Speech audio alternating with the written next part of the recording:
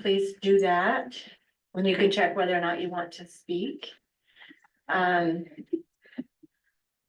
We have in attendance, Jeff Nebaker, Brent Smith, Janelle Seeley, Carrie Kirk, David Coons, and I'm Kathleen Alder, the mayor.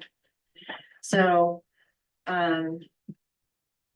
we'll start by having the Pledge of Allegiance by Janelle Seeley.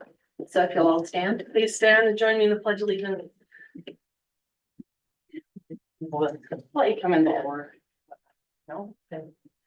I pledge allegiance to the flag of the United States of America and to the republic for which it stands, one nation under God, indivisible, with liberty and justice for all.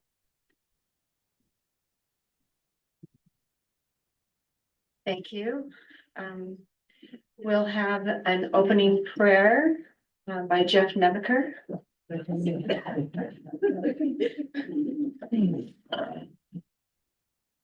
Is there anyone from the 100 East Coalition that would like to offer this prayer? Just asking. Okay.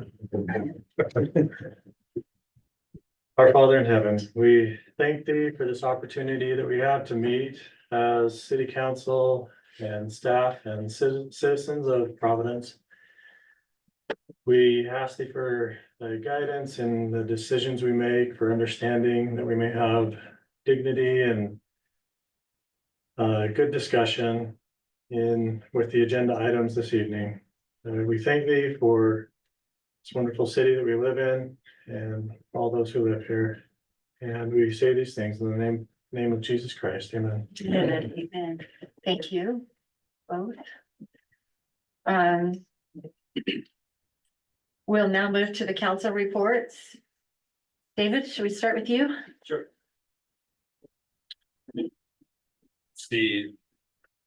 So we are wanting to get some just serve projects going, and so I'm meeting with Ryan on this Tuesday. He's got a little bit of a list, and we're going to work through some of that and possibly tour some sites that need some work and determine what needs to be done, and then we'll get it out there for people to volunteer and start working on, hopefully, and knock some of those items out. It's an opportunity to serve and be involved in community, and so more information hopefully forthcoming there. We're not hearing that here. I don't Can't hear. Any better? Yeah. Sorry, I'll yell a little bit. Then just been had some phone calls, emails with residents, and meeting with a couple regarding the 100 East project, and which we'll discuss tonight. As far as mosquito abatement, went to that meeting. They had one of their trucks crashed into a railroad tie. It was pretty damaged, but will be fixed pretty soon, or probably fixed at the end of fall is what we're expecting. It'll still be able to operate hopefully until then. So as of the end of June, we have half of what last year's total coverage was at this point in the year. So they're making really good progress at coverage. Part of that's due to the drone program that they have. They're also starting some drone classes in conjunction with Salt Lake City mosquito abatement and the USU drone program. So they're going to offer a 3 to 5 day class that will offer course credit, and then the manager of our district here has noticed that the people that most frequently apply for those jobs to fly our drones here are coming from that program anyway, but they just don't have the ability to do the necessary calibration for the spray and things like that. So the Salt Lake mosquito abatement and the USU drone program will figure out how to teach that and add that into their course credit, and then they'll be ready to go as soon as they're hired into helping us out here. So that's really great. I think that's about it on my end. Great. Thank you. Okay. The youth council is just getting started for the new youth council year, and we'll kick it off by getting our float ready. We have 32 youth who have applied. And then we have decided to take on a couple of events at Sauerkraut Days, and Nicole will report on Sauerkraut Days, but the youth council event. We're going to be sponsoring and helping with the movie in the park and providing drinks, soda mixes at the movie, and we've decided to do Napoleon Dynamite as it's the 20th year anniversary for that movie. And then we also decided to take on the pancake breakfast. It's been a Booster Club fundraiser, but the Booster Club wasn't really sure it was worth the money, but we feel like it's a community service that we could provide, and if we can raise some money, then we'll use that to pay for some clean water for families in Uganda. Great, thank you. Janelle? I went to a regional Wasatch Front fiber meeting. We've kind of organized ourselves as far as cities who have municipal fiber. And that was a good meeting down Bountiful, just to kind of share best practices and work on legislation together and just kind of collaborate a little bit. So that was a good meeting. Tomorrow we have the county library board meeting. I did get the report back from Courtney Flint at Utah State on our wellness survey. Lots of good comments, from our residents, and so I'll be working with the staff and the mayor to just kind of review some of those things and see what we can do to respond to their feedback. Sorry, am I not eating loud enough? Oh, and I got lots and lots and lots of positive feedback on the Jay Hymas fireworks show that was on the 5th of July. So a lot of people are pretty pleased with that and impressed with that and enjoyed attending that with their families. They thought we did it, but we didn't get credit, so sorry guys. And I'm super excited to hear about Sauerkraut Days. I think Ashley and Nicole and their committees do a fantastic job, so looking forward to that. Great, Brent? Well, I attended via Zoom, the emergency preparedness meeting with the county. And as you well know, we're having lots and lots of fires throughout the state of Utah. And it behooves everyone to maintain a defensible space around your home. Just as recent as last night, they reported on a small strip of grass that was by a home, and it didn't look like it was more than maybe 8 or 10 feet wide. It caught on fire and burnt the house down. And so everybody needs to be very conscientious about keeping a defensible space, keeping the dry weeds cut down around your place, and be wise. I'm not sure, Brian, have we established a non-burn area in Cache County yet? We haven't, have we? Box Elder has. Have you heard of anything? Not aware of any. No. Yeah, I haven't heard anything for Cache County, but I know Box Elder has established a no burn policy at all. That's no campfires, no open burns, a pit that's if it is flamed by propane, you can use that. Anyway, that's an important safety issue. Janelle and I and Scarlett and Ryan also attended a CMPO Safety Action Planning meeting wherein we discussed plans for safety along Highway 165 between 3rd South and 100 North in Providence. We also talked about other roads in Providence and the safety features for those roads. That was a very informative meeting, I thought. I've also met twice with different groups on the 100 East project, and we'll discuss that later tonight. And then a couple of weeks ago, Dave, along with other volunteers, we went down to BATC West and made sauerkraut for the Providence City celebration. Almost You know, forgot about it's that. What's that? Thanks for bringing it up. I almost forgot. That, it'll do that. It'll do that to you. I mean, that sauerkraut just blows your mind. Yeah. But you know, as many years as I've made sauerkraut, which is probably on the order of 50 years, I learned some new tricks. and I'm gonna do some new things with sauerkraut this year. It was so fun. I really enjoyed making sauerkraut with the group. That's my report. Okay, thank you. Jeff? Just spent some time with Ryan going over agenda items and then a lot of discussion and time talking about 100 East, so. Okay, great. And I've been busy this month, even though it's vacation for a lot of people and they're gone a lot, but attending UDOT meetings, conservation meetings. I've been involved with the Chamber of Commerce with the senior citizens, they call it the summer citizens. And I was with the chamber ladies when they went down and talked with the different groups. They went to a lot of different retirement places and talked to everybody, and I had an opportunity to represent the city of Providence and Cache Valley as we talked to them about what was available.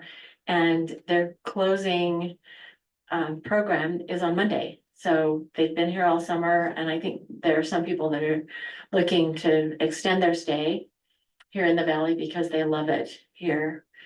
Participated in our meetings about the safe streets for all. We're looking for ways to make it safer for our children, safer for adults, safer for cars.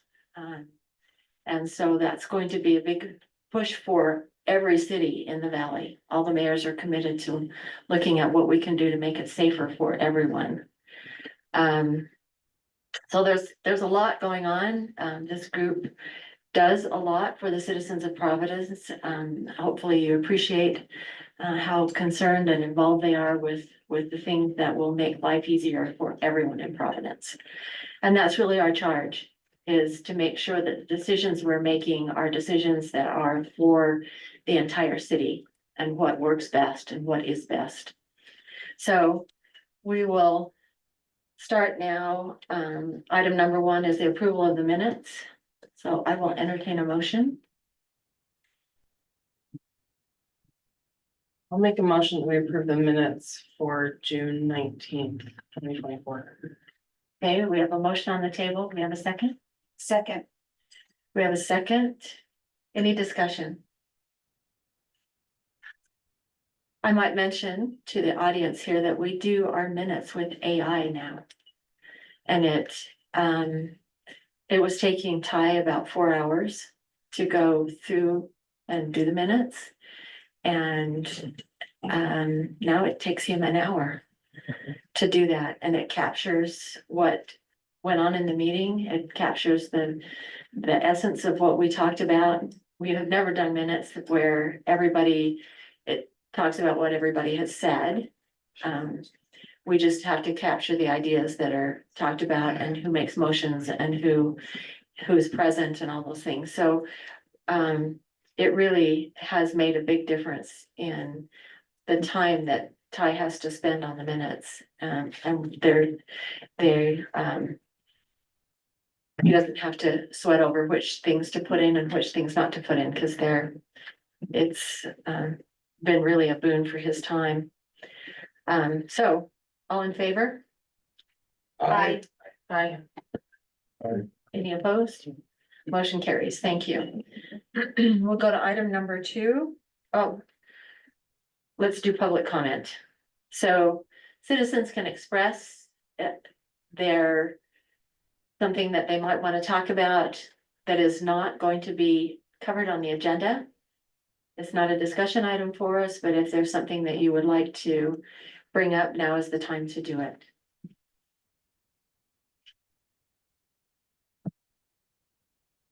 Okay. Oh. All right, hello, Mayor. Hello. Council. I'm Brian Davies and I've lived on 100 East for 24 years. Okay, now you know we're Not gonna here to talk talk about. about 100 East. Okay. I knew just telling you where I lived was probably gonna, rile you up, but No, we're not I right. just wanted to tell you where I live. Want you to know you'll have an opportunity. Yep. In fact, where I lived for 24 years, it's the only house I've ever owned. We're all busy and I appreciate those that are willing to be involved and serve like you guys do. Dealing with people is difficult. Everyone thinks they have a great idea and it's hard to make the rest happy. I've come to learn that Providence is a complicated place. We have hills, roads that wind, measurements that are off, old and new construction, a rich history, canals that wind themselves through around the city, water runoff, and some that are okay with the feel of the older areas. I want to read some of the minutes from a Providence City Council meeting in 2016. This council and mayor had to deal with a difficult decision regarding curb, gutter, and sidewalk on 400 South. These are all going to be straight from the minutes, the rest of the comments. Councilman Drew said maintaining the look and feel of the neighborhood on 400 South and keeping it as is was discussed. Providence residents feel neighborhoods in Providence are different and distinct. Sidewalk, curb, and gutter will significantly change 400 South. Councilman Sneddon feels this design will fit with the neighborhood and maintain the character of the neighborhood while doing the best to stabilize the street. The proposed cross-section would fit in many neighborhoods in Providence. Providence City Engineer Max Pierce, the current standard requires 39 feet of asphalt, curb, and gutter, and a sidewalk and park strip that varies. Maybe the sidewalk park strip varies according to trees, irrigation systems, etc. Mayor Calderwood said the difference is we aren't talking about a subdivision that is going in. We are talking about improving in an already existing city street. Councilman Allen said the ordinance can be changed. We do have country lanes in Providence. If you add curb and gutter, then you no longer have the country lanes. You have more modern looking streets. He would like to see the city continue with country lanes for as long as possible, and 400 South should be one of those country lanes. Councilman Sneddon suggested having a public hearing to see how the public feels about improvements on 400 South. Specifically, the residents on 400 South should be invited to that meeting. Councilman Baldwin replied, neighborhoods can choose the look they want. Scarlett Bankhood said, if you meet as a council, you should meet on 400 South, and residents on 400 South should definitely be invited to the meeting, but it is an open meeting and the public will have to be invited. Mayor Calderwood said a date would be set. Residents of 400 South will be invited, as well as the general public. Councilman Baldwin felt it would be appropriate to send letters to the residents that live on 400 South, so they could come and comment if they want to. Councilman Drew felt a meeting in the neighborhood would more likely assure that neighborhood residents will show up to the meeting. Councilman Sen felt that more citizens that are involved with decisions, the better they will feel about the decisions made by the council. Last page. It was decided the 400 South residents would be invited by letter to attend the March City Council meeting. March 2016, item number 3, resolution 010-2016. The Providence City Council will consider for adoption a resolution amending the Providence City Corporation Department of Public Works Standard and Specifications Manual Drawing C-1A downtown street cross sections by changing the cross section 400 South from 100 East West to 200 West. Mayor Calderwood explained the current minimum 66-foot street cross section. The city asked if the street could be designed for less impact to adjacent residents. The proposal is 29 feet of asphalt with a 1.5-foot concrete ribbon, no curb or gutter, and no sidewalk. The proposed cross-section will need an ordinance change. Mayor Calderwood explained the curb, gutter, and sidewalk option will impact some trees and properties. Mayor Ralph Daniels, in favor of 29 feet, didn't want to move landscaping. Harvey Moore asked about sidewalk placement on property line. The right-of-way is roughly 99 feet.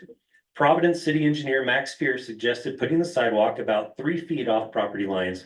With that being said, there was also the idea of bringing in the sidewalk closer to the asphalt. The impact to the irrigation system has also been considered. Patty Mock said she was in favor of the 29 feet because they would lose trees and other options. Connie Tibbetts asked if the citizens got a vote. Mayor Calderwood said he would ask for a show of hands. Councilman Allen felt the 29 option maintains the rural look with the trees, bushes, and grass up to the side. Councilman Drew reported he and the mayor walked 400 South and looked where sidewalks would be. Councilman Drew did not think people would like the sidewalk option. He felt it would drastically change the look of the neighborhood. Mayor Calderwood read the resolution. Straw vote of the audience, all but 2 wanted the 29-foot option. Council vote, 4 yeas, 1 nay. Ralph Daniels thanked the council for inviting residents who live on 400 South to meet and comment on the road at the meeting. What is currently being proposed by changing the ordinance changes the government of the city. The way the city is governed should be done by the voice of the people. I don't live on 400 South, but I think it's cool that the mayor and the council took a little extra time to invite them to a meeting and allowed their voices to be heard. Thanks. Thank you. Scarlett, is there anything online? And Ty, So I'll look again really quick. I just looked, there's not. there isn't. Okay, so there's no more public comment. So I'll close that portion of the meeting. And we'll go to presentations. And now we get to hear from Nicole Bone, who is the co-chair of our sauerkraut celebration, and it's a lot of work. Thank you for all My you do. partner in crime didn't She's not here yet. able to make it or not here yet. Hopefully she'll squeeze in. Well, I have to say, in 3 years that I've been attending these a lot, this is the biggest crowd I've seen. I love it. So I love to see so many people to present to, because normally it's just these awesome people. So it's good to be involved in many different ways. So I want to thank all of you so much for this opportunity yet again this year to be able to do it. I have lots of fun planning parties. Yes, When you're done, we'll absolutely. send somebody to, do you have enough for I the already made audience? enough, yeah. Oh, awesome. So in fact, let's pass those out right now, and you guys can look while I'm speaking. How about that? And here we go. And also I want to thank a few of you and all of you that would have been willing to come to make sauerkraut. That was the biggest thing. We wanted to bring back our heritage and of sauerkraut. So that's I feel like I want to talk to you guys too, but I need to be able to be heard or in the mic. When we first started doing this 3 years ago, we really wanted to bring sauerkraut back and an opportunity for people to purchase sauerkraut. And it was really challenging because of the laws and, you know, back when Brent Speth was making it in the city sheds and citizens were stomping it with their feet or their, you know, I mean, literally, I right? don't think they did Not with that, their feet. No, I'm sorry. I probably should have said the feet, but they were stomping, I don't know. However, the process was back then. And it was just such a community event. And I know you two felt that there, just down in that little room at Bridgeland. It was so awesome.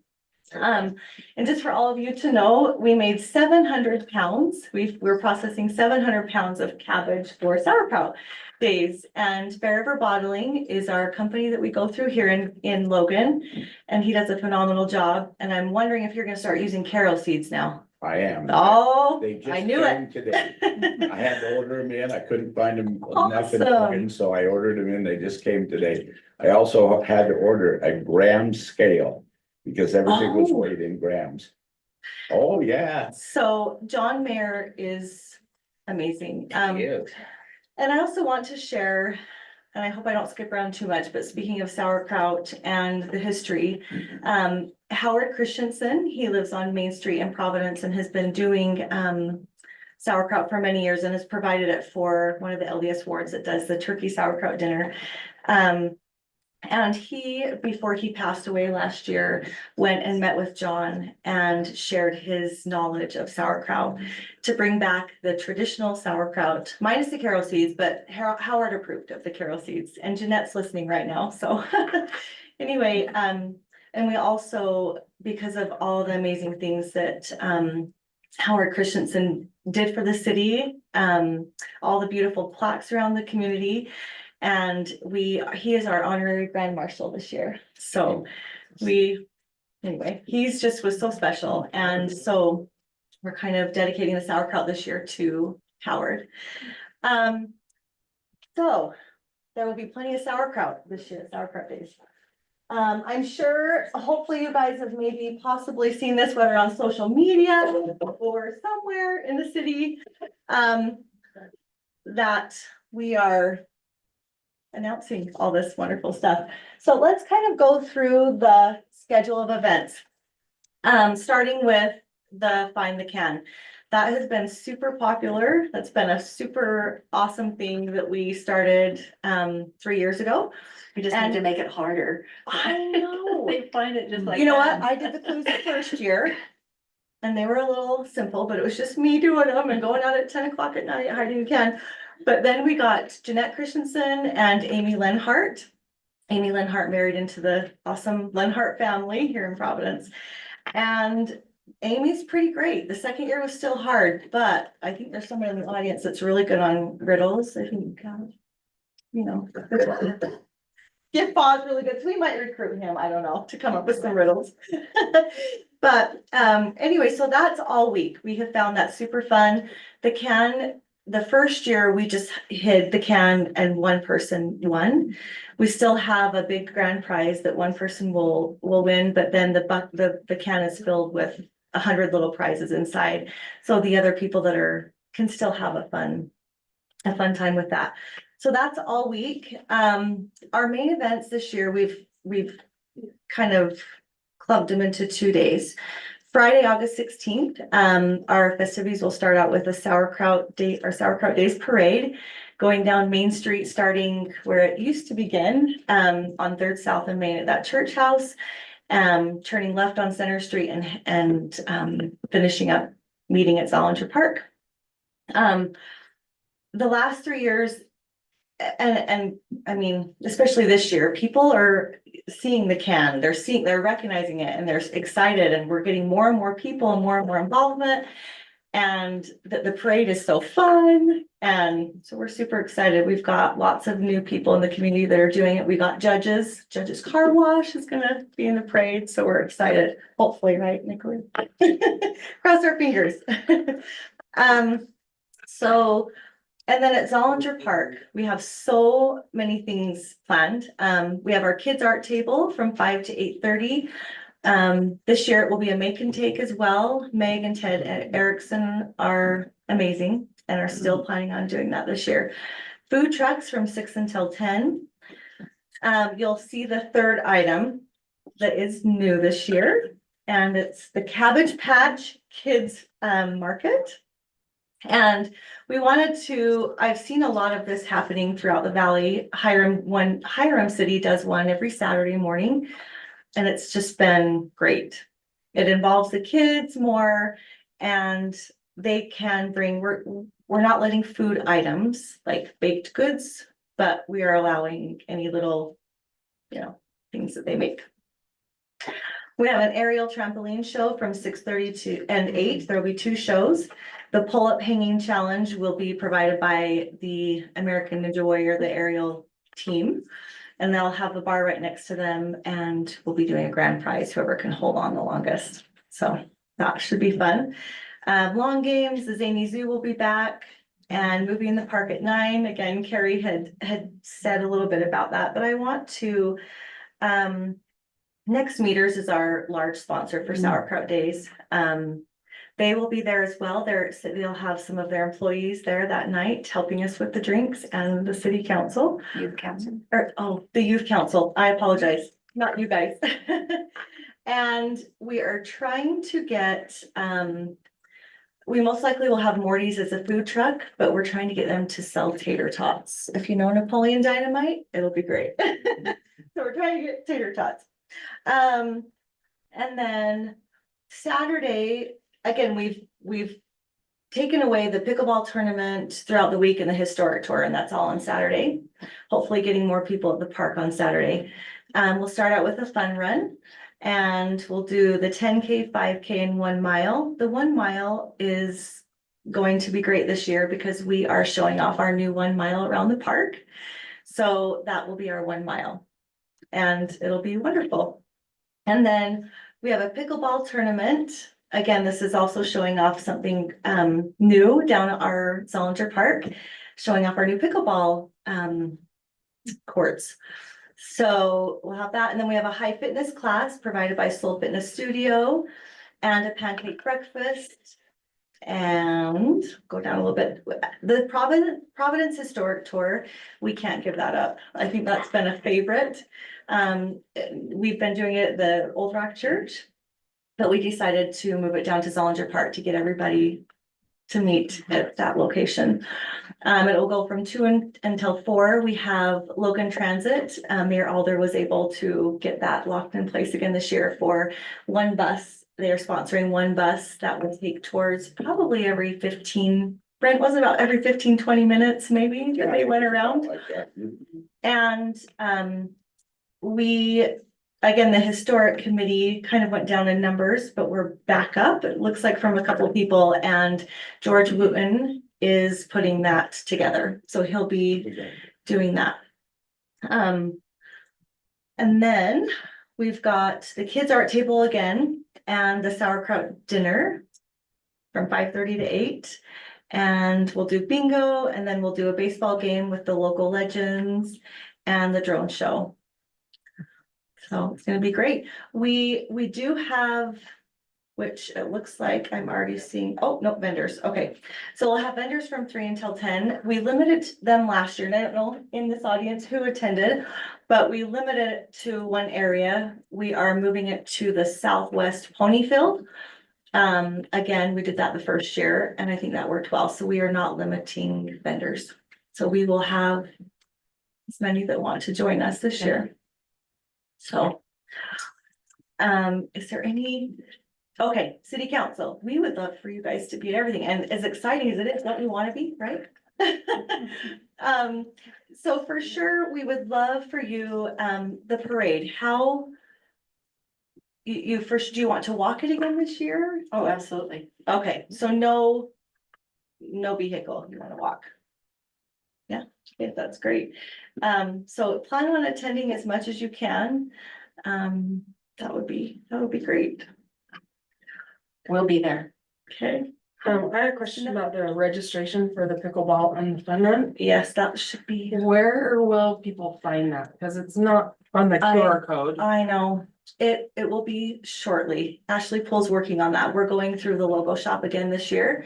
So hopefully by tomorrow, Okay. Friday at the latest, because we really need that, it definitely needs to be on. Mhm. Okay. And then the Cabbage Patch thing, do they just show up or do they have to fill out a little paper or? So this will now be on the website as well to contact Ashley and I. Yes, that will be me most likely. So they'll just contact me and then we'll go through the vendor application process similar to the other applications. And we'll have table space for them. Yes, they were trying to just say a 6-foot space, like a 6-foot fold-up table, and we don't have, I mean, we're not letting them bring like huge tents or anything. We're doing it in the shade area, just south of the tennis courts. So they'll be in that general, it'll be Do shaded. they bring their own table? Do we, okay, they'll have to bring their own. Yeah, it's completely free, no cost to them. So it's kind of just a fun little, yeah, provide a fun atmosphere for the kids. We'll have Zany Zoo there with the animals and food trucks, and it'll be a great Bring our event. games, right? Yes, lawn games this year. We went with Ray with Checkett's Amusements. Yes. Scarlett provided me with his information this year and I decided to go with him this year. We're not doing bouncy houses, but similar. There's like a blow up axe throwing game and 9 square and just lots of fun little things for them. So, Great. You're awesome. yeah, Thank you. Nicole, you're a ray of sunshine. Thank you for being that for Providence City and for making this happen with Ashley. And it's awesome. Like this creates a sense of place and it's an important part of having a cohesive city. Sure, yeah, I mean, it's great. Thank you for the opportunity. And thank you very much. Yes. But we'll all be there to support you too.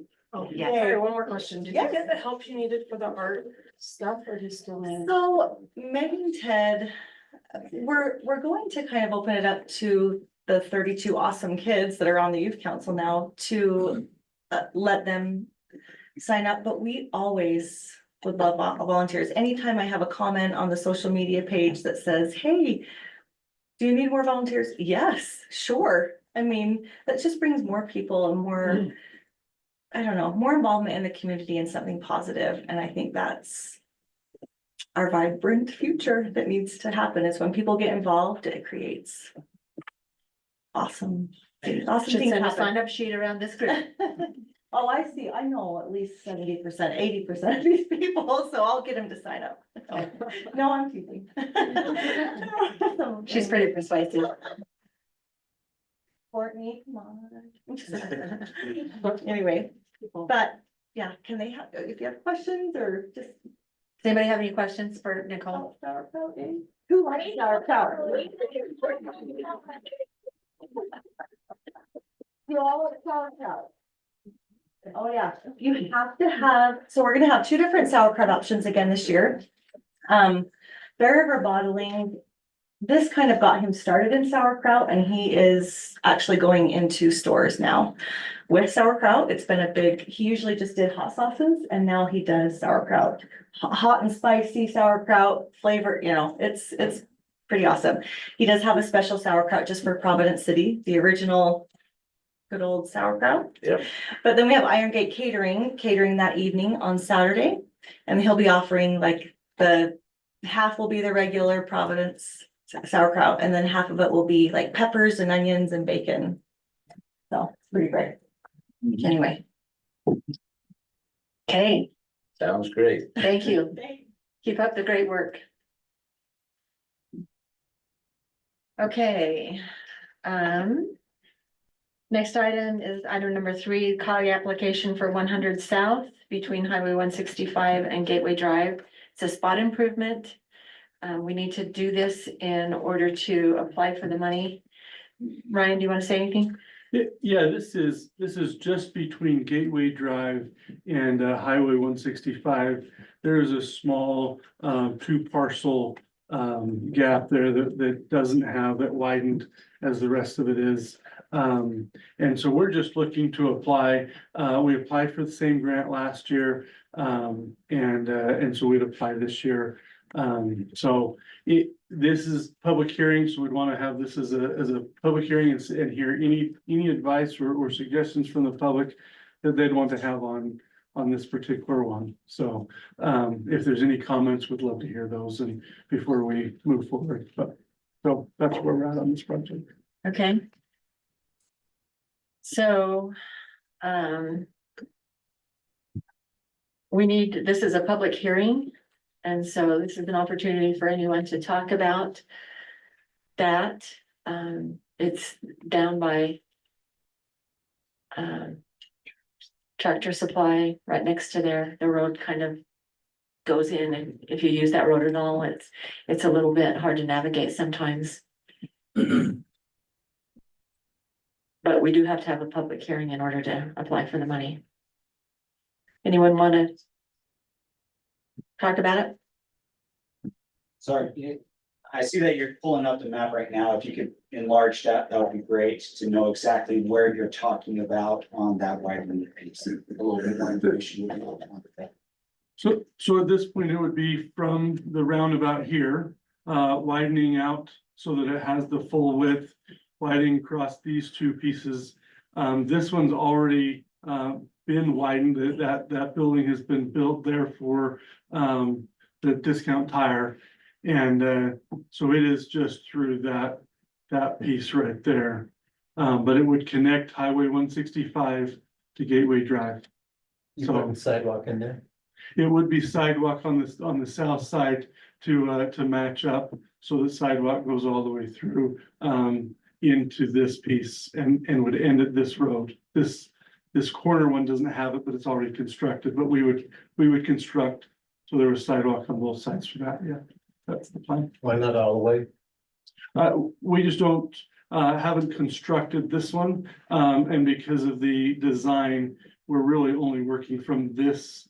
The improvement would really be from this road here to Gateway Drive. It would finish the road width that's here, but it's just from Gateway Drive or this intersection road to the Gateway Drive. So it's just because it's not outside the piece of the project scope, but could certainly be done eventually. But at this point, that's why. So this piece of sidewalk is already in, so we're connecting it from this sidewalk to this one. So. But Okay, any comments? Okay, having no comments, I'll go ahead and close the public hearing. And move on to item number 4. It's PCC 3-12, new code regulating micro schools and micro education. Providence City Council will take questions and comments regarding the city's intent to establish new code to help regulate micro schools and micro education per Senate Bill 13. So Scarlett, I think one thing that's important for everyone to understand is the way the state code changed, micro schools are allowed. So this isn't to decide if we're going to allow them or not.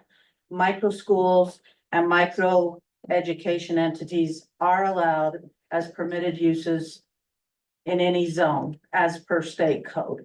So this is just saying, there are a few things in the state code that said that cities could decide how they wanted to regulate parking, hours, few things like that. That's what we're talking about. We're not talking about if they can come or not. We're talking about when they come, what they need to do to make sure that they fit within the area in a safe manner. So, okay. And for anyone that maybe doesn't know, a micro school is 16 students or less, up to 16 students, K through 12. A micro education entity, depending upon the facility that they are in, can have as many as 100 students. However, in order to have more than 16 students, they would have to bring the facility up to a class E, or I think the other one's a class B, building, which is like a commercial building or a school. So they can't just move into a house. They would have to renovate that structure in order to make it meet fire codes and entry and exit codes and everything like that. They'd have to do that if they wanted to have more than 16 children. If they're only going to have up to 16 children, they can pretty much go wherever they would like to. so people should know that somebody could start up a micro school Yes, right next door to them. yes. And we can talk to them about parking. We can regulate parking and traffic plans and things like that. But we really can't say, as long as they meet the rules in state code, we need to work with them. So that's what we're trying to Along do. with the pickup and drop off and all the things that go Yes. along with kids. But that's what we're trying to do, is make it systematic so that we have some ordinances in place, so that when they do look at properties, they can say, oh, we need to have so many parking places depending on how they're gonna set their facility up. They know in advance what to be looking for, rather than to just come in and say, I want to do this here. What should I do? This is going to give them that heads up, so they look for the appropriate properties when they go to do it. Great, And there are people out there looking. So they are we know that they are. going to be coming. Do you have examples of micro schools or micro education? They're brand 16 new. or less, like what are you talking about? It's, I don't, it's full on 16 or less homeschool. yeah, It's full on homeschool. But they can actually incorporate and create an entity. They're brand new. The law went into effect May 1st. I don't know, I know of one party that's trying to find a location and hasn't been successful. I've had a couple other calls, so there are people out there looking, but one thing that it is not a private school. It is not a public school. It is not a daycare. It is not a preschool. It is micro school or micro education entity. I think one of the things I read in the state code is that it has to be done with compensation, like you have to be paid. Like they have to collect fees and money to be considered a micro school? They would also be eligible for WPU, the funding from school funding. So they would receive that funding as well. I mean, a microeducation, there was one proposed in Hiram for that. They had a 60-person, 60+ student application for being in a residential house.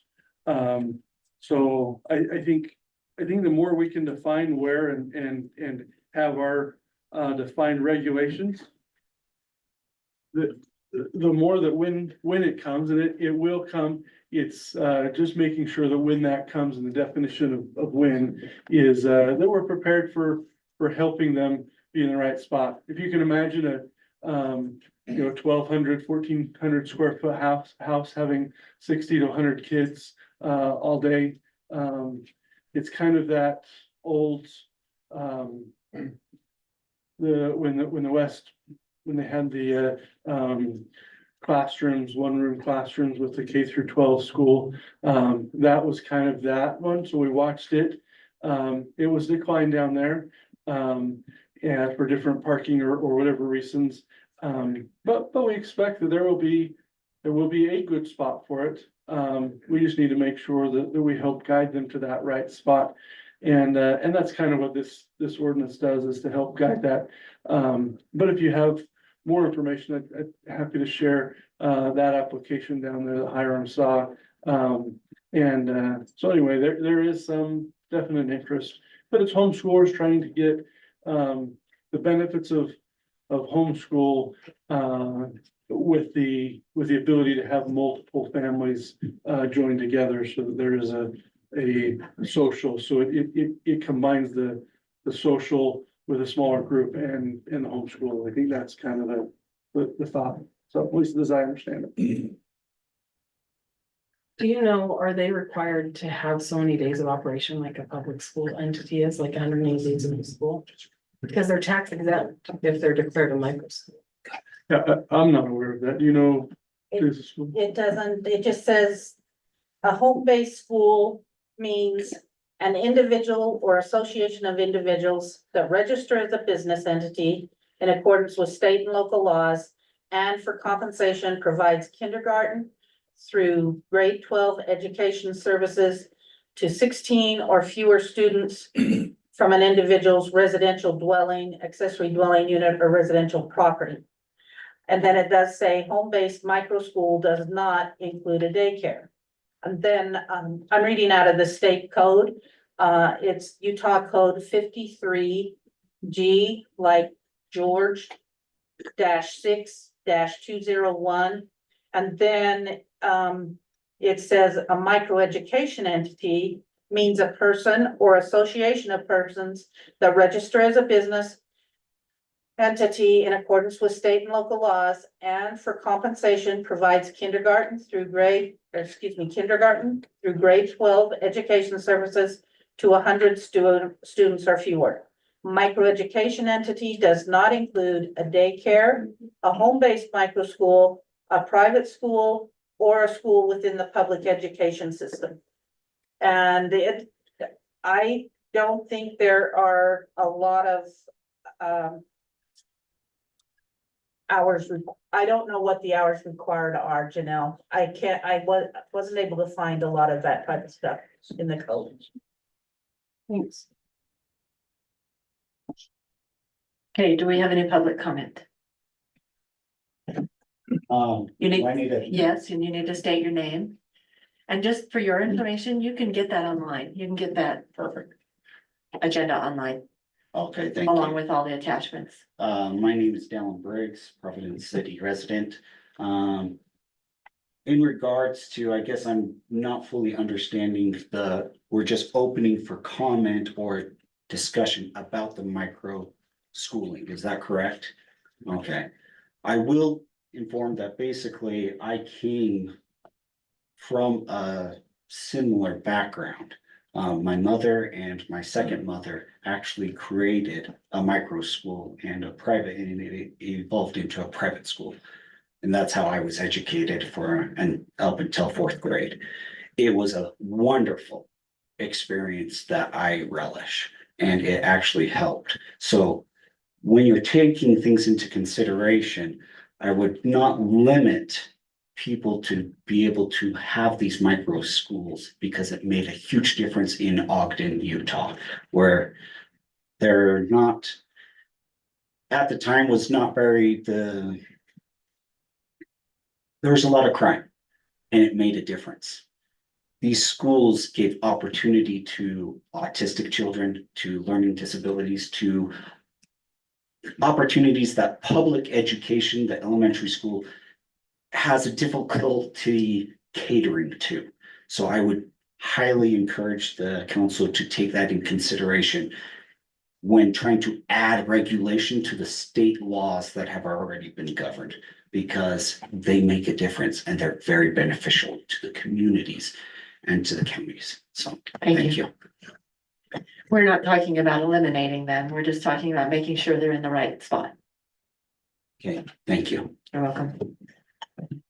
But you can see the ordinance. You can pull that up on your phone. There's a link in there Thank you. that talks about the ordinance. Okay. Any more comments? Anything online, Scarlett? Not that I saw, I'll look again.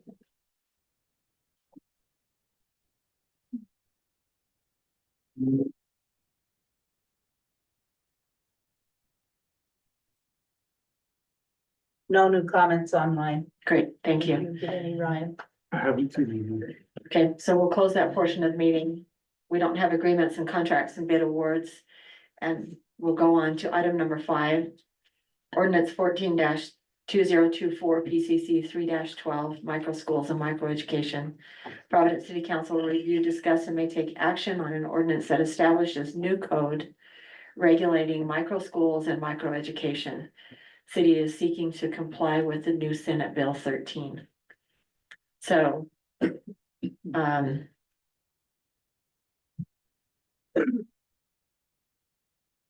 comments from the council?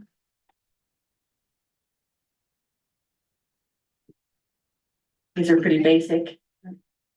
Right? I had a question, and please help me understand.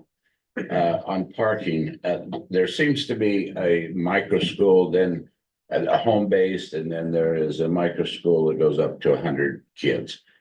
And on the parking, and I'm not sure under 3-12-5 parking B, it says, in addition to the dwelling unit parking, and are we just talking about a dwelling or a home-based with Yeah. this? Just home-based.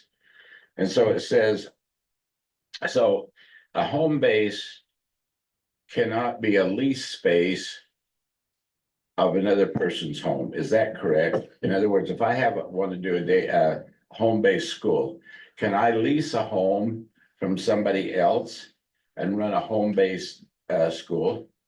Are you the tenant in the home that you live there? No, I wouldn't be say the No, home was No, up you for have, bid. that's kind of the difference between the home-based and the micro entity. Okay, The home-based is something that is more like a home business. okay. So, let me hurry and go back to that definition that I And that wrote. home base would be 16 or less, right? 16 or less, yes, Okay. yeah, And so here, and maybe then it's correct, because in that, it says the homeowner, let's see, it says for parking. In the second part of the, says, well, I'll just read it all. In addition to dwelling unit parking requirements listed in PC 10.8.6 A1, a home-based micro school shall provide sufficient parking and needed facilities for employees and customers completely and entirely on homeowners' land containing the primary dwelling or adjacent parcel owned by the homeowner. So that has to be totally, are we? even if you were leasing that building just specifically for a home-based pool, the parking would still apply. That homeowner, that homeowner's property would still have to meet our parking requirements for a home. Okay. And then if the homeowner also owned property adjacent to it, they could utilize some of that property for parking, just like we allow home businesses to do now.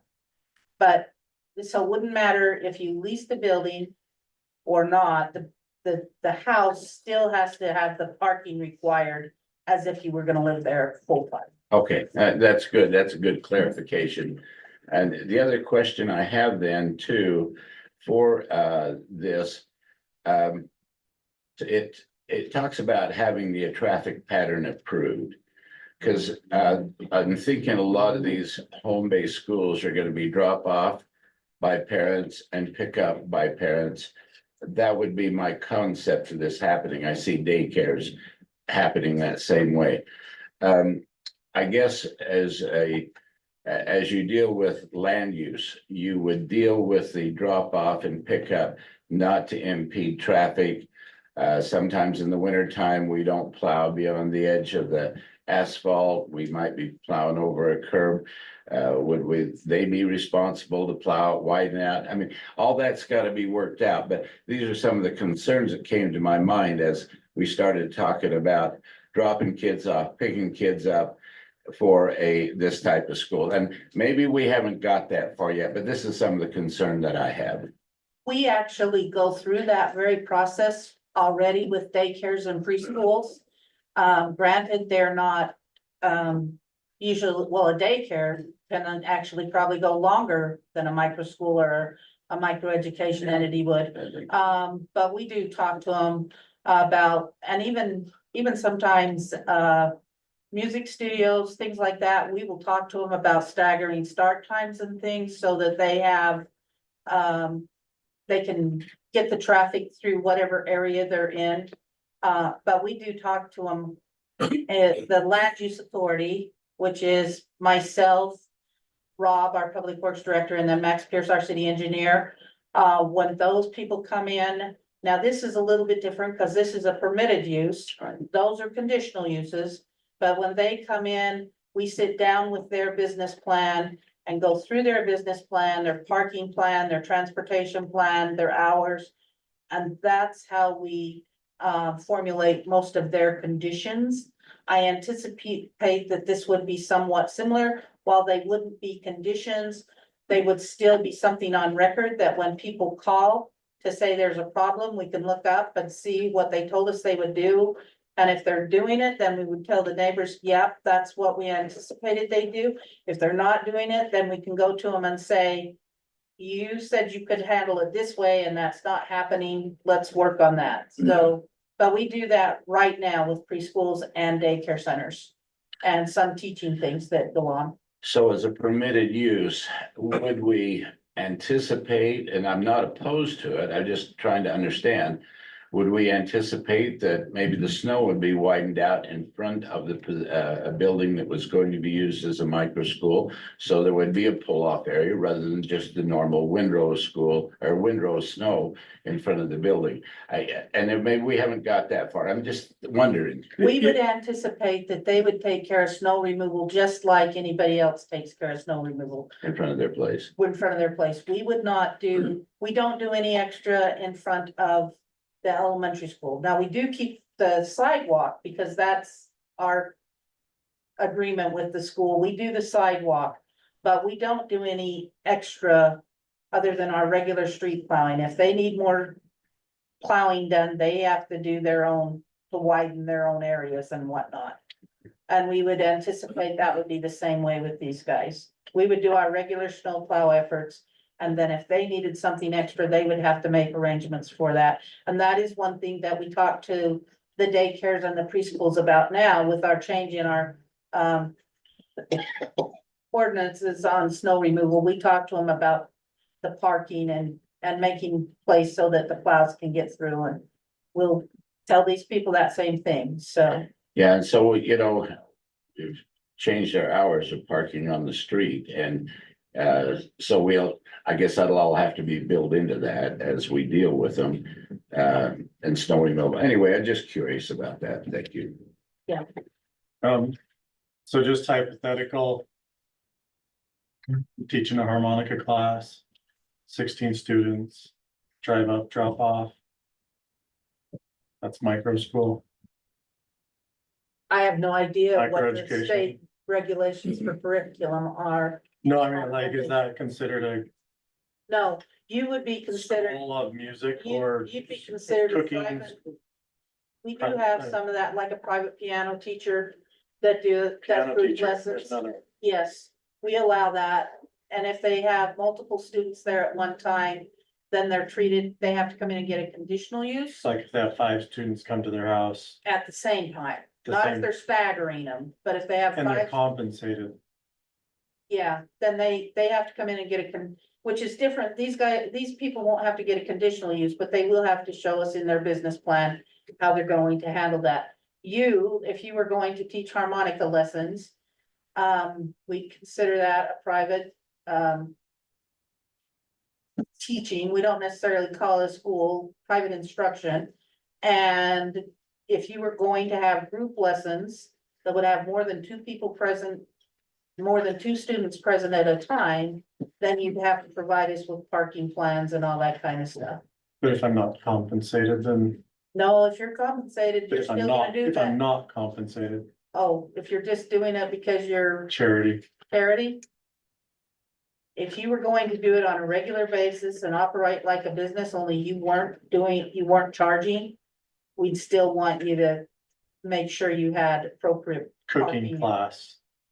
3 people come over to your house, cooking class. Oh, Sounds like a party. When Yeah, we is would- that? Yeah, no, I'm trying to figure out how much the city and the state want to know what you're doing in your home with 3 friends or, if you just, yeah, invite a few more people. We're gonna charge them though, you know, I just, So, How- We're probably talking 16 every or day, less. kind of. yeah, no, something like that though, wanna know. keep in mind, if you have some that you're having, if it's a home-based business like that, the home, there's not a cost to license, so it is trying to help make sure that the volume of traffic is taken care of, especially for your Yeah. neighbors. If you start to have a large enough group and your neighbors are concerned, that will certainly trigger us looking and saying, hey, how can we help to make sure that this traffic flows? So and it's I'm more just about saying the that. same thing happens with like family get-togethers. It's not the I'm same. having people come over. It's not the It- same it- thing. No, I know it's not the same thing, but it plugs up the road, right? All your friends come over and it. But it's not on a Traffic regular, problem. consistent, Okay, so this is, paid basis that, I mean, an occasional is Weekly. not the same thing. It's not the same.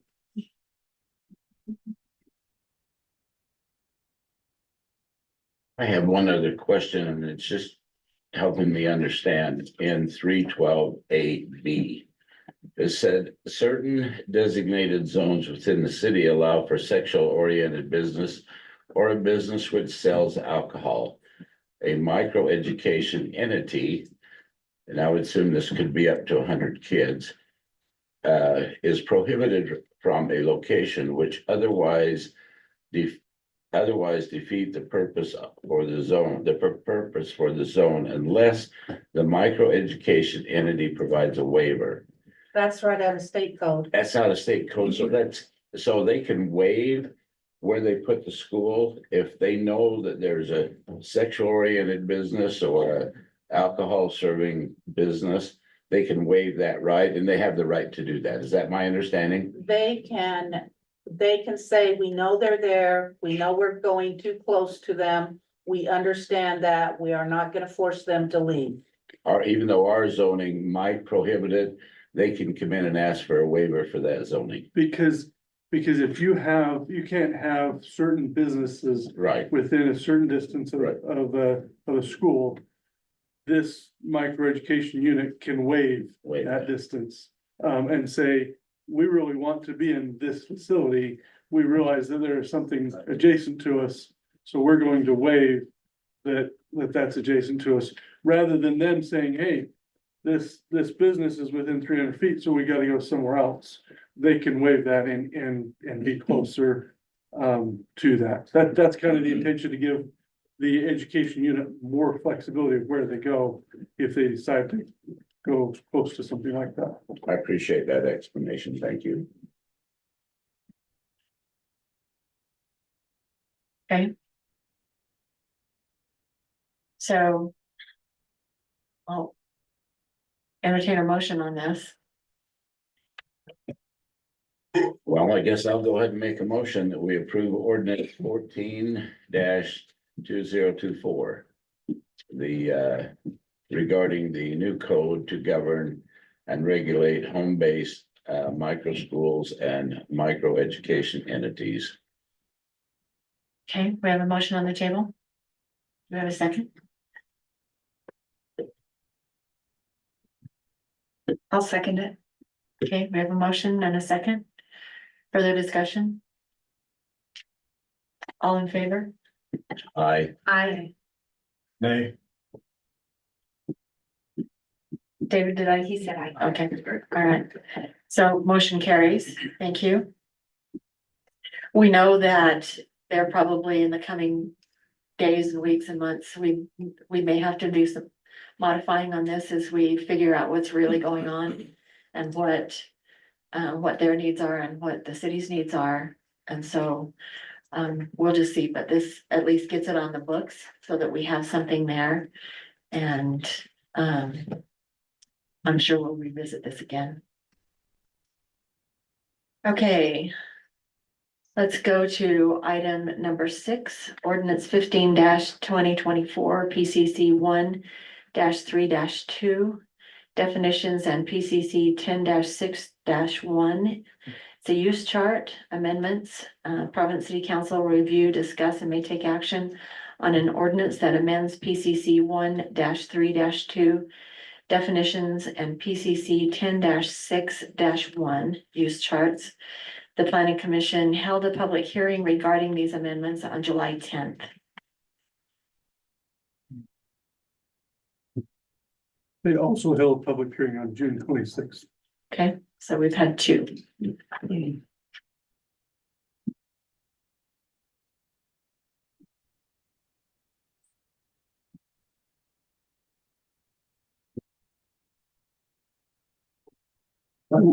I would note that their recommendation was to approve the modification. Okay. Anybody want to speak to this, Ryan or Scarlett? Just a couple of things to point out that are changing a little bit. And to let the people know, this one isn't a public hearing in your meeting because the Right. planning commission held the public hearing on this one. Unlike the micro school, they didn't weigh in on that because that's coming in under the business license code. And so, you held public hearing on that one. Right. But that doesn't mean you can't let these people make a comment if you choose to. Okay. This, code does, change some definitions a little bit. So we're actually amending, part of Providence City Code 1-3-2 definitions. These definitions in this list are certainly not all of our definitions. They are many of the definitions that dealt with the use chart. They're not every single definition that deals with the use chart either. They were just kind of the ones that they were talking about. So we may have other definitions on our books right now that deal with the use chart, but these are the majority. In black is what is currently, in red is what we're recommending. Couple of things that, I actually know that we have someone that's interested in amusement commercial indoor. They just called me about something the other day, wanting to know, if they've got a really cool idea for a sensory park for children.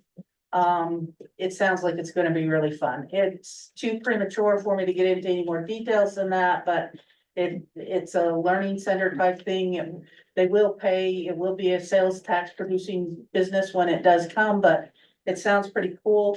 So I'm excited to see that if you approve this, I'm looking forward to that, because it kind of clarifies what we can allow in certain areas, which will be really nice. One of the things that's been kind of a topic, bed and breakfast residential.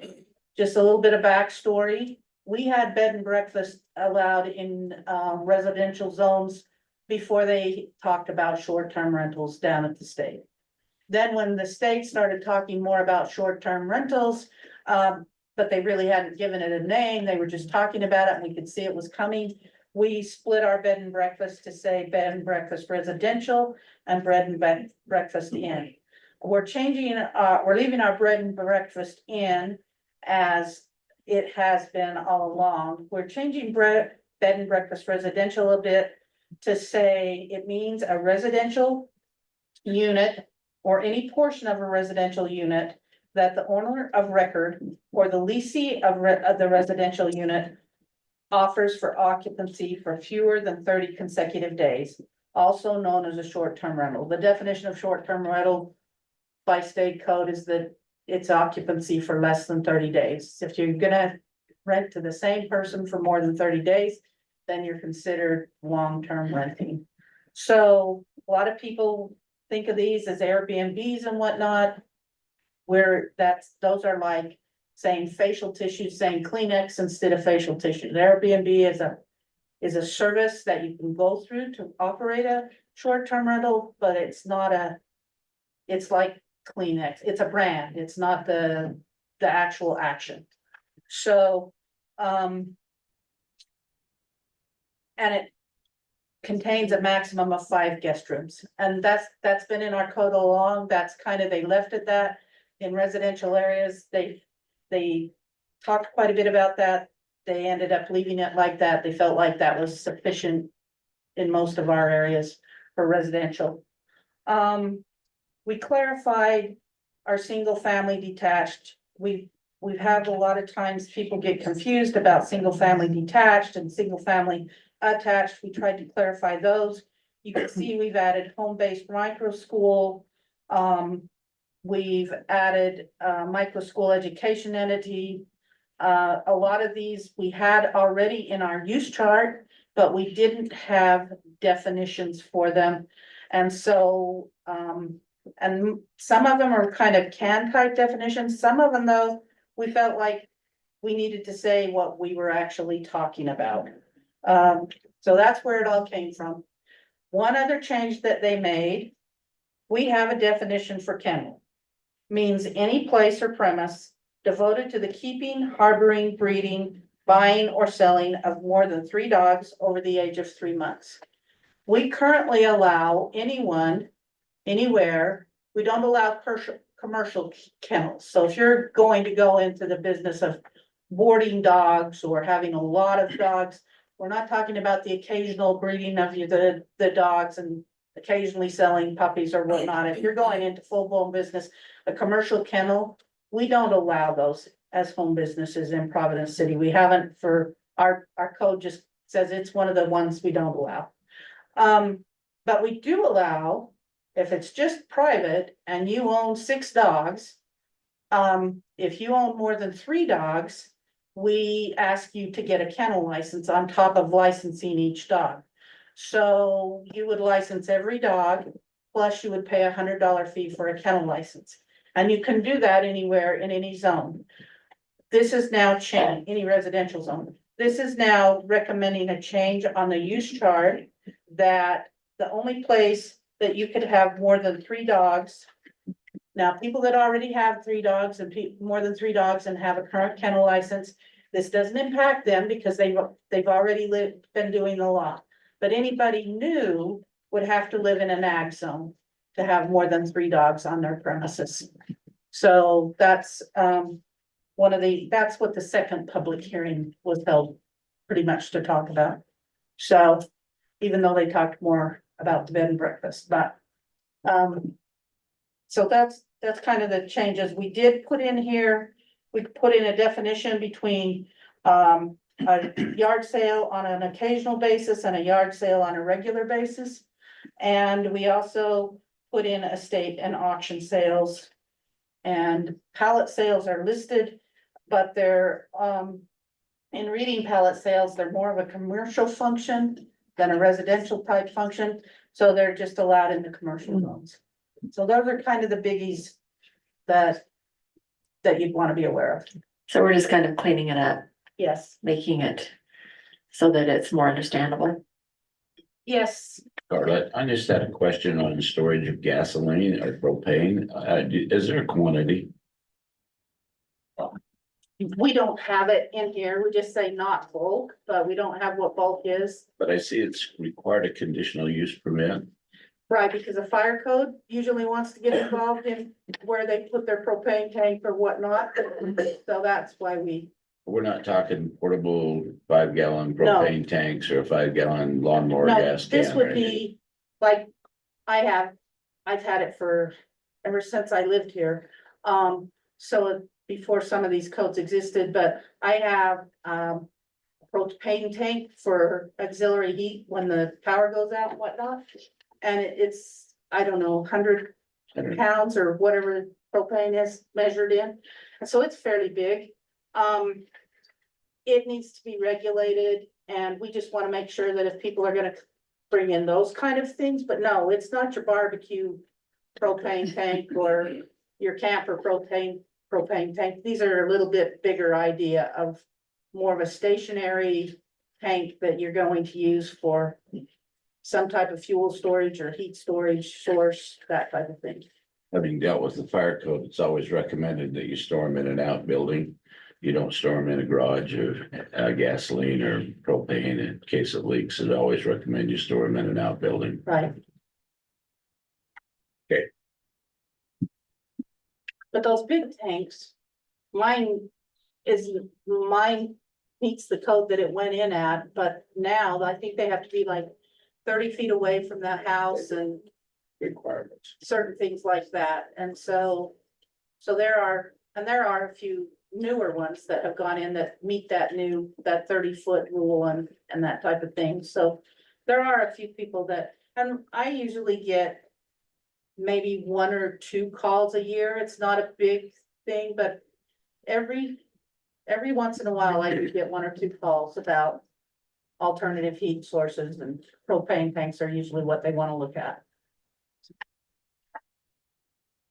Additional questions? Regarding the bed and breakfast residential, I notice it says contains a maximum of 5 guest rooms. If someone has say a 6-bedroom or more home, they want to do short-term rentals, are we saying we're not permitting that? And that fits in the bed and breakfast inn category. That's the next That would say definition. their home is the inn, because it says they also serve a breakfast on the inn.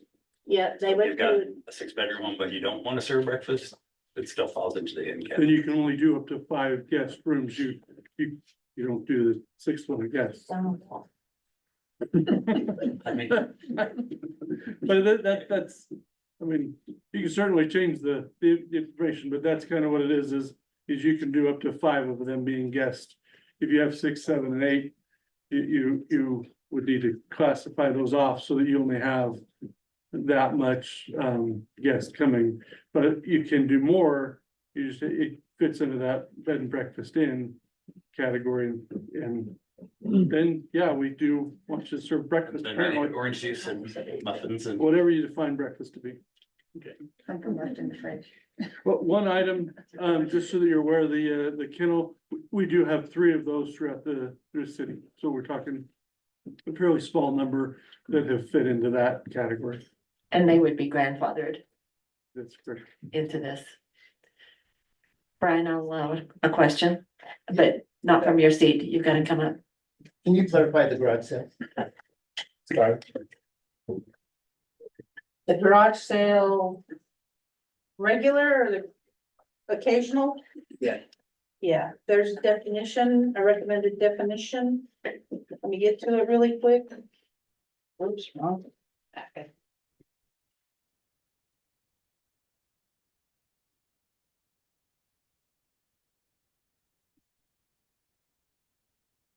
Okay, so a yard garage sale on a occasional basis means an informal event for the sale of used goods by private individuals that reside at the property.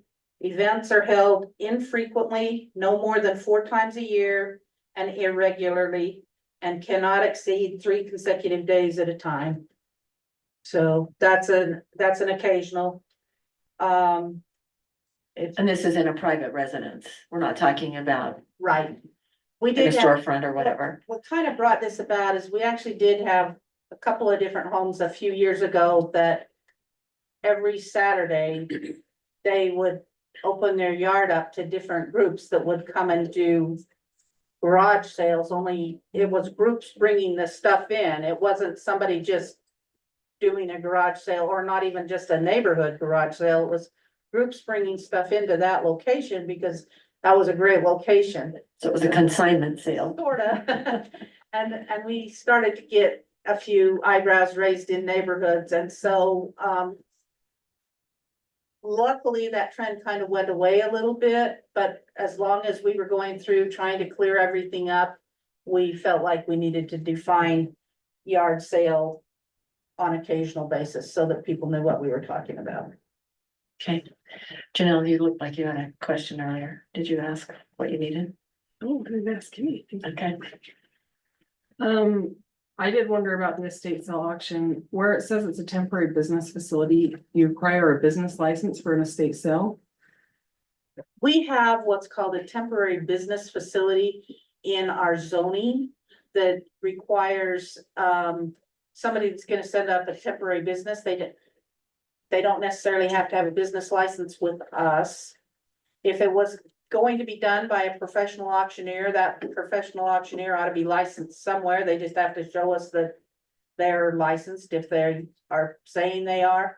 But it's more about the type of, again, it's one that we want to control parking. We want to see what their parking plan is, their how they're gonna treat the public as far as restroom facilities and things like that.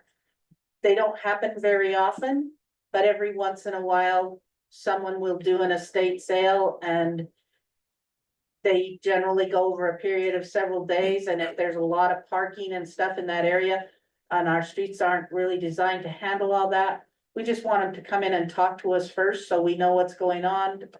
Can let emergency services know what's going on, things like that. It's not that we're trying to stop them, it's just that we're trying to have them know that they've got to come and talk to us so that they can have their facility, they can have their sale without too much negative impact on the neighbors. So I was gonna say there's a shop on Main Street that's kind of across from the bed and breakfast that Yeah. regularly advertises as an estate sale, but I don't really think that it's really an estate sale. No, It's just sort of like we find a Thrift bunch of, store. They're more like a thrift. they're like a store. thrift store, yeah, yeah, yeah. But they're So, selling estate items from things and calling it estate sale, but they're really a thrift store. but they would actually need a business license They the would way need they. it. they, run. yes, they are a business. They need to But be. the other seems closer to a yard. sale to me, so. The storage units. No, what's their new name? I right. apologize to the storage unit. I can't think of their new name. They just changed it. Anyway, they held an estate sale out of one of their units this past week. It was 3 days, but they already had their commercial license. I mean, this is for somebody that's not. This is more meant for a true estate sale where the people pass away or they're leaving their home and they're gonna sell their home and their possessions and everything along with it. It's not a glorified garage sale. It's more of a true, here's our estate. We're selling everything in one fell swoop. We're gonna have a lot of people come and hopefully we get a lot of people and they buy everything and then they leave. So you're saying they have to get a permit or just come talk to you? They need to come and talk to us about their parking plan and things like that. So But they don't need a permit.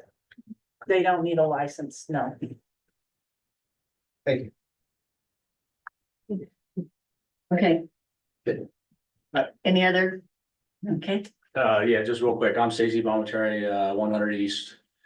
And my question was, and I stepped out, so maybe I missed it, but does Providence allow short-term rentals in the form of like a BBRO or Airbnb? And is that the reason we're trying to distinguish between a bed and breakfast and a short-term rental? Or what I would what I would call, I agree, it's less than 30 days, but it's kind of more I could rent my house out on a Saturday night for a bachelor party or something like that. So I'm just kind of curious, do we allow that in the city of Providence, or do we have any prohibition on it?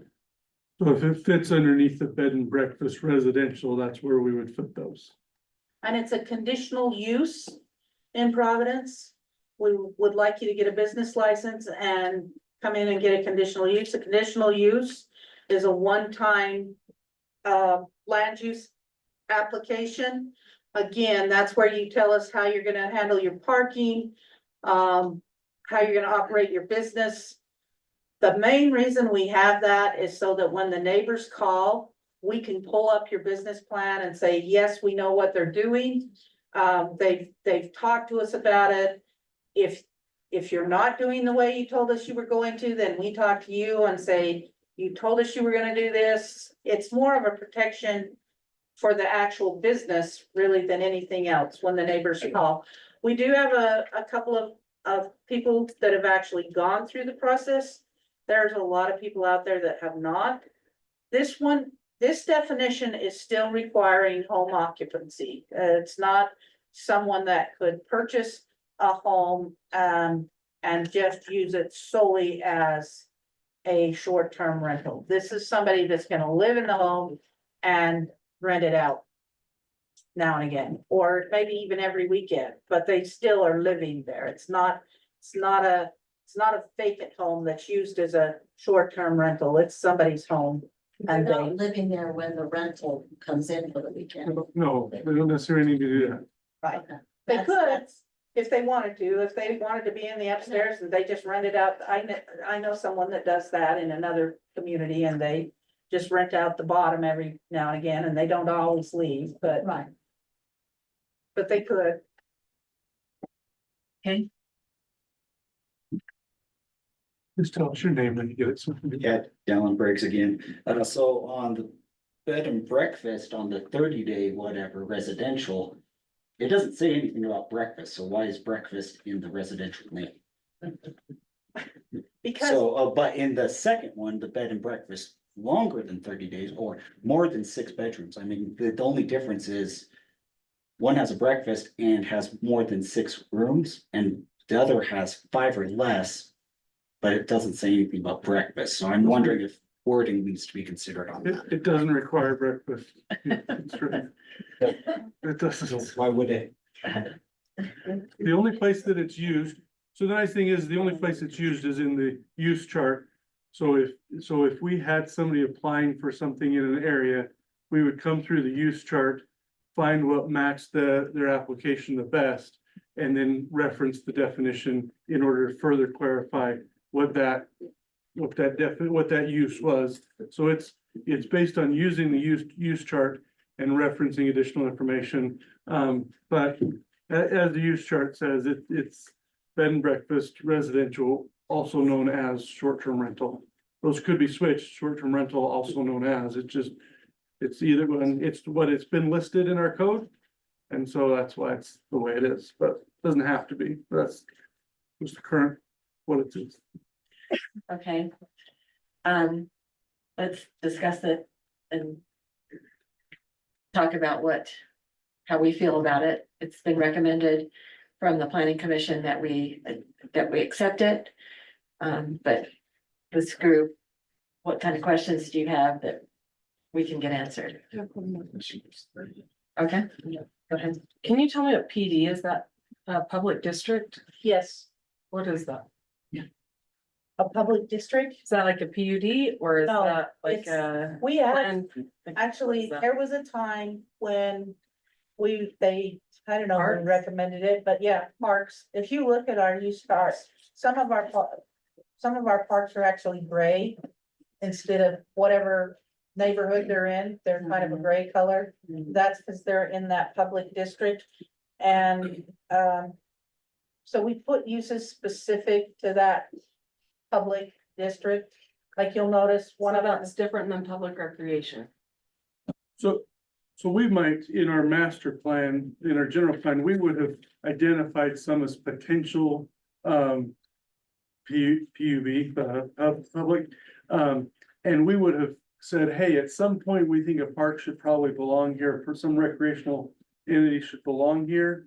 And so that's where our master plan shows, some of those kind of things, and anticipating that area might be zoned that at some future date. But it is our recreation, so it would be our parks if we rezone our parks that way. Some parks are zoned that way, some are not, but that's what it. It just seems strange to me for like a park that you are allowing like manufactured homes or cluster development. If that's what the property is designated as. So I thought maybe I misunderstood what PD is different than I'm not- PUB. The PUD. Oh, No, actually PD is different, I'm sorry. what is it? That is a planned district. I didn't hear you, I What is thought that? you were talking about the public one. What's a planned A district? planned district has, actually, no one has ever applied for it because we have mixed use now. And that seems to be a little bit easier, but it is one that you would treat it just like a rezone, all of its own. They would have, only they would have more. They come in with their plan. They talk about their streets. It's a complete planned community. Like if somebody wanted to buy a certain amount of property in Providence and create like a daybreak. And they were gonna do the whole community. And it's a planned district. That's what this district, that's what the planned district was. But it would go through a different type of process. It's like a rezone. They have to, only it's not a. In a rezone, everything in that zone is treated the same. In a planned district, each planned district would have its own ordinance that went along with it to, for that area. So it's kind of like a PUD on steroids. The whole district is its own thing.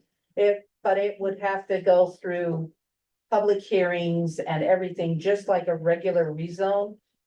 But you could have somebody come in and one of the reasons they were going to be very popular at one time, and then developers felt like they had to spend too much money up front with that, because they have to pretty much have their whole thing planned before they know if you're going to give them that designation or not. And they just weren't willing to take that expense risk. So we have not had anybody actually, once they look into it, we've had people say, oh, I'd like to use that. And then once they look into it and see what they have to do up front and all of the public meeting and everything that's involved, they've opted to not use it. So, but it is on our books. And so, but it wasn't in the use chart. So if somebody did come in and say, what can I do there? We didn't have anything that really Explained it. good guidelines. So that's why we put it in. Thank you. Other discussion, questions? Just to clarify on the non-depository financial institutions, are we basically talking about payday loan Yes. businesses? Okay. I just, when I was looking through the definitions, I felt like.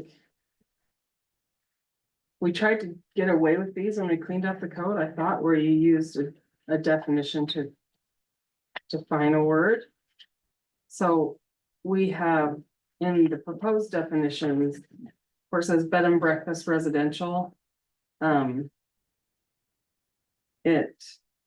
then you go over to rental on line 59, rental short term, it says see bed and breakfast residential. I think we just need to choose one. I don't think that we should put in a definition that says, well, that is defined as what we already defined. Just pick one. Well, somebody might use a different name to describe it though. And they can look But is it up it there. is it used in two places in the code that way? Is it referenced in the code as two different names? Well, since you haven't adopted a short-term rental ordinance, this is probably the only place short-term rental is used. But the reason why we're putting it in here is so that people understand that, yes, we do allow short-term rentals we call them bed and breakfast in. But we, Well, I think bed and breakfast residential, or residential, I'm sorry. people know what a short-term rental is. So it would make more sense to me to strike that title of bed and breakfast residential and go stick that definition over by a short-term rental, but that's just. But it's referred to that other places in the code, right? So, Only in the use chart. Only in the So use if you oh, change both, yeah, you then could, let's, you could change the use chart and you could change that definition, but those are the only two. so, places so it's where you- not elsewhere in the code. Not, no. Oh, And that's an okay. easy. I thought that's why we had to keep it, but if not, I totally agree with Just you. make it make sense. And We then. don't want people wandering around looking for breakfast. It's not gonna be offered. Well, in the Well, fridge. anyway, and it probably won't be in the fridge unless you have a really excellent bed and breakfast person who put cereal in the fridge. But then on line 16, where it says the unit or any portion of a residential unit that an owner of record or the leasee of the residential unit offers for occupancy, I just don't know that we want like a renter subleasing a short-term rental property. Do you know what I'm saying? Like, if I was the landlord and I found out that my tenants were Airbnb my property, I feel like that's a landlord decision, not a renter's decision. That they're gonna rent, like they're gonna sublease. Yeah.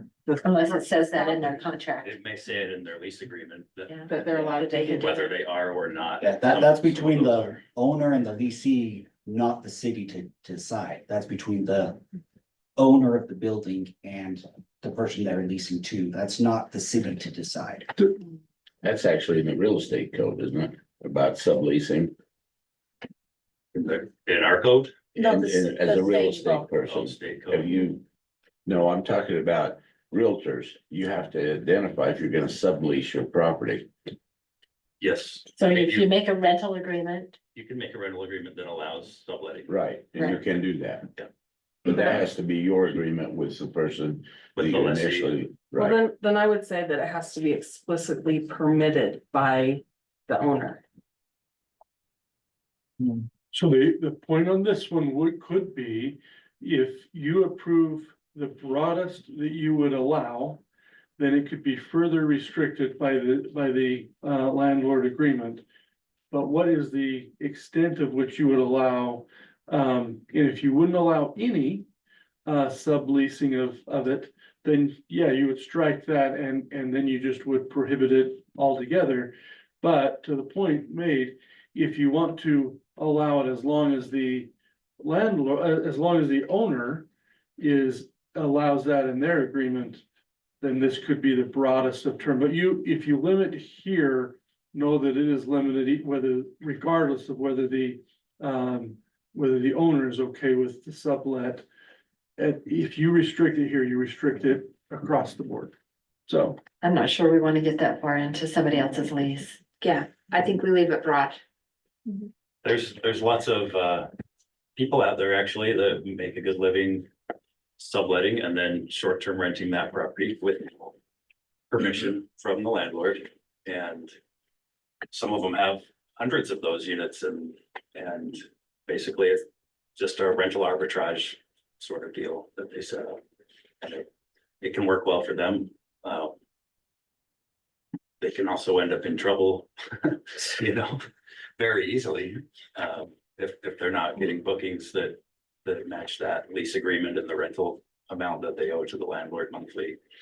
But we don't Can't want to be get in easy, that but business, I I don't don't think. feel like we want to drill down. Regulate it. Yeah. Okay, other questions, comments?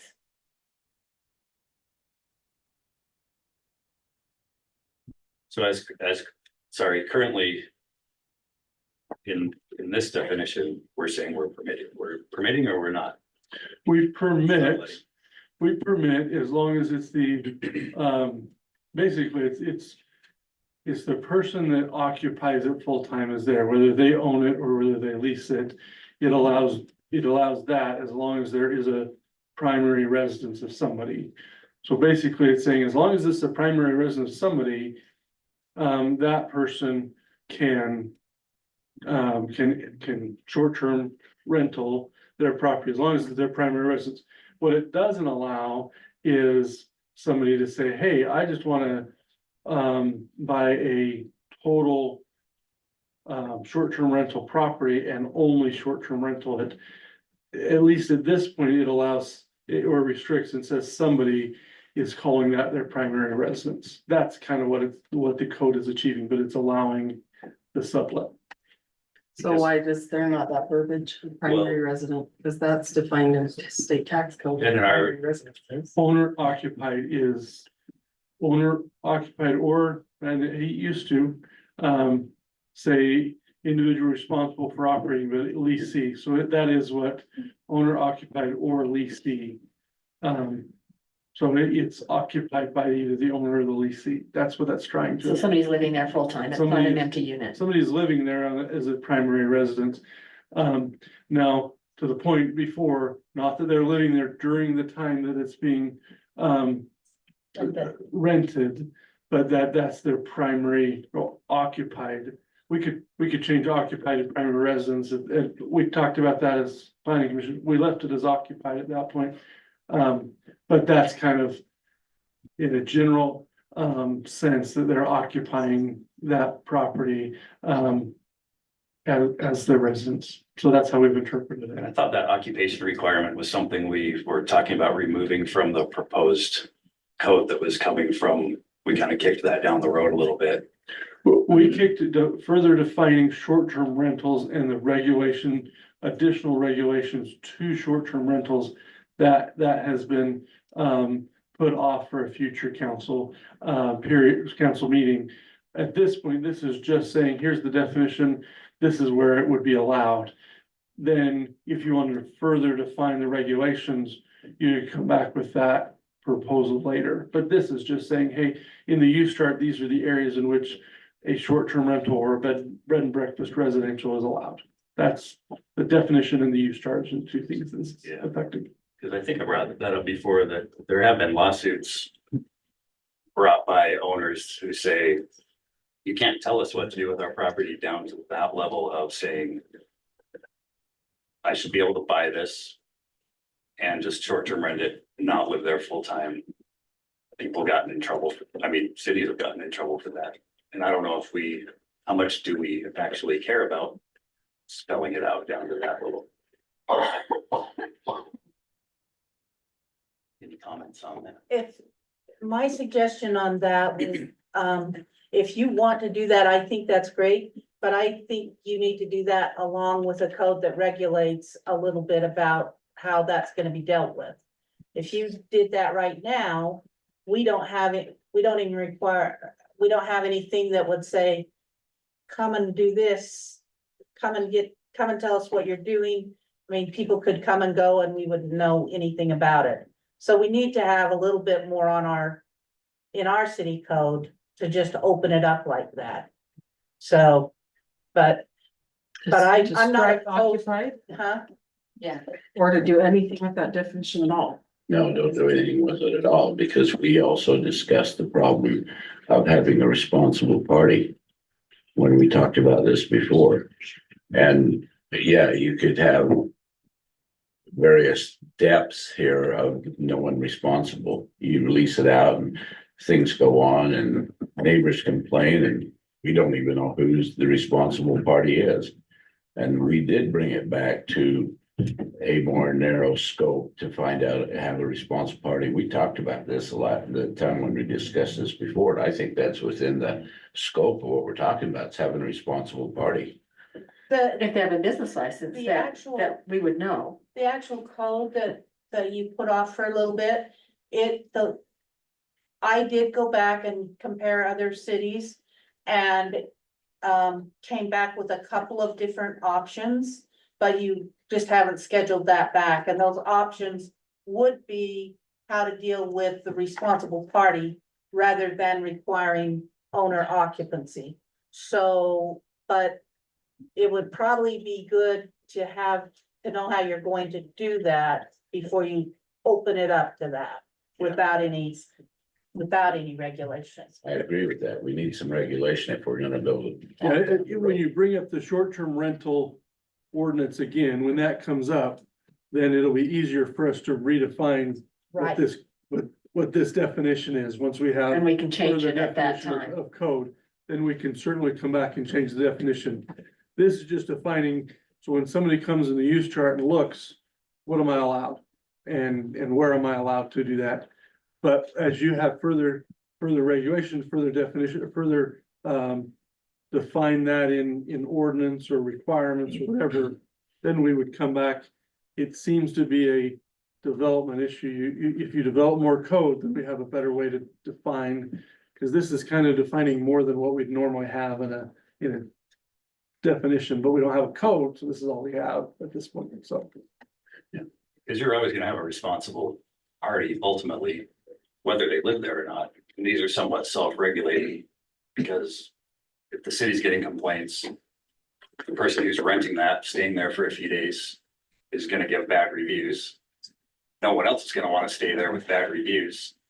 Or Airbnb or Booking.com or Vrbo or whatever platform they're using is gonna just kick that person off their platform at some point for those low reviews or for events, parties that happen at the residences. They don't tolerate that. It's already in their terms of service.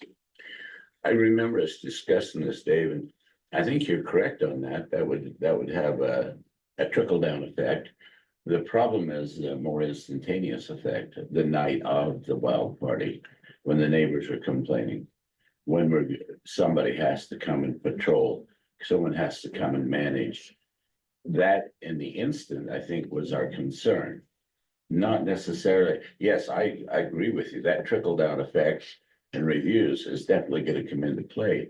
But that might be weeks, months after the fact that the neighbors have had an issue with parking, with rowdiness or damage or even to their own property. And that's why I thought we talked about having a responsible party that could be contacted, and there's where we probably need more extensive Right, rules and regulations. right now, the reason why we can do the rules and regulations that we do is because it's considered a home business. Yeah, in the use chart, it's a conditional use and then it's got a little caret. And that little caret refers you to the home business license ordinance. We don't have anything. If it's not done as a home business, so if a home business has to have the owner or the leasee. Or somebody in blood related to the owner that's their primary residence. If we change that, we don't have anything on our city code right now. That even if they came in for a conditional use, we wouldn't have any guidelines to put conditions on. So you could certainly change it to have a responsible party that's within 20 minutes or 40 minutes or whatever the council is comfortable with. But before you do that, we have to have something in code so that when they come in to apply for a conditional use, we already have a certain amount we have the parameters of what the conditions have to be based on. We only have that for a home business right now. So that's why it would be better to keep it owner occupied or keep it as a home business until you can get the new code. Because we, as the land use authority, really wouldn't have the authority to start telling them about parking and everything for a commercial business. So in a residential zone, we don't even have that doesn't mix right now. So we'd have to have new code to go along with that, so then we could establish the conditions. I know that doesn't make sense. So your recommendation is that we pass this tonight and then we look at establishing the code for short-term rentals. Yes, if you would Because we like, don't have one now. if you would like it done other than a home business, if you would like to open it up so that it doesn't have to be a home occupation or a home business, then not home occupation, we changed it. It's a home business. If you want it done, if you want to allow them to do it as just a regular business, not a home business, then we would need code to go along with it. So that when they come and say, okay, I want to apply for a conditional use, then we would say, okay, here are the parameters. How are you going to mitigate these parameters? We have to have that in code somewhere. Right now, the only place we have that in code is home business. Clear as mud. Okay. Any further questions? I'll entertain a motion. I'll make a motion. I'll make a motion that we approve item number 6, ordinance 15-2024, the PCC 132 definitions and PCC 1061 use chart with one exception, that we remove bed and breakfast residential and take that definition and put it under rental short term. And then bed and breakfast residential can be removed from the conditional use chart, Just the use. Sure. the use chart, But you would add the short-term rental to the use chart. and add short-term rental to the use chart. With the same, Same definition. yeah. Same areas, same zoning. Yes, Right. leave it all the same, just one name, not two. I have one more question, sorry. On line 61 and 62, is responsible party used anywhere else in the code? That's Because, the code for that particular one. because it says it's in conjunction with the chapter on short-term rentals, which doesn't exist. We can, So are we saying to strike that? At this time. We'll leave it that. Okay, and strike line 61 and 62, responsible party. Can we say if it's not used elsewhere in the code in a motion? Like if we, Until it's used in a- yeah, just in case, if we need it somewhere, if we need that definition. Is there any reason not to leave it? Just the way that it's defined is that it's there for a chapter that doesn't. That it exist. doesn't exist. Yeah, and we've worked so hard to clean up the code. And then if we wanted to ever deal with a short-term Yeah, rental, yeah. we would already have that definition in there if we left it in. or you could put it in at the Put it time in that when you we do it. adopt the chapter. Right. Yeah, So it's not. let's confusing. strike it for now. Okay, so It's my motion. restate your motion, can you remember? Well, okay, so my motion is to approve item number 6. Take out bed and breakfast. Keep the definition, put the definition under rental short term. And to strike responsible party, 61 and 62. line 61 and 62.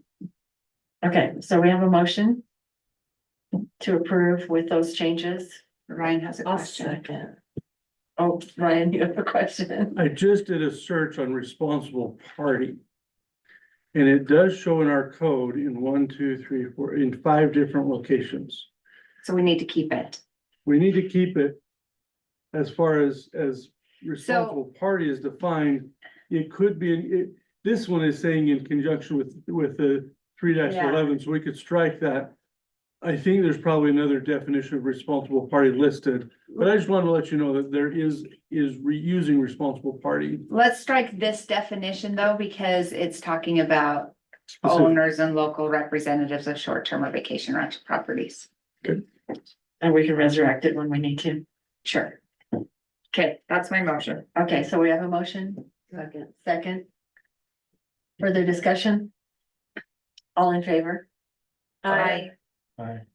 Any opposed? Motion carries. Okay, the next item is resolution 13-2024 well project grant authorization. Providence City Council will review, discuss, and may take action on a resolution authorizing the mayor of Providence to apply for a contribution grant for the Providence City Culinary Well Project. Ryan, you want to talk about that? Yep, so at this point, we didn't realize that there was a step in the process. So we have applied, we worked with our engineer, applied for this grant, have been awarded this grant, and came back, and they said, oh, we need this now. And we're like, well, you didn't ask for that before. But they've awarded us, the grant. So at this point, we're asking for authorization to accept the grant, and that's what this is. It's 400,000. We would have spent the money on the well tank. It's same expenses we would have had. So there's a full grant replacement for expenses we would have already had. It's up to $400,000. So at that point, this just allows us to accept that in the process of accepting. So we're recommending the approve our acceptance of 400,000 to Okay. save us that. So All right, I'll entertain a motion. I'll make a motion that we accept resolution 2024-13, Okay, which authorizes the mayor to accept the money. Go for it. heck, yes. Okay, so second, okay, we have a motion and a second. Any further discussion? All in favor? Aye. Aye. Any opposed? Motion carries. Okay. So, the next thing is we have item number 8, Providence City Council will review, discuss, and may take action on plans for the 100 East sidewalk.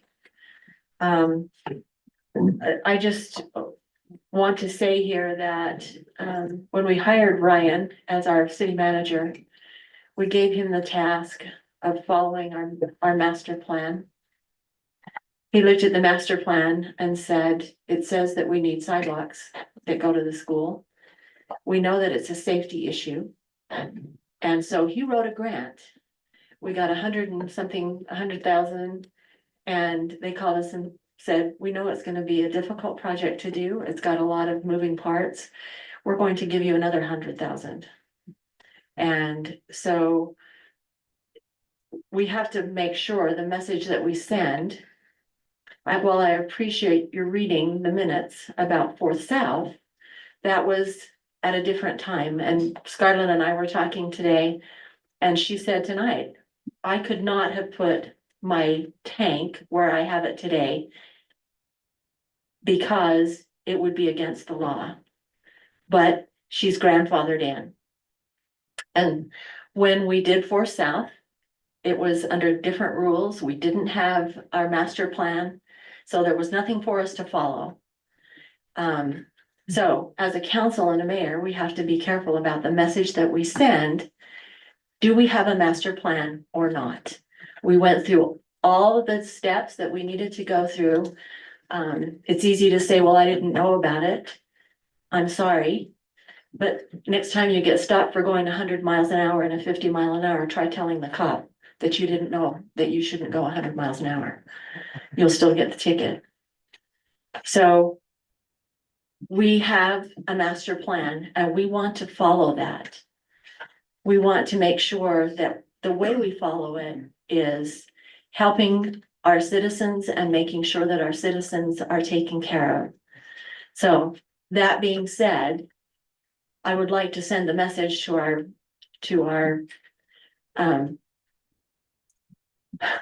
what's your term? all To of our that, staff. whatever. We just That- want to know that we've done what you've asked. If you change it, then that's fine. We just So wanna make maybe sure we don't that really we've have a done our master job. plan. So, Maybe we have, maybe, and if we need to change it, then we'll go through that process when it needs to be changed. But right now, we want to put sidewalks where it's safe for children. We want to make sure that we follow the master plan until such time as it needs to be changed. So that being said, I will allow public comment. David, would you grab that list for me? People have signed up to say that they would like to speak. And I will ask Ty to time you. We've got a lot of people in the room. I don't know how many people want to speak, but I'll give you 3 minutes. So Ty will time. Okay, I don't have anybody here that says that they want to make comment about this item. Since you, I'll it- make a comment. Okay. Under the front. those of you that want to speak, raise your hand if you want to speak. Okay, Maybe. okay, so come on up. It's just a short comment. My name is Cassie Palmentary from 100 East. I think we're all in agreement that we want children to be safe. But I think you have to realize the amount of money you have with this grant and also to make it safe for the child. If I'm a mom sending my child to walk down Canyon Road to First East, there'd be a lot of concerns about the current sidewalk plan. So you may need to revisit your plan. And maybe plans sometimes change because you're not aware of the cost or it being unsafe. Okay, thank you. Who else?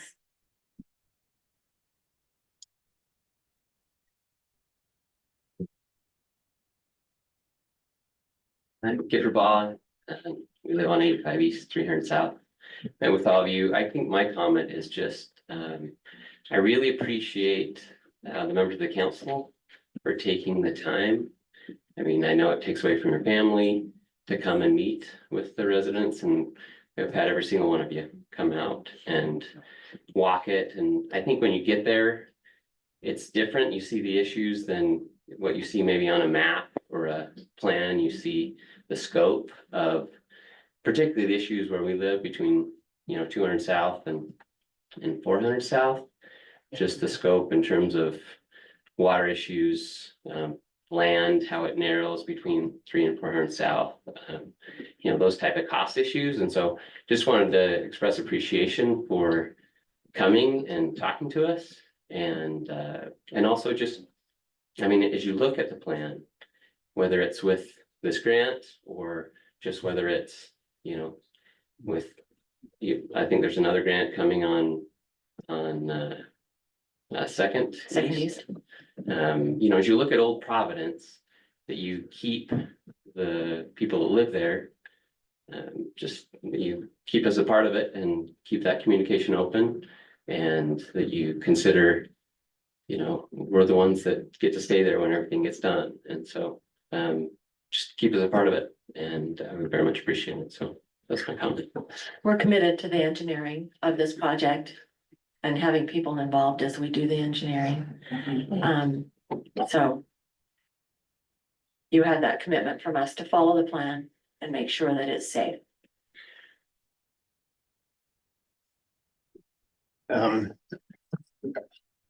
All the council received a resolution that I helped draft with the community, and I can see the master plan, it's spelled out. But in my opinion, it has flaws, it has problems. We have the historical downtown, and we are asking for the process to be discussed that. We're not opposed to sidewalk. We need sidewalk for it, but the issues between Center Street and 4 South are so complicated. There's engineering costs, and it's not clear in the plan. And I personally feel executing the plan affects the historical downtown. It takes out huge amount of trees. The coalition has asked that you move the sidewalk 12 feet. We do not understand how that affects the master plan. It accomplishes you being able to use the grant, but it destroys the character of downtown. Now, on 4 South, yes, they had a master plan of whatever it was, but I don't see why this master plan supersedes and dictates everything. It dictates, you can't look at all those other issues. It means that you should be respectful and allow us to have a chance in this process. Most of us feel that we've been denied that. We've tried to have these discussions, but we've been bullied and pushed aside and not listened to. And so we feel that the council needs to consider and look at this, the implications. What is the complete master plan between Center Street and 4 South? It's not clear. So to complete that project, the two don't mesh. What you're proposing, where you're putting the sidewalk, doesn't mesh with the rest of those blocks.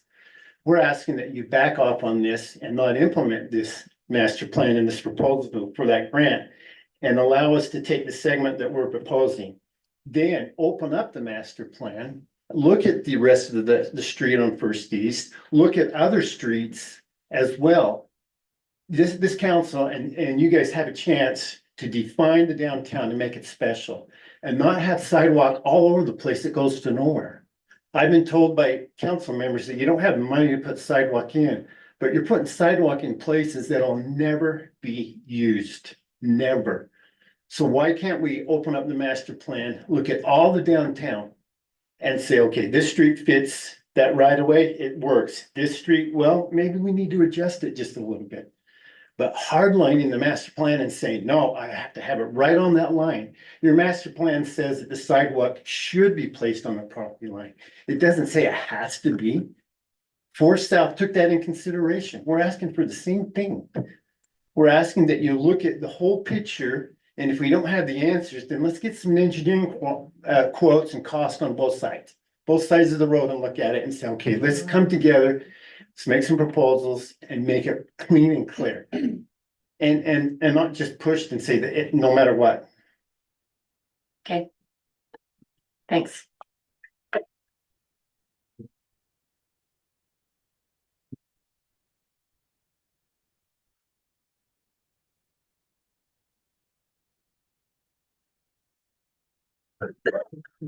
Hi, I'm Nicole Nelson, also a resident on 100 East, and I love Providence. We love Providence. Amazing community, love being a part of it, love sauerkraut days, the parade, all the stuff that we get to enjoy here in Providence, and love all of our neighbors and our street. And my kids are the kids walking to school in this area, and it has been scary for them to get to school. What you guys haven't seen is when it snows and the plows come by and they push the snow to the side, then the kids are literally walking in the road to school. And it's a scary road. And so I think we need to work together to make this happen. And the plan can be adjusted. Cities make adjustments to their plans. In fact, Nibley City had on their Facebook page the other day that they were inviting residents to come walk the streets with them. And they were asking for feedback on their master plan, and they were asking and requesting them to walk with them and give feedback. And I thought, wow, what an amazing community. Why don't we live in this community? Why don't we get that? We do, you do. When we did the master plan, I'm sorry, it just is, and the Forest South stuff is making me boil because I feel like they made a huge mistake. But you do, when we did the master plan, we begged, we pleaded, we did open houses, we did walks, we wanted feedback so desperately. Yes, and I agree. And I didn't own my home at that time. I didn't live on our street at that time, and I didn't live here. I didn't get to participate in that plan at that time. And here I am, a resident. I have now purchased a home in Providence and become a resident after that plan was implemented. And that's why plans, and I deserve the right to be heard, and I deserve the right to have that plan adjusted, because I didn't get that opportunity. I think it's amazing that Providence had that opportunity for people at that point. I haven't had the opportunity either. I've asked to have it opened and it's magically locked, and I may never see it open, but And I that's understand what what, you're saying. yeah, it's The master plan. 100%. Like, I want to be heard, and I didn't get that opportunity with the plan because I didn't live here. I didn't own my home then. And so, we've been in our home about 4 years now. And that's when we moved on to this street.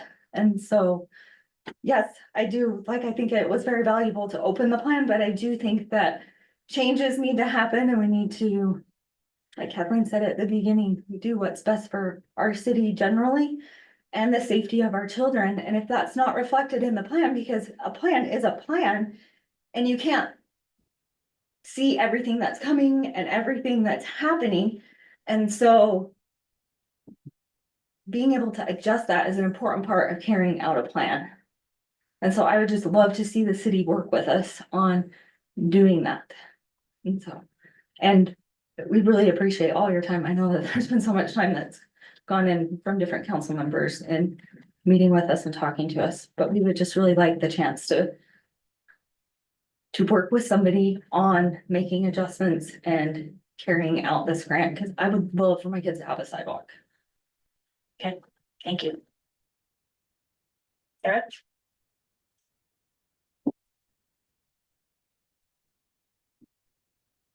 Hi, my name is Sarah Bai. I live on 85 East 300 South. I think one of the concerns I have is, we keep hearing that you have the grant and you want to go from first to third. And I guess my recommendation is you really don't have a plan from third to fourth. And so if you can't connect the sidewalk, my recommendation and proposal is to hold off until we really have a plan to connect the whole sidewalk from the hill clear down to the school. Because right now it doesn't seem cohesive, and if we still have sidewalks going to nowhere, it makes no sense. And so I would love to see a cohesive plan. And so my recommendation is to hold off until you really have a plan going clear from where you want the kids to cross to the school. So my recommendation is to please hold off until we have a legitimate plan. Ryan, do you want to speak to that at all? Sure. Or do you want to wait till the end or?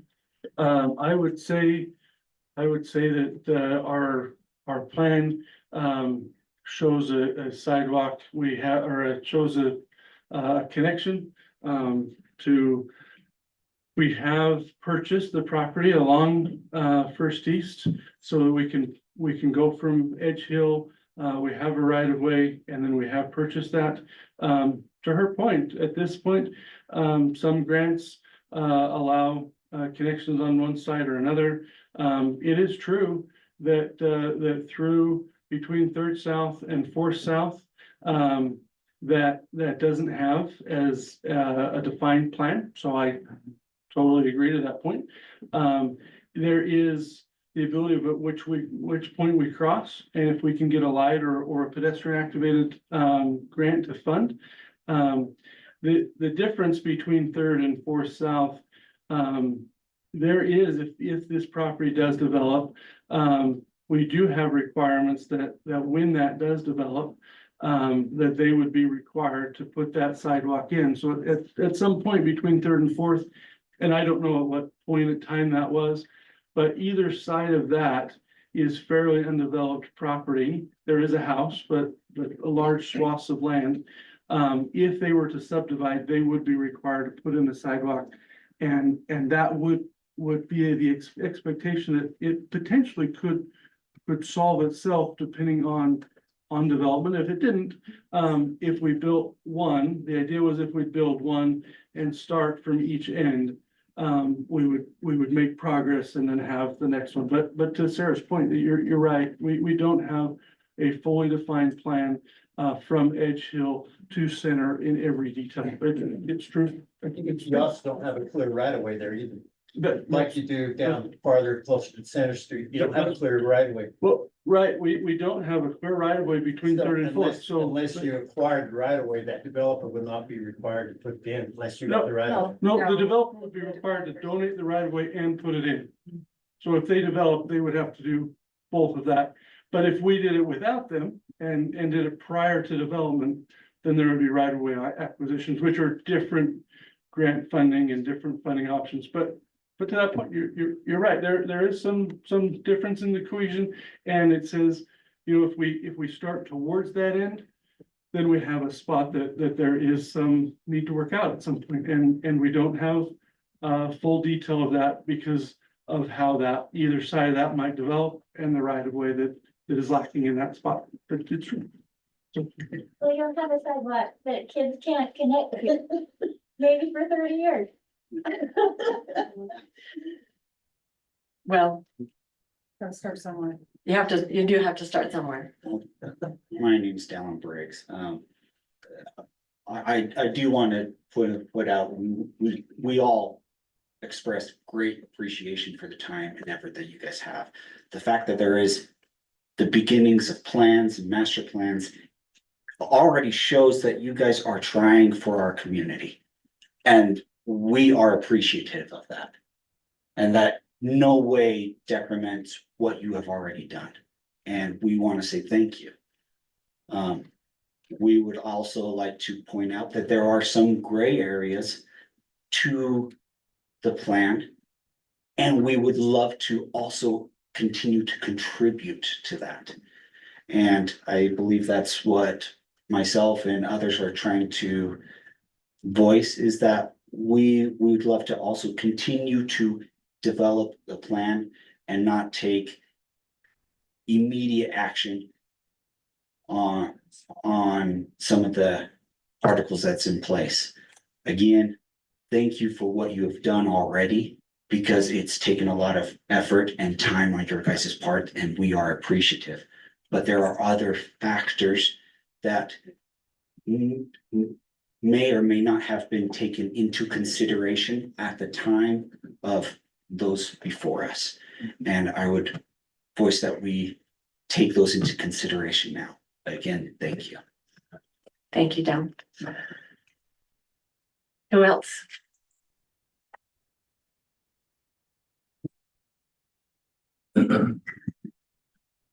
Hi, I'm Stacy Palmentary, First East, and so our situation's a little bit different because we've owned, you guys might remember this, when my wife talked last month.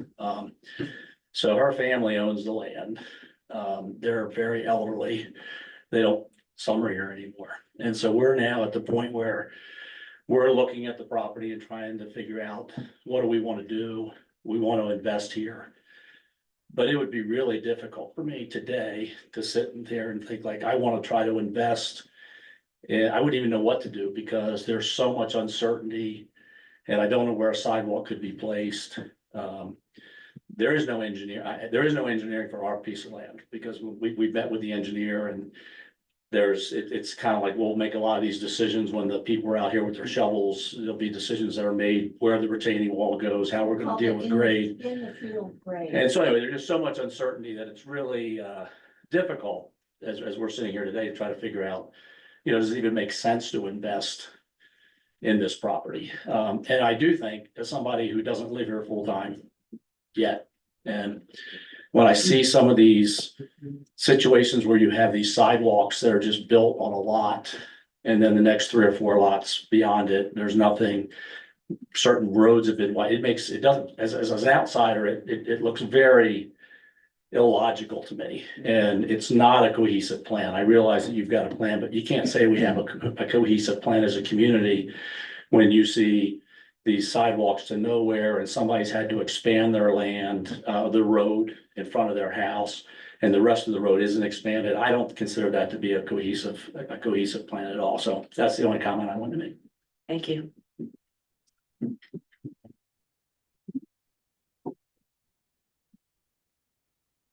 Justin Finley, I'm resident on 45 South First East. Again, as you all know, I'm an advocate for historic preservation and really maintaining the historical feel of our neighborhoods, but I'm also a pretty major advocate for process. What Brian Davies had to say at the beginning of the meeting was not about the decision that was made on 4 South. It was about the opportunity that the city council members created for the citizens to participate in. So I would just like you guys to all really look carefully at what was done in the process to make that decision. It's not about what decision was made, it was how the city council members went about doing it and engaging the public. From my perspective, given the many different voices that are being, heard from in this room, the decision is not ready to be made yet. So I really, really strongly encourage you guys all to keep the conversation going. So do you feel like you have not had an opportunity as citizens to talk with us, to call us, for us to come over? Have we not given you our time, our ear? Like, that's not what we're saying at all. And I it think feels like that's what I you're think saying. that- It feels like that's what Brian was listen, saying. if you can't take the heat, then public service might not be the space for you, right? It might not. But what's been being said in this room are words of gratitude from everybody.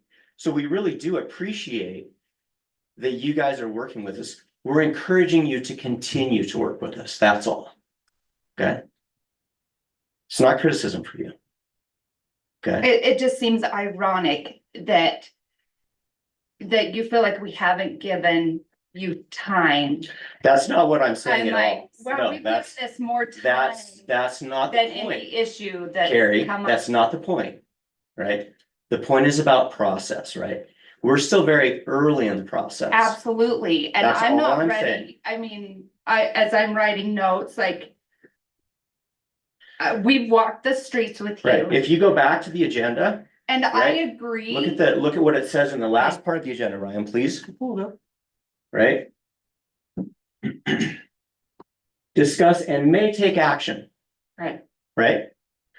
May take action. that So that always tells has us- to be in there. Okay, It's well, that, illegal. but It's we illegal. don't, we the citizens don't know that, right?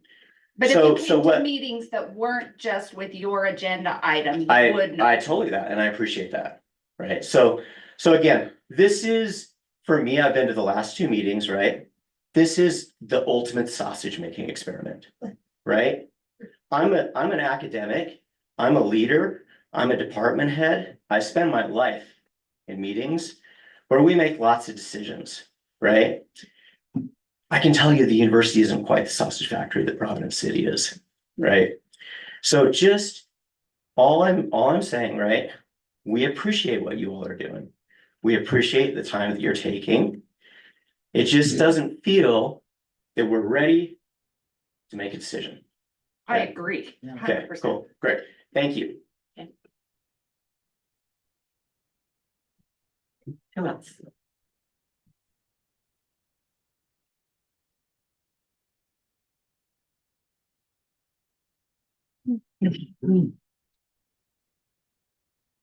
I'm Greg Miller. When we first got together, we'd been given a plan that had come with the idea that we would take the $220,000, we would cut down the trees on the west side of the street, we'd put the sidewalk in, and everything would be safe, the kids could walk down that street. In that process, we also learned that we were living on a major collector and not a minor collector. The group basically asked me to go in and meet with the city and get the information that we needed to try to change the plan. So I went online, I got your form, and on the form it said that you needed to meet before you did anything with this form to submit it. It talked about that we had to pay $1,000 to even have the plan reviewed. We also had to be responsible for all the engineering or whatever the cost there may be. So immediately that sends up some alarms. And it makes it kind of interesting how the citizens the process would have to go to change our own plan. And especially when all we're trying to do is change one word from major connector to minor connector. With that, I was told that I needed to meet with somebody from community development. So I came down to the office. I went up and I met with Miss Broadbent and sat down and talked to her about the process. She explained to me, yeah, those costs were real, that she couldn't give me any idea what they might be, but the group needed to be aware that we may have to fund that kind of a thing if we wanted such a change. And in that process, in that conversation, she basically convinced me it was a waste of my time and my money to try to go in and make that change. Because she says, you can do it. And I don't know what it will cost you, but I can be honest with you, if the city needs that to be a major collector in the future, we'll go in and we'll change the plan back to a major collector. So my advice to you is wait. We're not gonna do anything with that city. We don't have any, with that street, we don't have any money. We're not really in the process. And so don't get too excited about this thing being a major collector and 35 miles an hour, which there's hardly any streets in Providence. They're gonna be 35 miles an hour. Everything's got a lower speed limit than that. But the bottom line was, I came away from that thinking, well, yeah, we got a plan, but it works. when basically we've got easy things to do. And when we have tough decisions, it's kind of like, well, we can change the plan, but we'll change it back. It needs to be that flexibility. I'm not arguing against flexibility in our plan. There needs to be flexibility there. There needs to be flexibility about the fact that you're talking about the whole beautiful downtown. We want to put people on a bus, take them around and show them our downtown during sauerkraut days. But then we want to build streets with sidewalks and make it look curbed and guttered. And we take all the beautifulness and all of that, what makes us unique, away. If we just go on this pattern that we have to do all of these things. I agree that, we're building on the hills on the east side. Those people need to put curb and gutter, and we need to have drainage. We need to have all those things. Those are all brand new developments, but we're talking about downtown Providence. Nobody here wants to fight with anybody. All we want to do is work together to maintain that in our city. And I don't know of any reason why we can't. I mean, we're all good people. We all have the same ideals and the beliefs, and we can work through this. We just don't want those trees cut down. We just don't want a walkway going down a street where we really don't know what the future of that walkway is going to be, other than we got a grant so we can put it in for a couple of blocks and use that money. But all we're asking is work with us, help us to develop something that's better than the plan that we were given originally, which brought our ire up. I mean, you all talk about getting excited, and nobody should be getting excited. And that but we do when we see that there was a plan put together and suddenly our trees are going out and our little area down there is going to change dramatically. So I just hope everybody can work together. Let's make this happen so that we get the best product, that everybody walks away saying, yeah, we had to give a little here, we had to give a little there, but we got it done, and we work together, and we can do that. I don't know of any reason why we can't do that. Okay, thank you. Kind of a follow-up. Terry, I really appreciate every one of you to the council have met with Brian and I, and we discussed this. Unless I misrepresent somebody, please come up and counter what I'm going to say, but the research on the minutes is something that I did extensively on 4 South. And what we're saying and what we feel is in the process of getting the grant, this didn't happen. All of us were out of the picture. I respect the ability of your city manager in getting grants. It is astounding and it is great. But in that process, we feel that the citizens were left out of it. We feel that the principal was left out of it. We feel that the community representatives were left out of it. You got the grant, you started to implement it. And I feel that we're pushed up against the wall. It's either this and it's that. And right now it is 99 feet, it has to be there. So we met with all of you, and I'm ecstatic that you did it. So we're asking is from here forward, take the example of the 4 South mayor and council. So the next time you go after a grant, the next time you do something major, look at that so that we can come together and look at it. But to sit behind a master plan and say it's perfect and worship it, come on, let's. No one has said that. Well, I understand, but we feel that. And so what we're asking is let's put the brakes, let's not implement it right there. We provided a resolution to fix 2 blocks. We'd like to have a chance to discuss that, have that voted on. We feel it works. And then the rest of the street, the rest of the grant that is identified, then let's open it back up, get some engineering figures, get you guys to get some figures, come up with A, B, and C, and then make the decision and vote on it. That's how I feel. So thank you. I just wanted to say a few things. I have learned a lot through this grant process. And I am the council member who drove this grant. Because I worked previously with several of you on the student community council before I got elected to city council.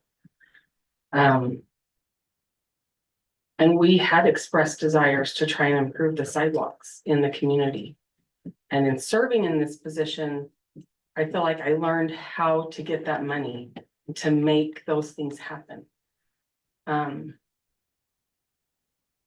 We really felt like we were doing what the public wanted, and we did go through the process, and we did meet with the student community council. So from my personal experience, I did feel like we were trying to be collaborative, we were trying to work with all the groups. I do think it's disingenuous to say that the principal did not know about it. He did, he was there. I was there. I'm sorry, all of you were not there. Some of you were there, but not everyone was there. And we did learn a lot about this process. I don't think anyone in attendance or in participating in this process anticipated it being such a painful experience for the community. That was not the intention. The intention was to try and find resources to accomplish things for the community. And I appreciate Ryan's support when I asked him to help me do these grants. And he's a tremendous job for us. And I would like to acknowledge him and say, you've done a fantastic job directing the vision of the council. But we have learned a lot. And if that's what you're hoping to hear back from the council, that we've learned something, that we'll do something better in the future, we will. We will do something better in the future. Do I know what the answer is going forward? I haven't settled on that. I haven't settled on what the answer is going forward. But as far as a discussion item on the agenda, you guys have come and made comments in May and in June, and we put this on the agenda so that we could discuss it, because you've met with all of us individually, but we can't even figure out what a possible way forward would be, because legally we can't talk about it all together unless we're here in this room. So none of us know where anyone else stands. So we have to talk, we have to be able to talk about it. We'll talk about it. We want to, but we want to hear you. We want you to be heard, but I think we've heard everything that you're about to say again and again, and you feel like you're not here, but you don't even know where we stand. For example, I'm in favor for looking at, I'm in favor of, I believe in flexibility of the plan. And I also believe in progression. You know, I think that plans are made to be improved. Plans are a starting point, but no one has asked even where any of us stand. We're trying to hear you and let you feel heard, but if you don't know where we stand, how can you even know if you've been heard? I also think that the 400 North decision. Okay, right. So I'm talking right now. So I think the 400 North decision to not put in a sidewalk was a huge mistake. But part of the problem was the council considered the people in the room as the voice of the people of Providence. The people in the room represent a special interest group, not the people of Providence, but we care about special interest groups. We care about your street. I served for 8 years on the school community council. Safe routes to school is something that the school community council talks about every single year and looks at the plan. And so this, you know, eventually the idea for safe routes to school is to have sidewalks connected in every direction. So living close to the school sidewalks are just part of that safe routes to school plan. It's nothing new at all, but I'm in favor. I don't want you to have to zigzag around town to stay on the sidewalk. Right, the kids aren't gonna do We're that. trying to do. Yeah, there's like a deer trail in front of your houses, you know, and it's just little children prancing their way to school. I'm in favor of waiting to move forward on this project, even if it means losing the grant, because I think there's some huge complications. I love trees. I don't want to just hack down your trees. But I also think having funding is a big deal. And so as a council, we need to talk about how we can make that funding work if we can. And if not, we give it back and UDOT gives it to some other community to put in sidewalks or whatever else they need. But I hope that you feel like we've taken time to hear you, to walk with you down your street, to make this a priority. We didn't have to put it on the agenda, but we feel like we want to talk about it and come up with the best possible plan to, to look through the paperwork that you've given us. And all of us really, the only reason why we're on the council, not because we love public service, not because we like people to come after us. We're on the council because we care. And we care about special interest groups, but we have to represent everyone. So that's what makes decisions like this really hard, is because the special interest groups are in the room and everyone else just expects us to represent them coming from all parts of Providence.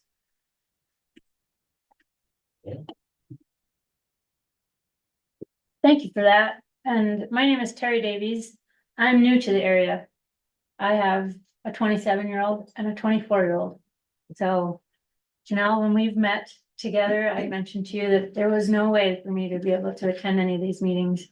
And so I'm just coming into this. But I hope you understand that there is no hard feelings with any of you. Being from Ohio, I can spin around and slap trees all day long, and I treasure them. And it's one of the draws that brought me here to this beautiful town, aside from my recent husband. So that was good too. But I love this community and I love this little town. It's so beautiful. And so I do happen to be in one of those homes that has the trees. But please know that your time is just as valuable as all of ours. And so for you to take the time to meet with us and hear us, and I hope you understand that our thoughts are not against you, or we're trying to work through a resolve. But where I stand, I wouldn't have been able to attend any of these meetings. And so for this to have occurred is brand new to me.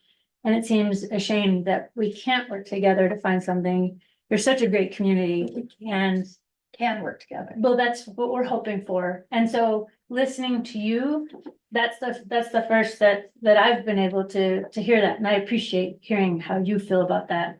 And maybe it's just that we've not known what we're allowed to know, or what, where you're allowed to stand on those things. So I want you to know that I am happy to have a sidewalk, but not just for the children, but for the community.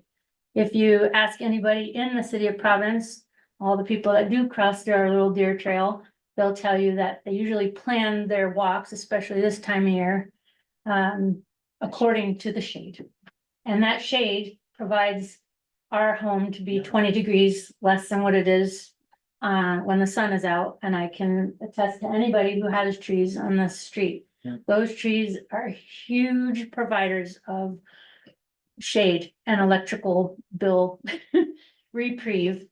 And in the afternoon, it provides shade to the entire other side of the street.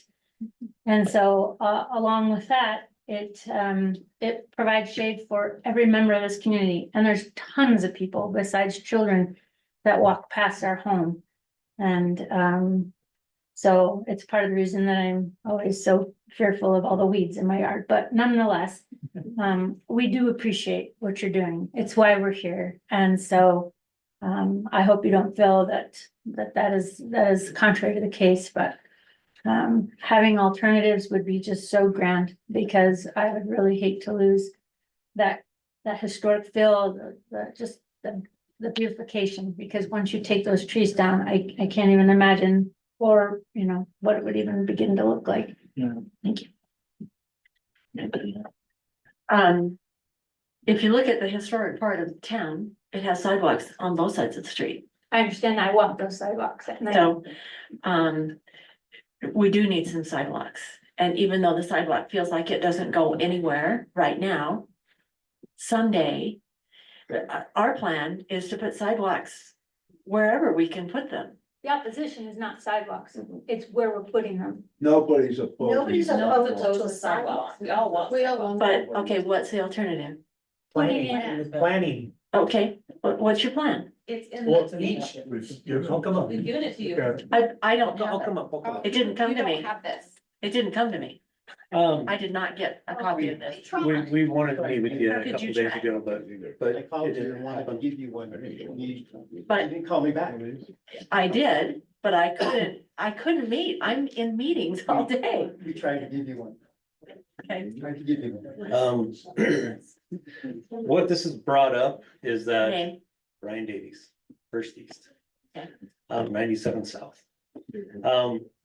What it's really brought up though is the areas of downtown that don't have sidewalk. The sidewalk doesn't work. Well, let me rephrase that. Every street has some uniqueness to it. So whether it's an irrigation ditch, an irrigation box, whatever it is, a hillside, landscape that's already in, uneven property lines that are not straight. And so, some of the sidewalks It's that a are, pioneer town. right. And so it's going through and identifying each street that needs a sidewalk, looking at that one block and identifying where would the sidewalk work best for that one block? Is it right on the 99? Or does it need to be moved, 5 feet off or something like that because of something odd on that street? And so it's kind of opened our eyes as far as just kind of some of the difficult things that other councils are gonna have to deal with. And that's why we have mentioned to several of you, we're interested in trying to help with that process so that we can work through and figure out and plan where the sidewalks will be on each street. And when those people come in and develop, they know exactly where that sidewalk's supposed to go so that eventually it makes sense. Okay, thank you. Scarlett.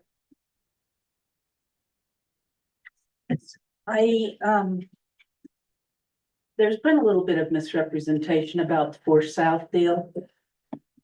That was actually almost completely engineered.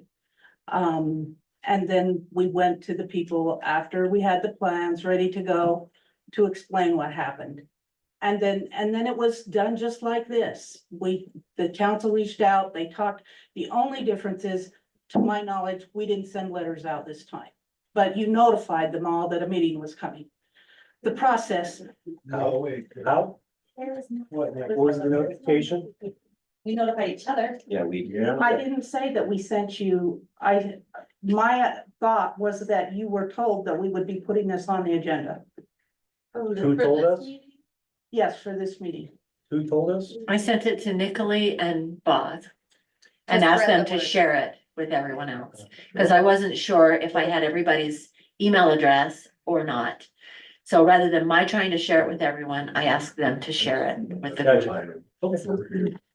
So, quite frankly, this council went farther above and beyond than the 400 South Council did when it comes right down to it, with the meetings that they've had and everything.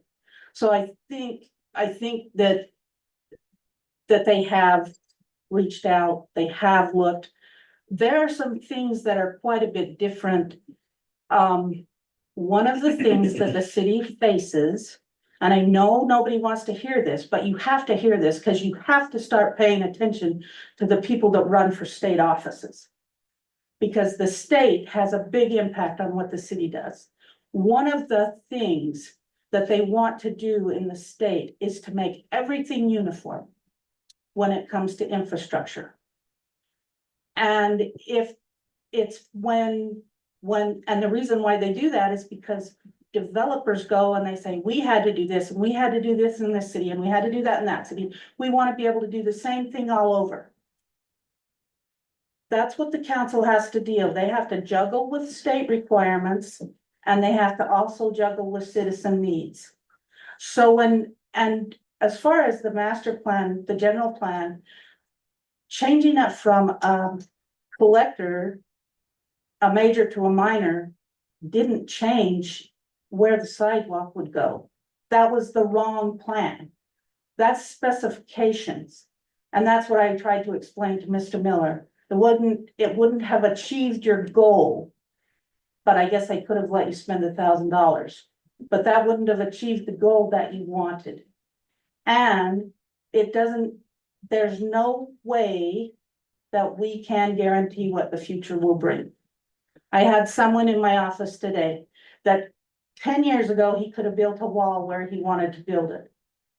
And he had talked about it and thought about it and decided not to. He came in today because it's 10 years later and all kinds of different things have happened, different regulations and whatnot. He can't put that wall in the same place anymore. His house is the same, his building is the same, but the rules changed. There was no way 10 years ago that I would have known that the rules were going to change. I have gotten to the point that I want people to understand Providence City isn't the only dog in the fight. The state, particularly when it comes to development and infrastructure, is very much involved. So while it's great to look at these people, you have to start paying attention to who runs for state offices. And you have to start paying attention to what they talk about when they're down there. It's amazing, some of the things that get passed, like the micro schools. I mean, I don't know that there was a lot of people that knew about that, and yet the impact that will have on communities could potentially be really significant. So these guys do an awesome job as far as getting out and trying to work with the public. We agree. But I do think, unfortunately, and if the general plan, we had public meetings on the general plan over a 2.5-year period.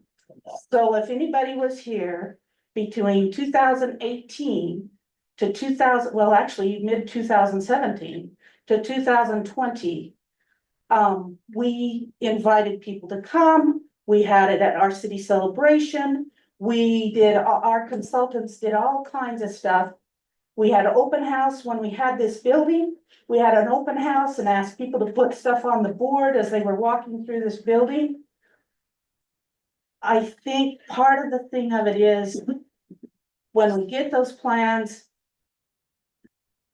I wish everyone would pay as much attention to when we're making the plan as when the bulldozer comes to the door. Because then you get frustrated. Freaking lawsuit waiting to happen. No, That is how it happens. I did not interrupt you. I'm sorry, but it's when the bulldozer shows up at the door that the city will pay out the eyes in legal fees. We made the plan and we're following the plan. I'm not saying that we can't change the plan. I'm just telling you, if you want to be involved, you have to be involved 2 or 4 years before it's gonna hit your door. I asked in 21 and never was contacted by the city. I responded to your email You on did, Christmas but I Eve. asked you to let me know as things go forward, and it was crickets Yeah, yeah. after that. And I can explain that one, because at that point, the application for funding has a 3-year gap between the time we can apply and spend any of the funds. And until I have an initial engineered draft, Correct. I don't have any answers at all of what's gonna happen, because then there's nobody on site. I mean, at 60% design, I think there's a misunderstanding of the There was 60% no design. planning to help you with your plan. That's the problem. We wanted to help you with We that. wanted to help you, You're but we were told to wait for the Hold plan. on. At 60%, it's an initial design. To get from Let us help you with 60%, the 60. absolutely. You didn't do that.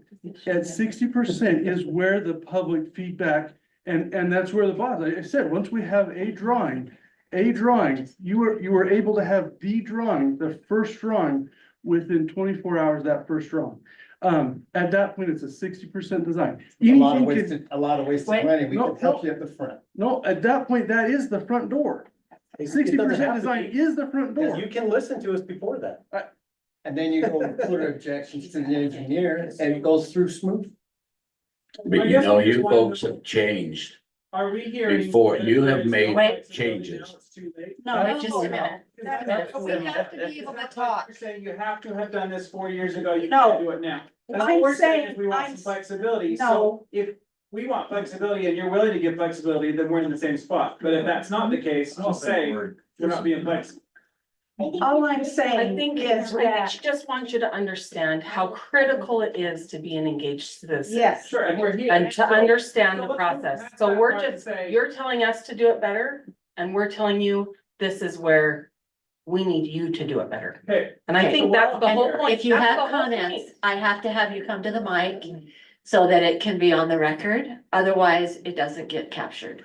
So if you have something you want to say, you have to come to the mic, say who you are, and get it on the record. I'll come up at the most heated moment. Hang on just a minute. Let's make sure that Scarlett is done with her comment. Sorry, Scarlett. that's in a way, it is late. And we can still be flexible. But once those plans go into place, and that's why they take 2 or 3 years to do. Because then we start to acquire money.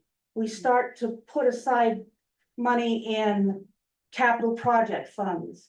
We start to plan to be able to carry out the plans that were approved.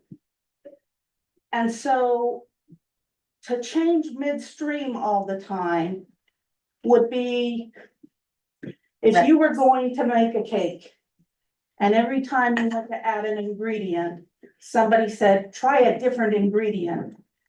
Your cake would not work very well. And that's what we have to look at a much farther distance. Well, it Then- work better. Well, man. It might, but we have to look a lot farther out than just a few years. We have to look 20 years down the road. We have to look farther. And that's why when we go through those plans, I'm not opposed to saying that we don't like the plan. What I'm opposed to is people saying they didn't have the opportunity to participate in the plan. Because the opportunity was there. If you didn't take it, I understand, but the opportunity to participate has always been there. And Mr. Miller, I told him he could go ahead with his application. I just explained that that wasn't going to change the rule that he needed changed, that was a different rule to change, not the characterization of the road. It would be the actual, street cross section that we needed to talk about. So that's what that was. But no, flexibility, cities live on flexibility, but we also have to be able to plan. Because we have to be able to tell people how we're using impact fees, how we're using grant dollars. And we have to project that out for 6 years in advance. So that's why sometimes it seems like it's not being flexible. But that's because we worked with people and got to that point and we said, okay, we'll go from here. And that's where we're going. Doesn't mean we can't change, just means that the process is slow to do it.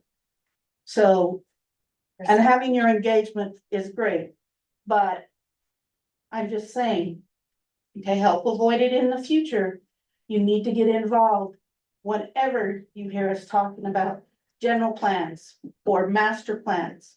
And they're always on the agenda, they're on the website. Don't wait until after it's passed to come and say, you made a mistake. Talk to us in the beginning, and then we won't make the mistake in the first place. That's all I'm saying. Thank you. Thank you. Tasha. Hi, I'm Tasha. I live on First East as well, Tasha Seeholzer. I can see how it'd be frustrating for you guys because you feel like you did inform everyone.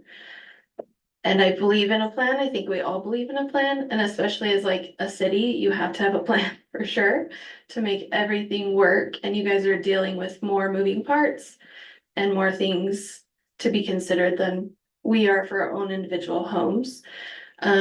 For our street, I know we've only lived in our home for 4 years, and I know a lot of other people, at least 4, I think, are within that same range of moving newly to the street. And as far as development goes too, there's a bunch that are grandfathered with like the previous plan, and then you have some new ones to consider. I think we all might be arguing the same point and might have more similarities and maybe agreeances than we realize.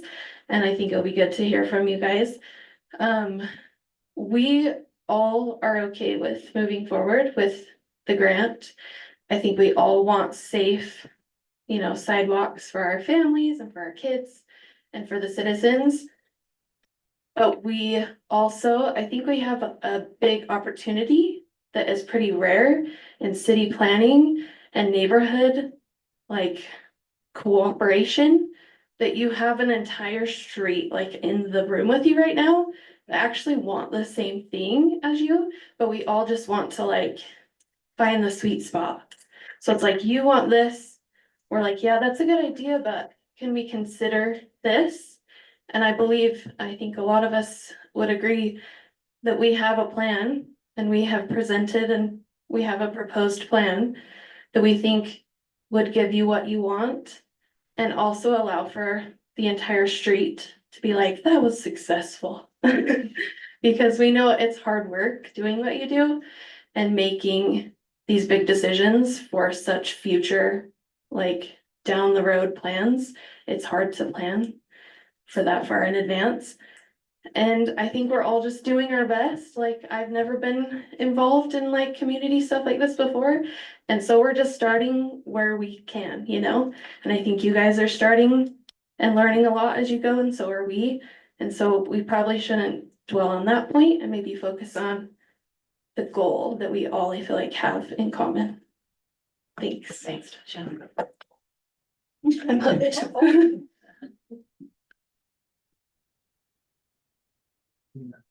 Okay, we need, as a council, to discuss this at this point. So we're done with public comment, unless there's anything else right now. I will allow that. Okay, so the group, I could start out. So I built the home at 35 South. I think it's 35 South, can't remember the address. Is it 35 South, Brian, that white brick house? 35 South, 100 East, I built that home. The railroad ties on the south side come out and crossed over the city right away. I was called in by the city council and said, get those railroad ties out of the right of way, because there's a sidewalk to go in there. I says, great, when are we putting it in? They said, when you want to. I said, when I want. What? 65 South, I lived there. Is it 65 South? You built that. I can't remember. Yeah. Well, that's what happens when you get 80 years old. You can't even remember where you live. Anyway, 65 South. And so anyway, they said, there's a sidewalk gonna go in there. I said, okay, when are we putting it in? They said, when are you putting it in? And I said, am I supposed to put it in? They said, yeah, if you want a sidewalk, you put it in, but that's where it goes, right there. You can't have railroad ties across that sidewalk. I said, okay. And so, time went on. I talked to city council. I later sold the house. The sidewalk never went in. It would have been a great thing if I would have put that sidewalk in. That would have alleviated one of the problems. And those trees were a lot smaller at that time. But we have since learned in meeting with some representatives on the Safety Action Committee from the CMPO that Salt Lake deals with large trees that they want to keep and have to work around with city infrastructure. They never cut a root that is larger than 3 inches in diameter. Roots smaller than 3 inches diameter don't seem to affect the trees. they also go in and suck out and handwork around those trees so that the trees can maintain life. Now, I'm not exactly sure where we can put that sidewalk or where it's actually gonna lie. But the problem is, we can't move forward with any more engineering until we approve the grant. And approve that sidewalk. We can't even move forward to get the engineering done to know exactly where those property pins are. Now, I talked with Brian Davies and Brian Olson. They said, oh, the property pins are in there. I walked over to my old property at 65 South and I couldn't find any property pins. Well, I know mine's there. Well, I looked for mine. And Bud Olson surveyed the property when I built the house in 1969. And You can't find them? and I can't find the property pins. The engineer said that's common. Probably because you're 35 south. No, I was looking at the right, I remember the house. I just don't remember the. The engineer did say that a lot of those pins are missing, Well, so. the thing of it is it would be nice to know what we're actually talking about. Because we don't know. We're all talking about where that sidewalk's gonna go, especially in that first block from Center to First South. We don't know where for sure that's actually gonna look. And we did hear an engineer say, oh, all these trees have got to come out. Well, that's the simple way. Sure, that's whole easy, but I even proposed a solution. And I will tell you why I proposed it. When I moved up to Third East and Center Street, the entrance to that 30 East, going on up Center Street was very narrow. And so they came to me, discussed and said, we'd like to widen that area right there. I said, okay, fine. Well, how much property you need? We talked about it. I don't remember how many feet I gave them, but that's why I have a little cement wall along there. The city widened that and I gave them the property. Because the city needed, I wasn't on the city council. I said, let's give them the property so you got enough room to put your street up there and make it safe. Okay, we're talking about now a sidewalk. Not to harm people's property, but our goal is a safe way for people to walk, and especially our children. In the CMPO meeting the other day, we saw a child walking along the edge of the snowbank because the snow had been rolled out to the edge of the asphalt, and a child was walking home from school on their video. On Google Earth. Is that what it was? Yeah. Yeah, anyway. Child is walking right along, Documentation. right along the sidewalk or on the snowbank or next to the snowbank. That's not safe. And it isn't safe for anybody. Where we need to do is put in a sidewalk. Now, if you've got a tree, that's, again, I don't know exactly where your property pins are, but if you've got a tree and you want to keep the tree, let us come another foot onto your property. And go around that tree and save it. That's not such a hard, wait a minute, I'm talking now. And it's not such a hard thing to think of. Let him talk, let him talk.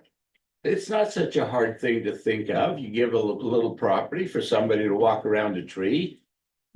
For a safe route, and you get to keep your tree. Or we take a look where it's at. Maybe we can clean along the edge of the tree. Maybe we can narrow the sidewalk up to 4 feet. So that it doesn't have to be a 5-foot sidewalk through that area. And we can save your tree. Now, I went out and met with Gifford Baugh. He's got a tree out there. I don't think we're gonna save them. They're right in the area where I don't think we can save them. But I talked with Gifford about, let's make a complementary wall that complements your property, the same type of property, a wall as you have, and make that come up there and make it look nice. We can plant you some new trees. How do you like Providence Lane? Do you know, I remember when Providence Lane was nothing but a two lane cement road. And now look at Providence Lane. Look at, 100 North, for those that aren't as old as Brent and I. oh, Providence, 100 North. It was nothing. It was nothing. Irrigation ditch was on the south side. The irrigation boxes are still there. They've widened it. They've planted trees. I think it's a very nice road coming into town. Things can change and still look nice, and we can still make trees grow. And we can refresh the area.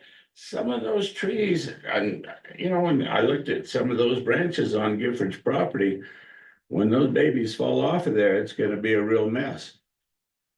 And right now is a good chance to put a sidewalk, clean up that area, plant some nice trees and enhance that area. I know he's very protective of it.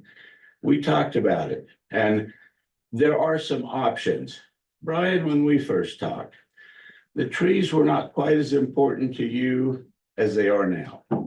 Yeah, that's true. That's wrong. I mentioned that to you the other day when we were over there. I just want to be on the record saying that is false. Thanks. I do remember different. Anyway, Brian, trees, maybe we can go around your trees and still leave your trees. I don't know, but we can't even move forward with any engineering until we decide if we can approve the grant, because we don't have the money to move forward. Now, you say there's an irrigation ditch. We're not gonna affect the irrigation ditch. Because we're gonna be back on our right of way. And when I say our, it belongs to you too. It's all citizens right of way, because the old Providence town was platted out to Third South. Now, you're absolutely correct. We don't have anything platted as part of the original plat from Fourth South on on south. We don't have a plat there, but we do have one that was established in, I don't know, 1860 or something like that. They give the city the right of way. I remember my father-in-law, Art Hammond, down on the north end of town.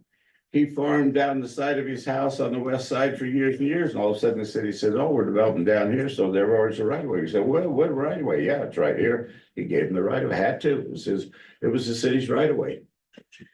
And everything went in, sidewalk and everything went in. Right side of his house, because that's a way we do business. Now, Scarlett, I really want to compliment Scarlett on what she said. Cities can't work without a great plan. And we work a plan, we budget money for the plan, and it takes time. The wheels of government turn, but they turn very slow because monies are not readily available. They have to be, the plan has to be in place, monies have to be appropriated, and then the job has to be bid, and then you start the construction. It takes a long time. It isn't just like you guys, you get a little money, you decide to build something, you can do it within the same summer or something like that. We can't do that. It takes time. And it does take time for the government to work. So I just want to say that there are ways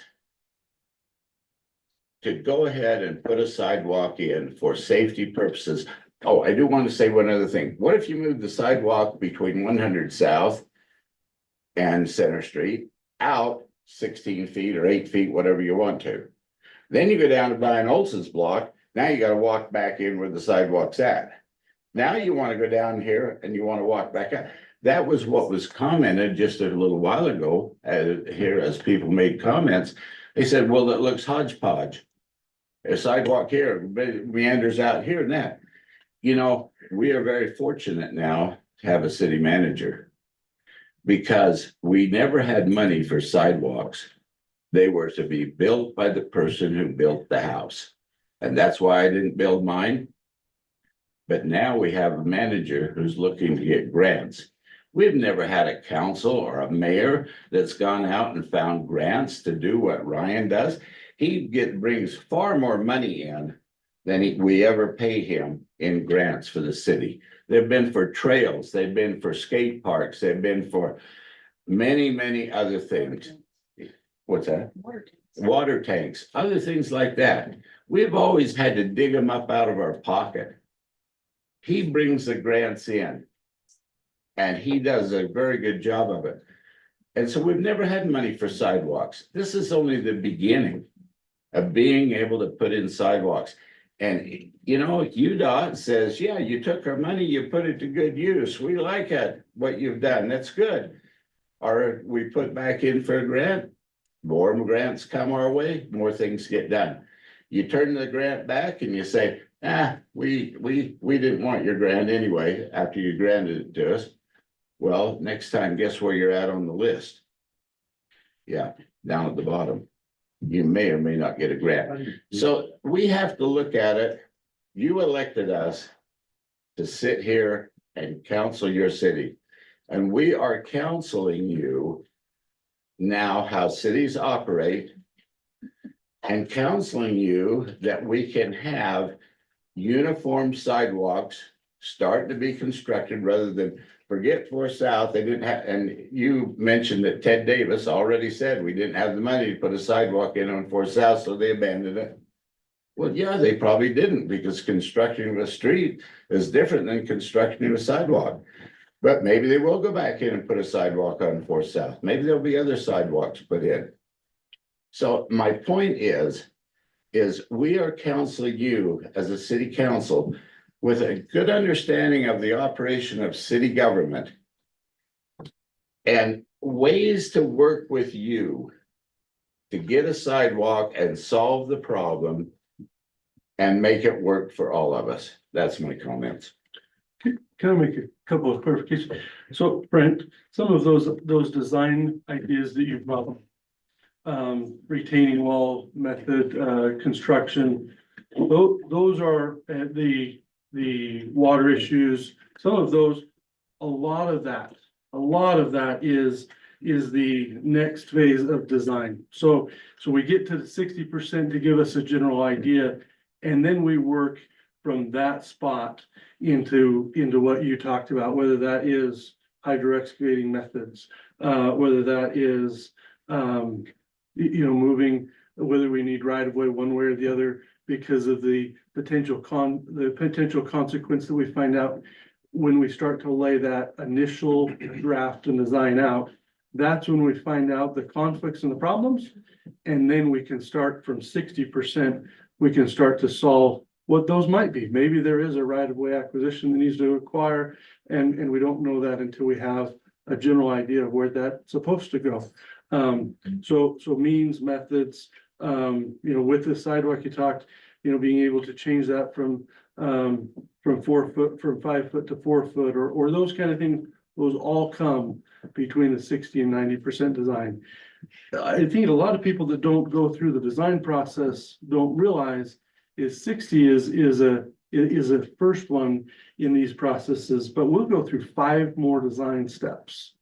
This is the first of 5+ design steps, and that doesn't count whether there's back and forth with UDOT and they have multiple designs. But we'll go from a 60 to a 90 to a P&E to a design construction to a full construction to a then a construction one, which then that can change. Field fit, there's some of those that happen, but field fit is 5 designs from now. And field fit right now is, well, we don't know, at 60%, we don't design everything to that point. It's not construction ready, it's problem ready. We now identify in a 60% design that we have some of those issues, and then we can work and we can resolve those. And sometimes we find out later on, sometimes we find out a conflict in construction design or field fit when it's really there. And those are harder ones to solve, but to your point, a lot of that becomes in that design from here to later. We're probably a year from construction. To be honest, even if design continued to progress, construction won't happen this year. It at best, it could have if everything had stepped right in place. But we have some time that this probably isn't a construction until next year, but we don't want to continue to spend money if it's not an interest. If this isn't the right spot and the right one, then let's move our effort on to something else. But if we are and we want to move forward, then the 60% is where we'll take and say, okay, well, how do we solve drainage issues? How do we solve retaining wall and what method of construction is that? How do we solve, okay, there's a conflict in trees. is it okay to remove trees or should we preserve trees? How do we do that? There's a lot to happen between 60% and construction, which is several design sets away. So I think just to your point, that's when those kind of things will start to play in, because now we'll know some of those conflicts. And we got some of the alternatives we can start implementing. We could look at alternatives. Yeah. I have a couple of questions. So, you know, when I was walking with the Boz and, you know, seeing that ravine up close and not just driving by it or, you know, and, so what happens if we move forward with more design and it's like, well, this is way more than we expected, you know, like what's the process like if it's way beyond what we anticipated? So at some point in the design, we'll start to have cost estimates. So first of all, we'd get through a few more design sets, and then we'll get to engineer cost estimates. And those are general ideas of what the engineer has seen others bid for. But at that point, we don't really know until we've got to construction design and bid the project. Because if we get to bidding project and that comes before we ever start construction, we'll have a bid, we'll have a contractor that has given us their prices for construction. We'll know before, I mean, our engineering is the sunk cost because that's finding out the design and vetting some of that out. But the actual construction cost doesn't happen until we know what the number is. So we pay the engineering costs and then the grant pays the construction cost, or how does that work? So we pay the first 7%, basically we paying the engineering costs, and the 93% after the initial engineering. So the initial, so 7% of the project is probably in the 60% design. That's about all the project that's there. And then from here on, the rest of the design, rest of the construction up to that $220,000 is then 100% grant. So because we've already paid our 7%. So what if we get into it and we learn that like it's gonna cost $500,000 instead of 250? Then we cut and move back unless we're committed to that money, then we cut. Then we can scale the project back, or we can. We can scale the end the project back or end the project, either one. We could do either of those projects. But we could spend up to the 220 trying to make it happen. Generally, we wouldn't spend all of that in engineering. Hopefully we would. Hopefully. I mean, I would hope not. I wouldn't Right, expect us to do that. but then we could do like closer to the school, the section closer to the school or whatever, if the ravine and the water became a nightmare. Yes, and we'll know engineering estimate. We would know probably in the next two designs to start to get that engineer estimate. But at this point, we don't even have an engineer estimate to know that. We have a concept that we applied for and they came back and said, well, you know, even your concept, we'll give you more. We got more, we'll give you more. And that could be another approach, just saying, you know what? Actually, it's gonna cost us more. And we go back to them and they get in that process and they can say, oh yeah, you know what, we have a little more here this year or that. And that happens sometimes. But before we ever constructed, we would know a contractor would bid the project and we would know and say, okay, here's what this costs and here's how we would scale that back. But so the grant would allow us to scale back if it was cost prohibitive. Correct, because the grant actually has a scope of between center and 4 south. We don't expect that we'll be able to get, but we put a wide enough scope to be able to have and say, hey, this is kind of what we could potentially do if. And then once we know more, then we could accordion that and say, okay, well, let's pull that back. And so we've said, okay, let's cut out 3rd to 4th. There's a huge ravine there. We're not quite, we're not sure that will cover that cost for that ravine. So let's hold that back. Let's not invest in the engineering yet into that. If we get really good prices and we say, hey, let's do that. Further. Could, but we expected, that's probably a little bit more than what our award was, so we'll pull that out. And we could do that. There's some flexibility in the scoping that way. There's some things that aren't, I mean, as long as it achieves the same objective and goal, towards that, then we could scope a little bit, and they realize that we're gonna scope according to the funds. So, yeah. So another question, the grant was awarded specifically for that side of the street and that section of road. But was applied for as a safe routes to school grant.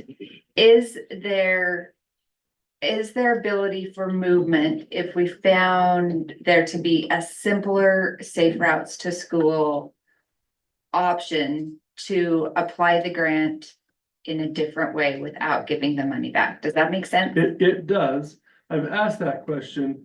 A bit of confusion that we've had is that the person that was a project manager got promoted. So he was the UDOT project manager, got promoted, he moved to a different position. Then we were given a different one. So our contact person. Our has contact, changed. yeah, Okay. our contact.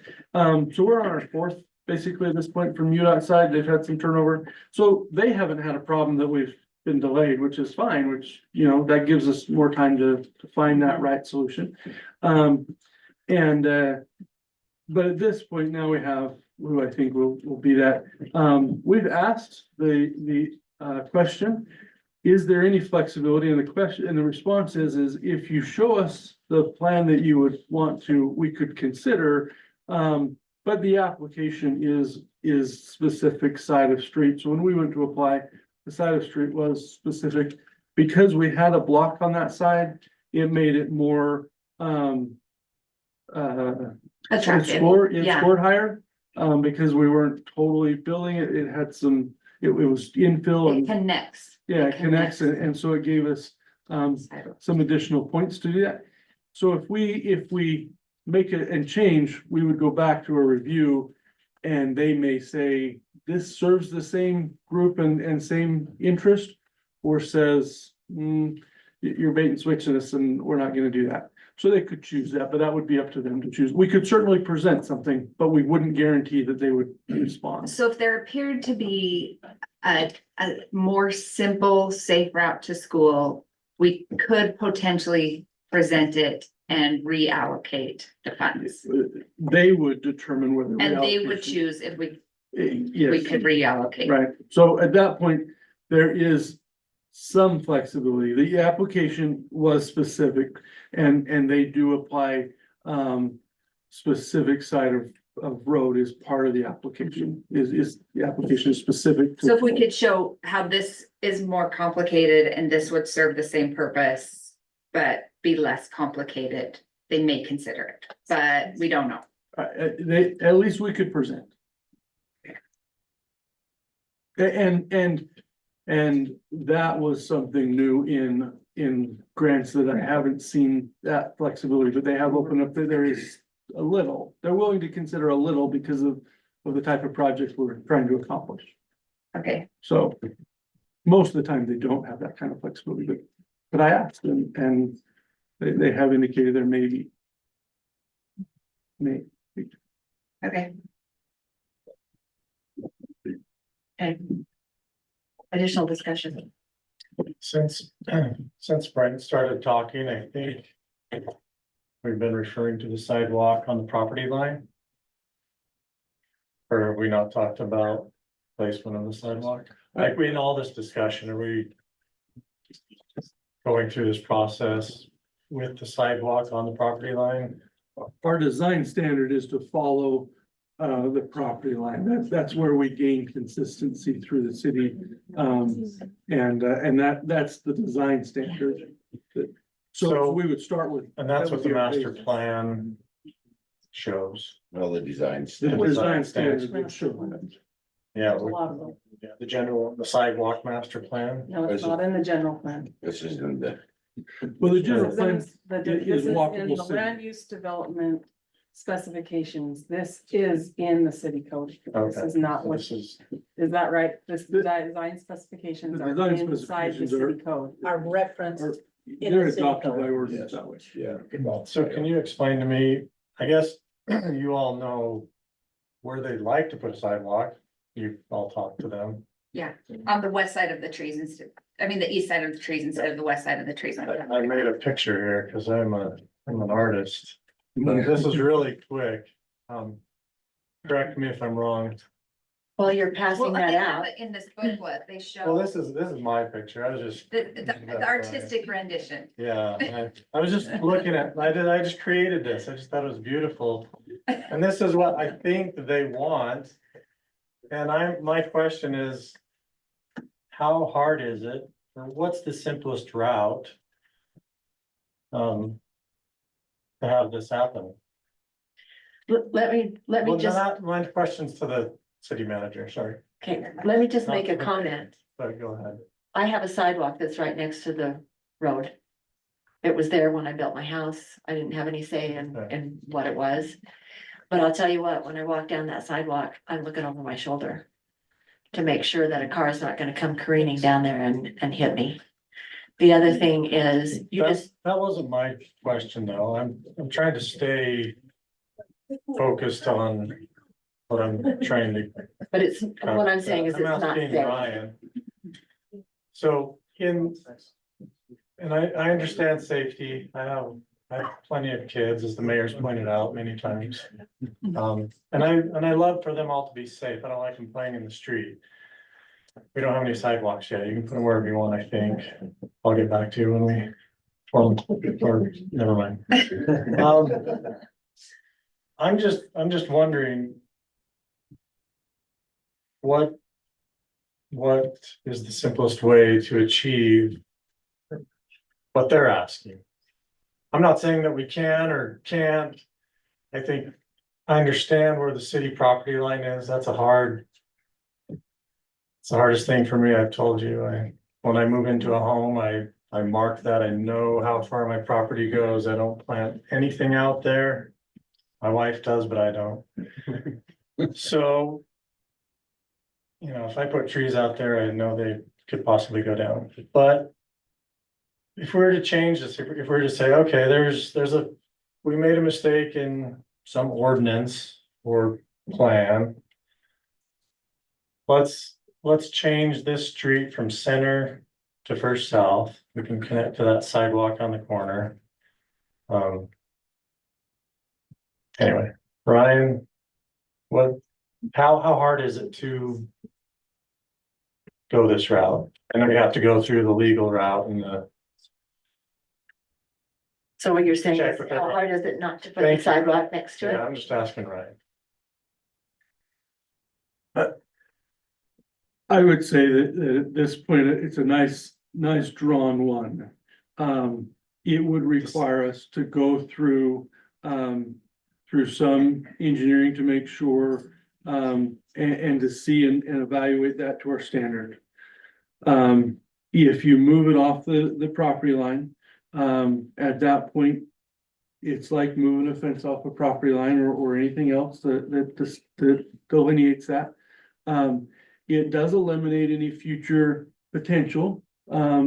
Generally our other streets, because they're put on property line, the maximum use of the right of way could be used.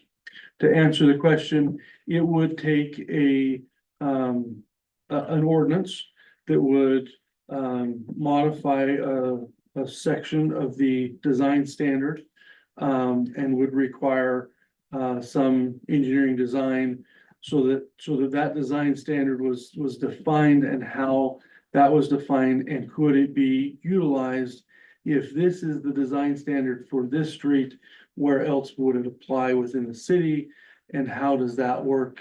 So there are some items that would need to be solved and investigated. I don't know that I have every answer for the how at this point, but certainly if this is what we wanted to go, we This can isn't find out. impossible. What's that? This is doable. It's not impossible. Well, I look and say, if, depending on what you've got here, 12 feet and 12 feet, I'm assuming that you're calculating a 66-foot right of way. That's what you're looking for in your picture. Is that correct? Yeah, if it's 99 total. I'd have to measure It might have been 90, so it might be So- 56 or 57. but- Anyway, The right of way is from the city property line to the city property. yeah, I'd have It's to, not the asphalt. right. Right. So the question might come in contrast to this one. Just as other possibilities. Is if we're taking off of road and moving it in. Do we then reverse and move the road out? We have in some spots moved the road out. And that allows us for a larger shoulder that we can then plow. Depending on how close this becomes the question is the sidewalk moving in going to be covered by the snow rick, and can it be shoveled effectively? I think there's some, certainly if the council wants the staff to further investigate, I certainly would. But it would take us maybe some engineering to do that. And I just like direction from the council. That's what they want me to do, but I'm happy to investigate. This is the first I think I've seen your drawing here, and we could measure out and work to see what that would be. And then the question would be is where else would it be, and to what extents would this design standard I mean, apply? like where else in the city would Yeah. this Mhm. apply? Yeah, where I else think does that's the design standard? flexibility that most people are talking about it. I don't know if it could apply to other streets in the city, or Yeah, that would be part of the or it's a question. flexible ordinance, then things can change in the downtown from street to street or block to block. So Jeff, can I just, so I've given this concept considerable thought, because this is the concept that they've kind of given us, right? Mhm. And so I've thought about it a lot, and one of my concerns is giving up 12 feet of right of way that's not owned by me, but is owned by the people of Providence on each. So it's like, it makes perfect sense for the people on the street because they get an extra 12 feet in their front yard. Yeah. That's not actually owned by them, but is owned by the people of Providence. But as Do they- Providence, Can they keep that? I mean, can the city, we don't have to give that up. We no, can but we're keep that forfeiting property. it by putting the sidewalk inside. But you're putting trees. They did Um, south, they did forfeit it. Because We can leave the property line where it is. You We don't can have leave to, the property you don't line have where to it is. forfeit it, right? You don't have to. Just can leave because the you put a property where it is. sidewalk there. But at that point, if you wanted if they wanted to own the property, then there is a much bigger step. Oftentimes, when something's been dedicated as a dedicated road, then you can return that dedication. But this is a plat, so this is the original city plat that we're talking about. And generally, that takes a lot longer process to vacate a city plat, because there was no original dedication. There was a city creation that they created. It's a different creation of the right of way rather than say you go farther south or a new subdivision, you don't need that right of way, and you reverse. But the city can keep it, right? The city can keep it. Right, so But then you have 12 feet that's there that you that's don't have. fine. So then we could eventually utilize it for something else, if it's parking or whatever else. I have no idea what the It can future holds. stay there the way it is downtown. Jeff, in your drawing, what's the distance from the edge of the asphalt to your sidewalk? I have to do the math. Maybe there's 57 feet there from 57 feet from sidewalk to sidewalk. 57 from sidewalk to sidewalk. Here to here. You're 57 feet. What do we got? 29 feet asphalt? We don't have You 20. can, How many feet of asphalt we got there? you can do the. But having a park strip seems like a safety. I mean, the point of putting in the sidewalk is safety, and having a park strip is part of the safety concern. And so that's why I've really struggled with this concept. So there's Is- that park strip It's a buffer. It's, between the I road mean, and the sidewalk. it's kind of a park It's a strip, buffer, but yeah. The car would Not fit in really. there if you look at the car on the right, yeah, with room on either side. I mean, I could consider this. And But I it don't love keeps, it. it keeps, oh, yeah, it. It would keep the road smaller. I just I don't see this road as a major collector. That's one of the flaws maybe in the master plan. That I would love to correct and call it a minor collector or whatever you call that. If you go down Main Street, you've seen how wide that is, that screams major collector, Main Street. But this road, all the way up around the corner, we've walked it, we've been up and down it quite a few times now, and it's a small road, and it can stay this small all the way up around the corner. So are you suggesting that the sidewalk on the other side mirror that? Also be brought in. Yes, And where's your irrigation ditch located? Is that right? just right next to the sidewalk. On the roadside? No, It's on the tree side. And you would make it a concrete ditch, is that what you're thinking? It's already there. You mean on the east side? West side, It's already in on the west side, I'm not in front of 65 south. not in front of 65 south, but he already left, so. But I remember the address.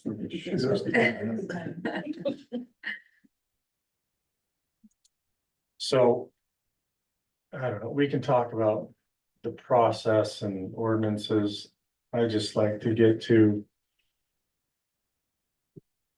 Be nice to put it on the property line. I know where the city property line is.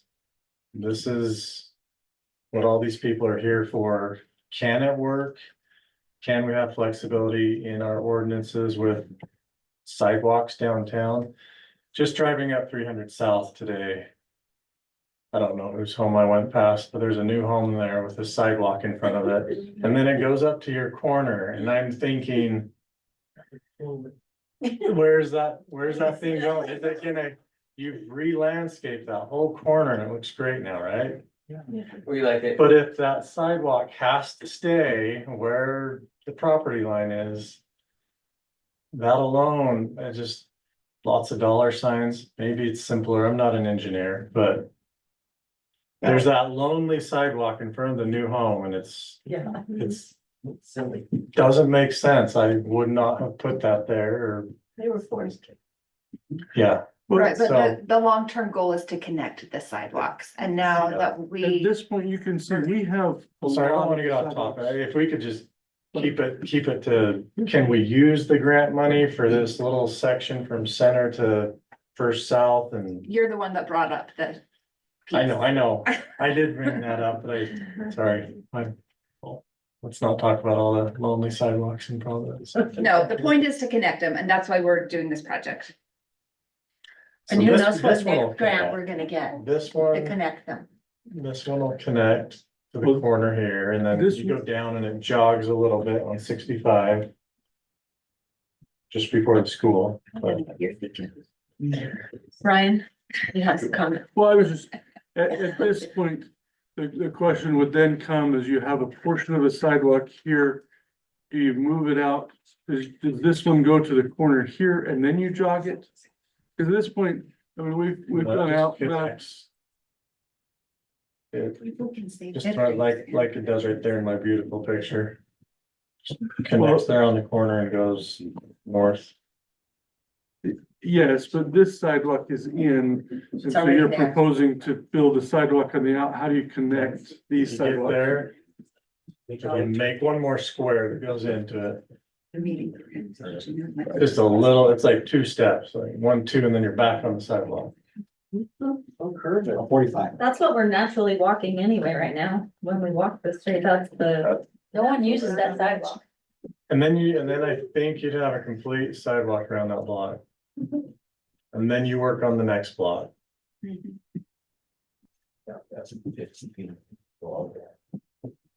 Just one section at a time, finish one block at a time. I think tackling, what was it, 300 to 400 is. I'd send out lots of letters on that one, but So Jeff, it appears that, I don't know. in your proposal, we allow basically Keep Each the city home- property line. each homeowner to decide where he wants his sidewalk. No, So, no, Yeah, they've all wait a minute. decided, I understand, this but is where it is. can I say going forward To the next block? to anybody, It's a precedent. anybody in town? Well, no, I think they'd have to form a coalition on the block, put that in the ordinance. You can't have everyone on the block, But what happens Jumping all if over. somebody moves out and they haven't got it in yet and they don't want it there? I think It's a what, precedent. I think they agree, or they don't have a sidewalk. Yes. They've all agreed, So it's all or nothing. yeah, all or nothing, but I mean, they're all here, so this would be 40. applied to Third South as well, from Second to Third South? No. No. Isn't there a sidewalk in Second to Third South? No. No, that's One to that's two. part. No, that's 1 to 2, okay, Second to Third, Yeah, sorry. so we put So it you're down. proposing this road profile for 2 blocks? One block. Isn't that what you just See, we said? got Third South, Second to Third South, we gotta do too. Okay, we got too much going on. If in the audience, you need to be at a microphone. Thinking. So if you're gonna speak, you need to come to the Sorry, I got microphone. Directions down here. No, what we're, Hang on a minute, Brian. We're the council, we're still talking, Yeah. okay, we're talking among I told him ourselves. you Go ahead, could Brian. Oh, okay, I'm sorry, I Let apologize, him- my mistake. all we're saying is from Center Street to Second South, keep the 99 right away. We're asking just 12 feet for the placement of the sidewalk. Use the grant, put it in, it connects up, you deal on the connections on the streets, the weird where it connects. Figure that out with the engineering, you put it in, we're all happy. Then you come back between Second and Third and do some serious look at. Get input from these folks, look at the engineering and come back with something that will work. That will fix. We believe that between Second and Fourth South, it is so expensive, so complicated. That when you just pick out one thing, they don't connect, they don't work. So you gotta look at right of ways, the cost, the slope, the speed, the people's driveways, all of that. So, okay, do that process. But we're asking that we accept the grant, you get safe way to sidewalk, everybody wins. You've got almost 9 feet between the inside of the sidewalk to the road. There's plenty of place for a park strip. All it is 12 feet. If down the road, let's say the Highlands develop out and we just got traffic galore, well then 10, 15 years, the council might come back and say, we need to exercise on 99 and then go through the process and maybe the sidewalk comes out. And maybe what you saw in West Tires Street with his sidewalk. Well, when the Boz corner was engineered by the city, they didn't even take any consideration of putting sidewalk to connect that in there. So if you say exercise the plan and take it from that piece of sidewalk on West, it goes right through everything that the city engineered. So I say, well, the city's got to take responsibility of that. And there is no engineering on that corner for Third South to put that sidewalk in. So we say, okay, fix this, use the grant, we move forward, then take these other streets, let's come back and work through it. And then on Third South, come up with a really plan to say, okay, that street, because of unique slopes and everything, maybe that sidewalk needs to go like this to make it work. Engineering. Yeah, engineering. But what I hate to see is go through 60% of engineering with the 99 setback. And then we come back and say, well, let's move over here. Well, what we want is to say, yeah, this will work, pass the ordinance. Then you can use the engineering plan and save a lot of money and maybe do the other side of the street. And complete that on between Sand Street and First South. I mean, that's a great way to use that money to finish both sides. And I know your grant looks at Second East. Next one. Yeah, so there's some major issues, just like what we're saying by Boss there. And so that street, open it up and get a clear plan and then engineer it correctly instead of jumping so far down in the engineering plan, then you go, whoops. And that's what we're at, that's what we did. That's why I wrote that resolution to show you guys where we're proposed. Any questions on that? If not, I'm done. Now, we need to talk so that we can hear how everyone feels on the council. So I feel like this will work for that center to First South. If you can use the grant money. I don't know if you can use it on both sides of the street. I don't know why. There's only one safe route on one side of the I street. know they won't allow it on both. If people live on both sides of the street, kids are gonna walk on this side, that side. You get to the corner and you have a four-way stop, you get to the school, everything's safe, there's a crossing guard out there. But at least you have this complete sidewalk, maybe down there where he built a home and jogs for 5 feet, but. You're just getting closer to the older part of town, so that's okay. Well, you know what, I like the looks of this, I really do. The thing that probably is so hard for me is. That's Anywhere- city property, sorry. Go ahead. Anywhere in town, if a half a dozen neighbors get together, they can change the location of their sidewalk. If they don't want it here. they In the can put old a part sign. of town, That's what I'm Any part of saying, town. anybody can, well, we could see Even it in only in the the old new- part of town, well, not in new subdivisions. why not? Why would you designate that they couldn't? It's new development and it's, there's nothing there. Now, wait a minute, you gotta put those parameters in an ordinance. If, cause some people have lived in a street 5 years, some 10 years, and there's new development in between. I mean, so you gotta put this into an ordinance that says, if the coalition gets together, they can decide where they want their sidewalk. Now, Rob, when you plow snow, you gotta know which coalition moved the sidewalk out, so you don't put snow on the sidewalk. And, you know, you gotta make the adjustment. I guarantee Hang you, on a minute, they're gonna shovel their sidewalk. hang on just a minute. Okay. What we're doing is creating chaos in our city. Because there's no standard that we work to. We have, the city, over the years, has developed standards. And basically, anywhere you go. In government, you have a standard that you work to. Now, standards can change. But you gotta be able to formulate this in a method. That says, yes, this is the best for the city. And it's not a coalition of people in a block. Unless you want to go a whole different route in city government. And that's what you have to be concerned about. You want to if you want to go a whole different route in standards. And let the citizens decide, I don't know why you have to have a coalition. What if a citizen doesn't want a sidewalk? Why should they have to help put it in? Design your neighbor's sidewalk, What's that? design your neighbor's sidewalk. I Free mean, for all.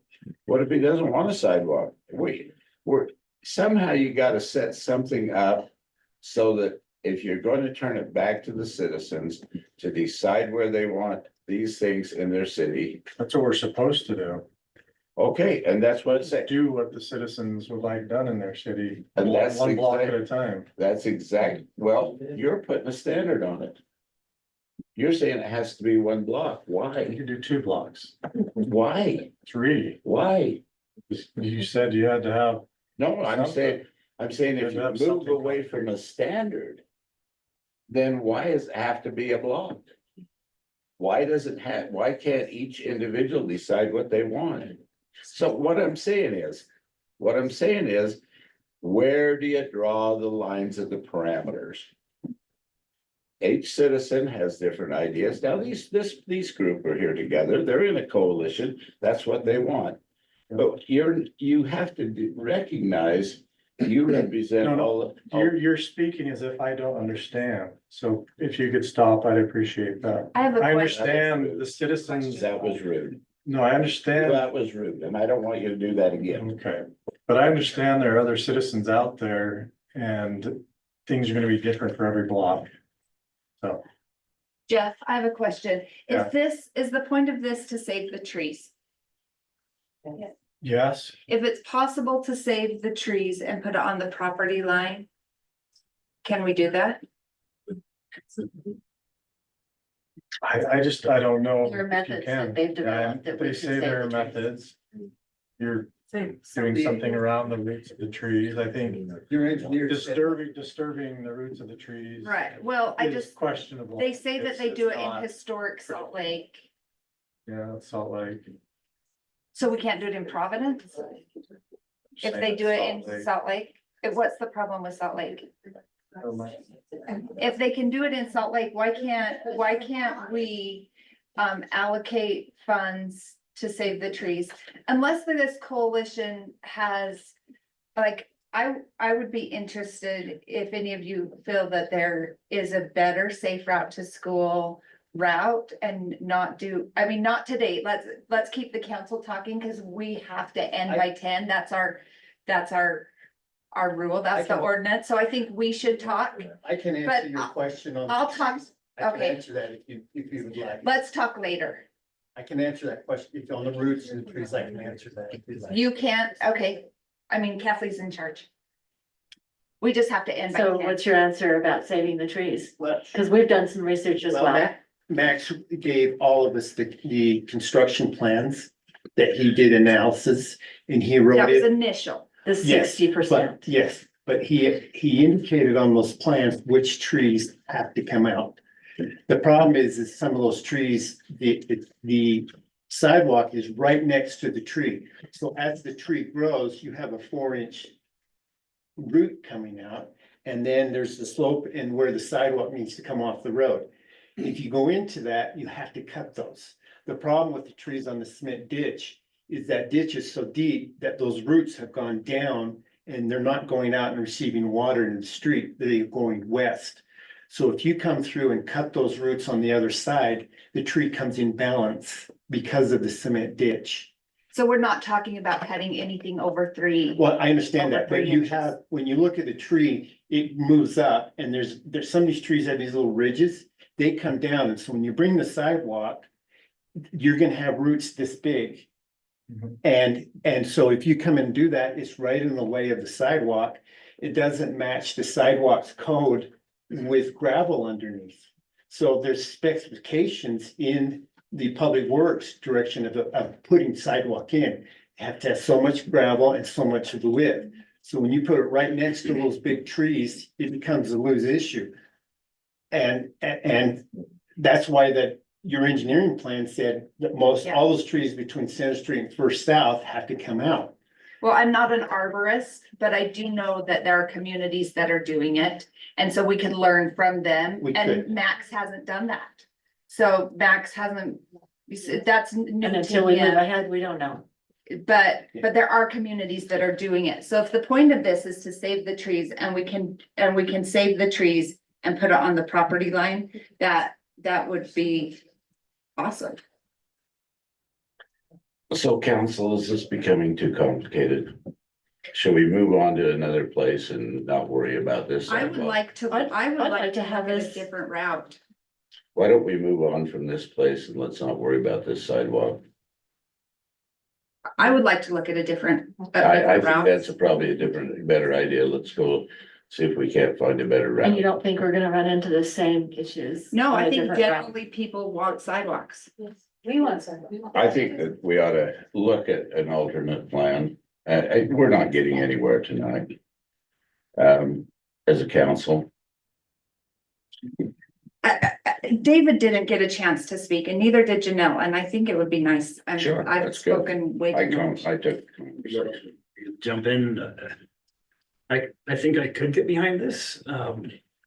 My one concern with that, excuse me, is I believe, part of our responsibility to the city, to the citizens is not just everyone in the room, but everyone 30 years from now. And no, we can't foresee what that is, but if we put this in and then you're widening the road and you have to take that back, tear all this out and do it all over again. That's just a mess. And the issues will be the same. And it's the same thing. I like the idea of on the property line, potentially, it's been floated maybe a 3-foot sidewalk instead of a 5-foot. Maybe that works and saving the trees. Maybe we look at that and say we can't save the trees and this is the best option, but I don't think we're getting anywhere tonight with any of those ideas, but I think with, if we did the proper engineering on this plan, and obviously that's what everyone wants. And they're thinking of, nobody's got a for sale sign in their yard, so they're all sticking around hopefully for a while. Then I could see moving forward with this just as easily too. So it's not 100% clear in my mind where do we go with that? Janelle? It is not 100% clear to me either, the best way to do it. I am emphatic about the street profile. If we were to make accommodations and create a downtown street cross section, I don't know that this design is valid for all of downtown. I think that it's maybe a first stab. I don't think it's fair for the staff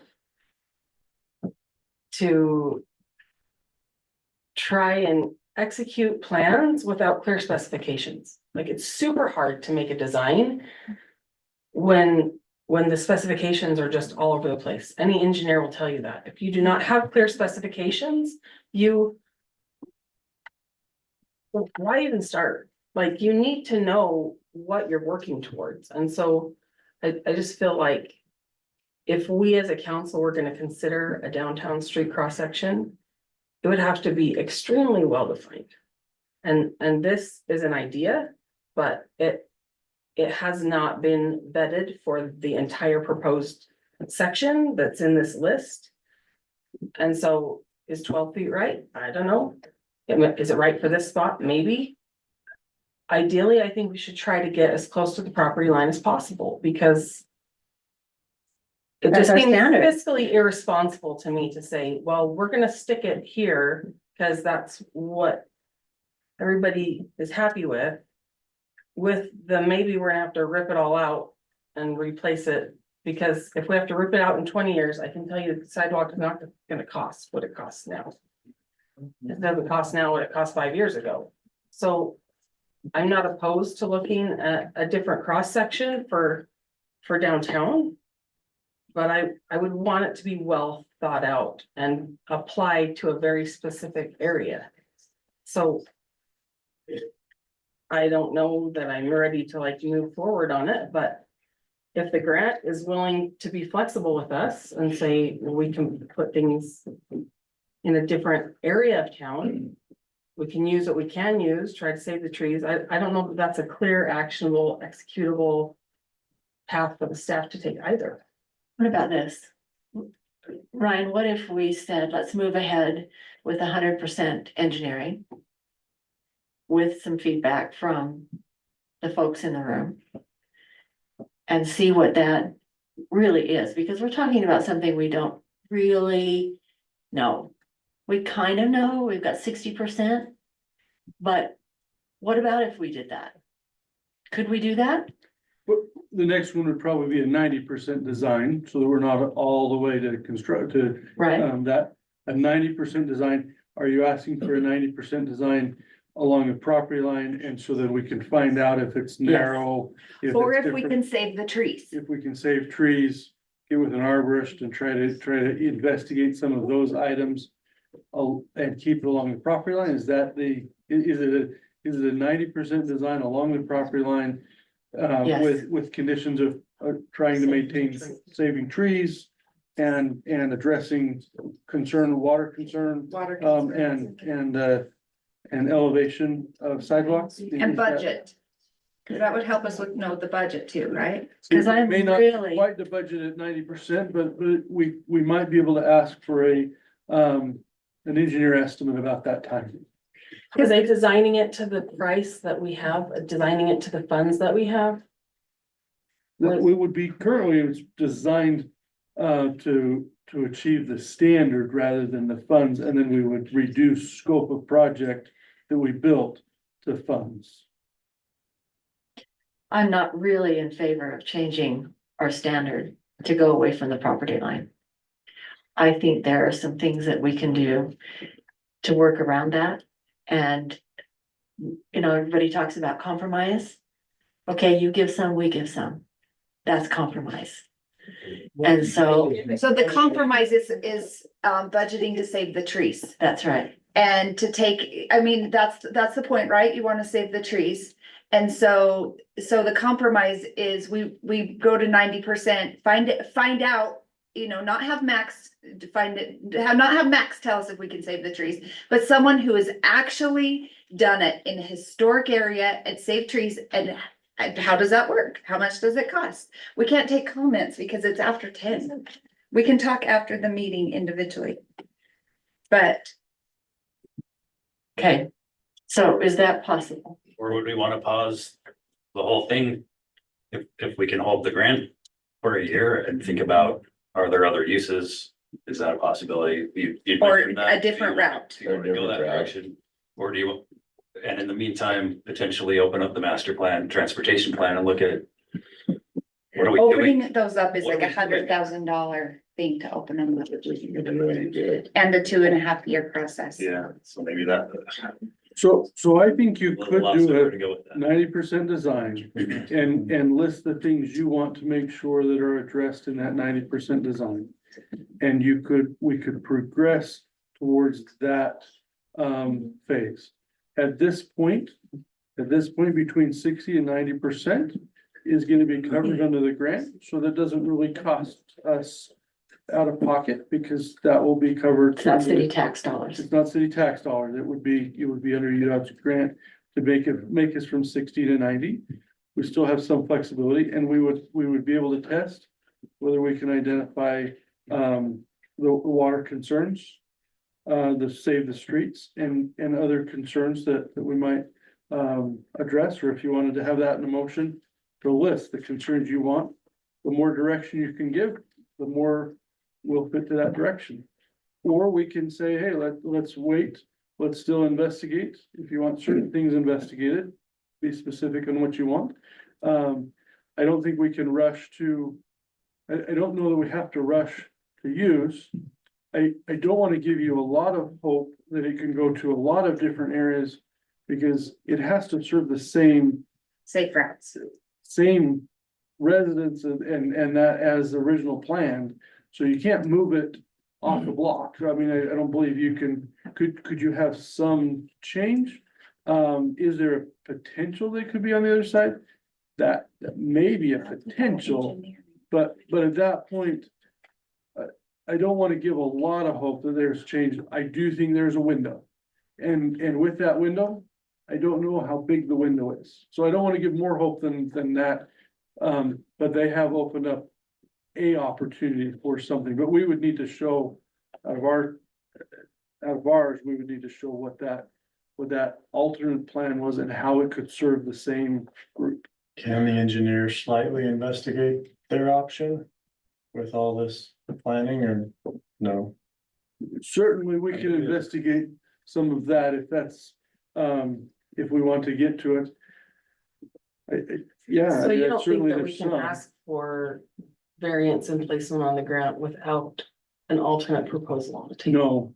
No, they've asked if we want to have it somewhere else, we need to show an alternate proposal where that's at and what it specifically.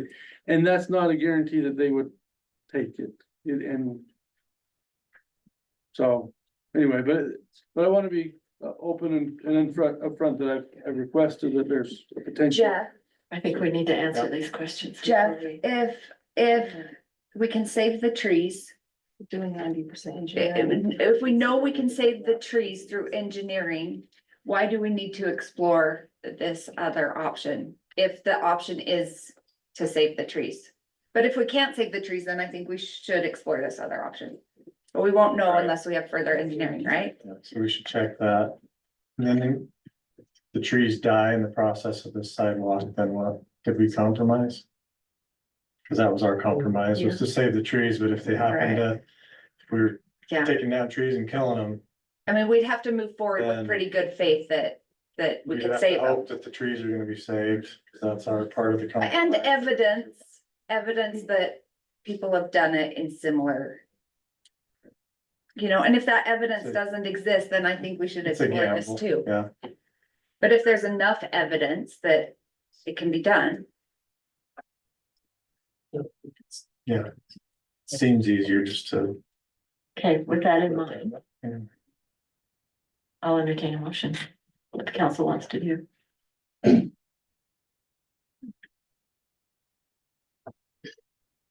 Janelle. Brandon, Do we have to make a motion? Can we table it until our next meeting? I don't know, I don't know how I feel about this. It seems like there's a lot of opposition to it. I don't know that, you can do a motion. I don't want to continue to fight these people. I mean, we're trying to follow a standard. I don't want to create enemies just because we're trying to follow a standard. I'd sooner forget the sidewalk. Can we look at alternate routes that would serve the same people, I that would think that'd be serve? super. Let's maybe come to the next meeting with some options of alternate routes and not put, and see if we can get the grant allocated to a different route. Can I make a motion to go with this option? You can make it. Hey, just so it's on the Just keep in record, mind, we have to have a second. And a Right. vote. but it's on the record. But I'd like to make a motion that we go with what's been proposed by the citizens for 100 East Center Street to 200 South, I think it is, or 100 South. 200 South. With the cross section that's in this proposal. Well, it's Center Street to First Step, is that what you're talking about? First Yeah. to second has a sidewalk. Right, so. Center Street to First South. With the 12 feet off the property line. 5-foot sidewalk, park strip. Can I ask a question? Scarlett, with the land use? Could the council even do this without it going past the planning commission? Changing a street profile, changing a design specification where it deals with the land use? My understanding is that according to state code, it has to go to the planning commission before this council should even be making that kind of decision. Or we I can just don't- trump the planning commission and I'd have to do some looking, Janelle. Let's see if we can trump the planning commission. To change an ordinance, you still have to have a public hearing. Yes, So I think your motion would be to move towards investigation and towards a public hearing. we would And, have and to. you would start making the steps. And and it would go back to planning commission. You're making your recommendation, but then we would have to do the steps. To change the ordinance so that we could do the recommendation. Because the city has to follow its own ordinances. A city can't say, we're gonna make everybody else do this. But we're gonna do what we want. So if you wanna Okay. change, we have to come back and go through the process to change it. So you're, On this, yeah. or on these dimensions.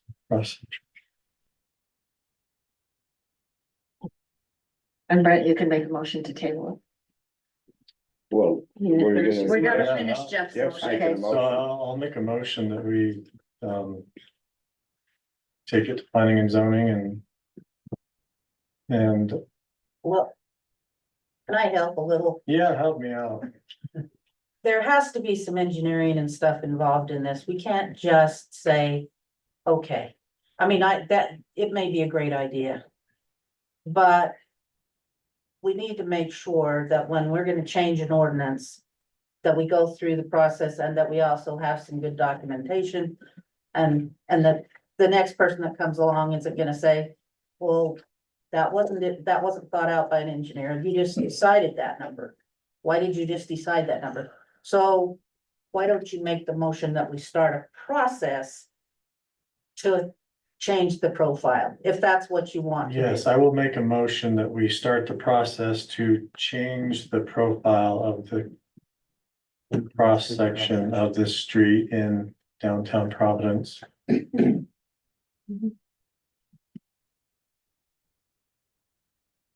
Maybe need a second.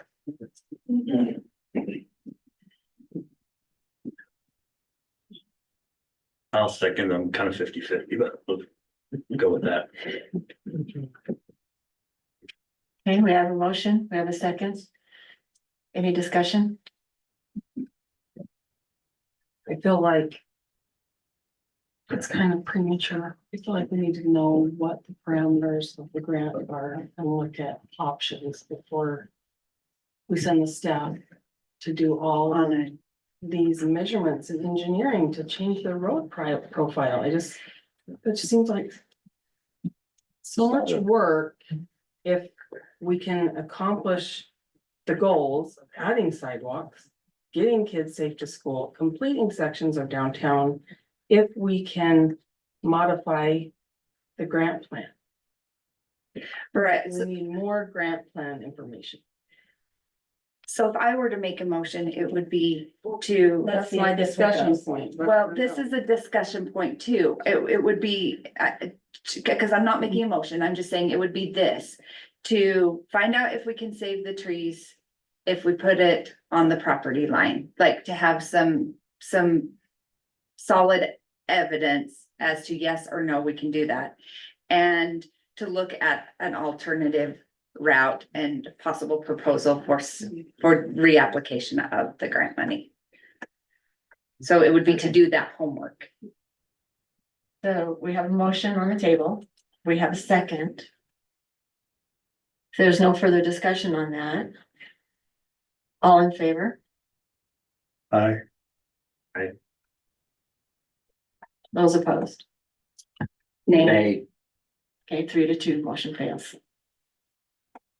So now we need a motion. So I think we need more, research before we go down the path of an alternate profile. And the research I would like to see is if we can save the trees with putting the sidewalk on the property line and stick to the design standards. Or if we can save the trees and stick to that design standard, then keep the grant. But the other piece of research that I think is worth considering is if there's an alternate route that the grant money could be applied to. So those two pieces of research, So are you I would making be a motion? interested in, and that's my motion. That we do that work, Do the homework. do Okay, more homework. so we have a motion.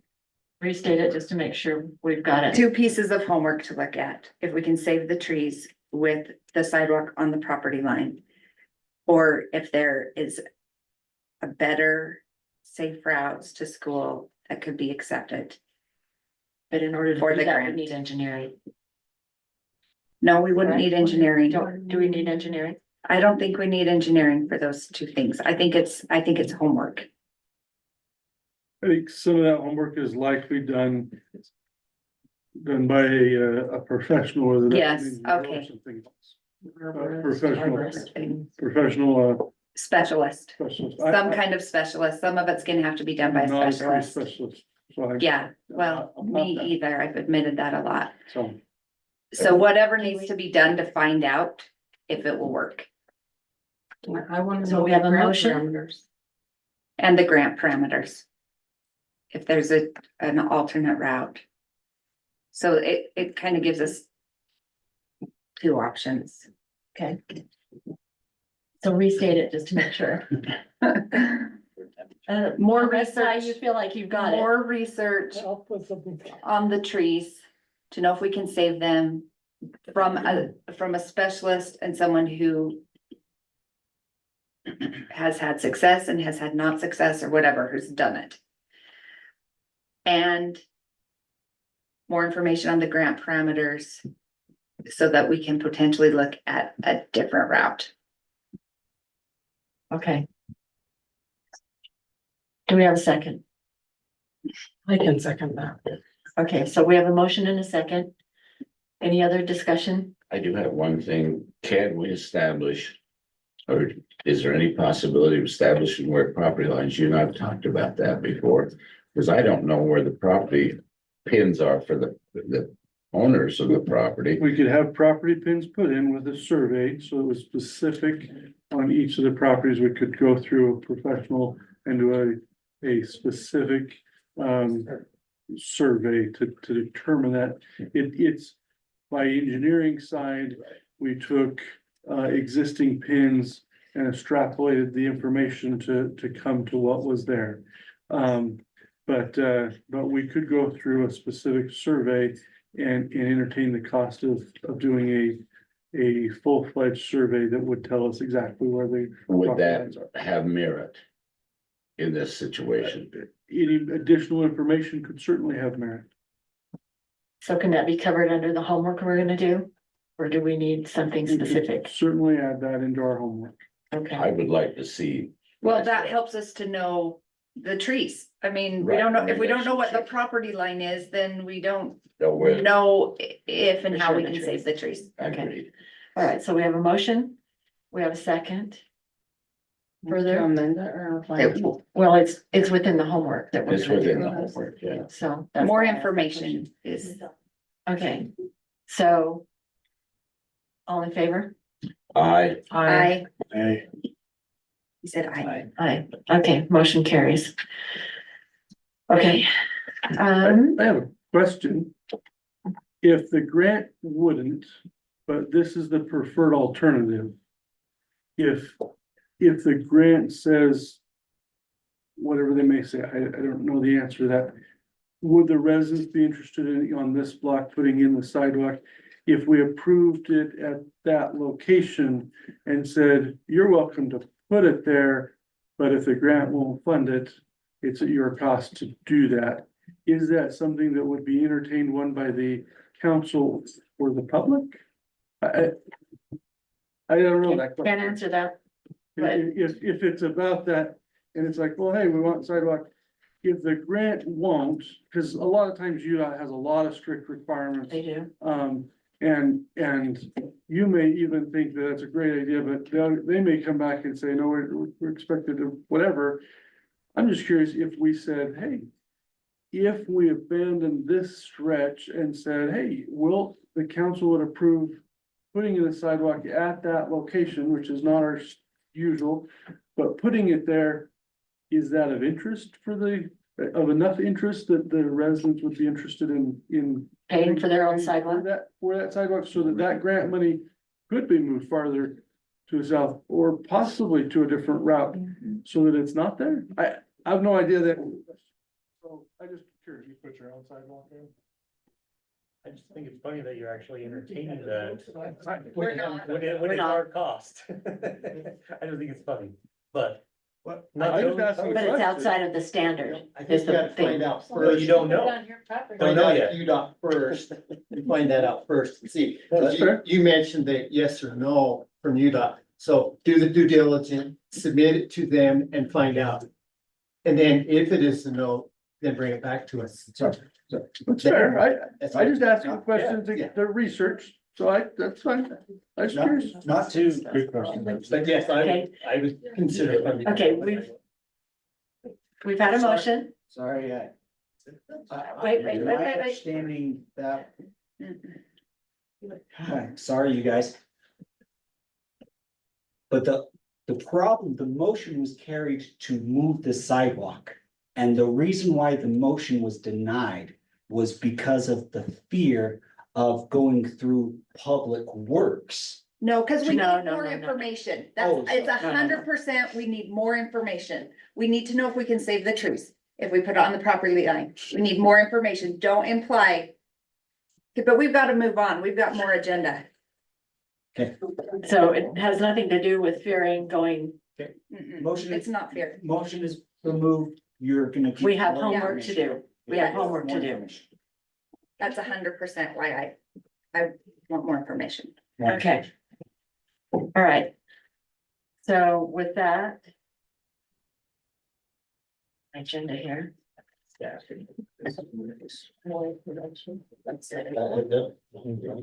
Okay, we don't have any study items tonight. We do have staff reports. It's 10 almost o'clock. 10:30, and we generally have to need a motion to extend past your 10 o'clock.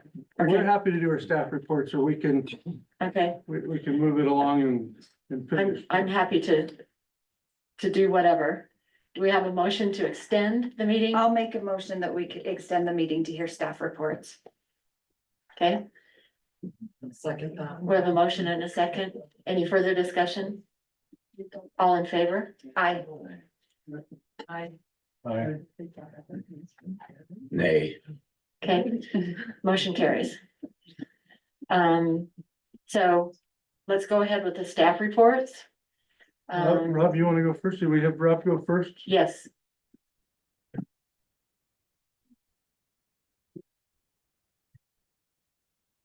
Hello, council. Been a long night, right?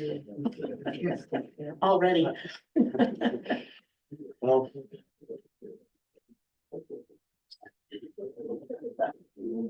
That was a tough agenda item, so I commend you for trying to power through it, because there's a lot of sticky equations related to that topic, so.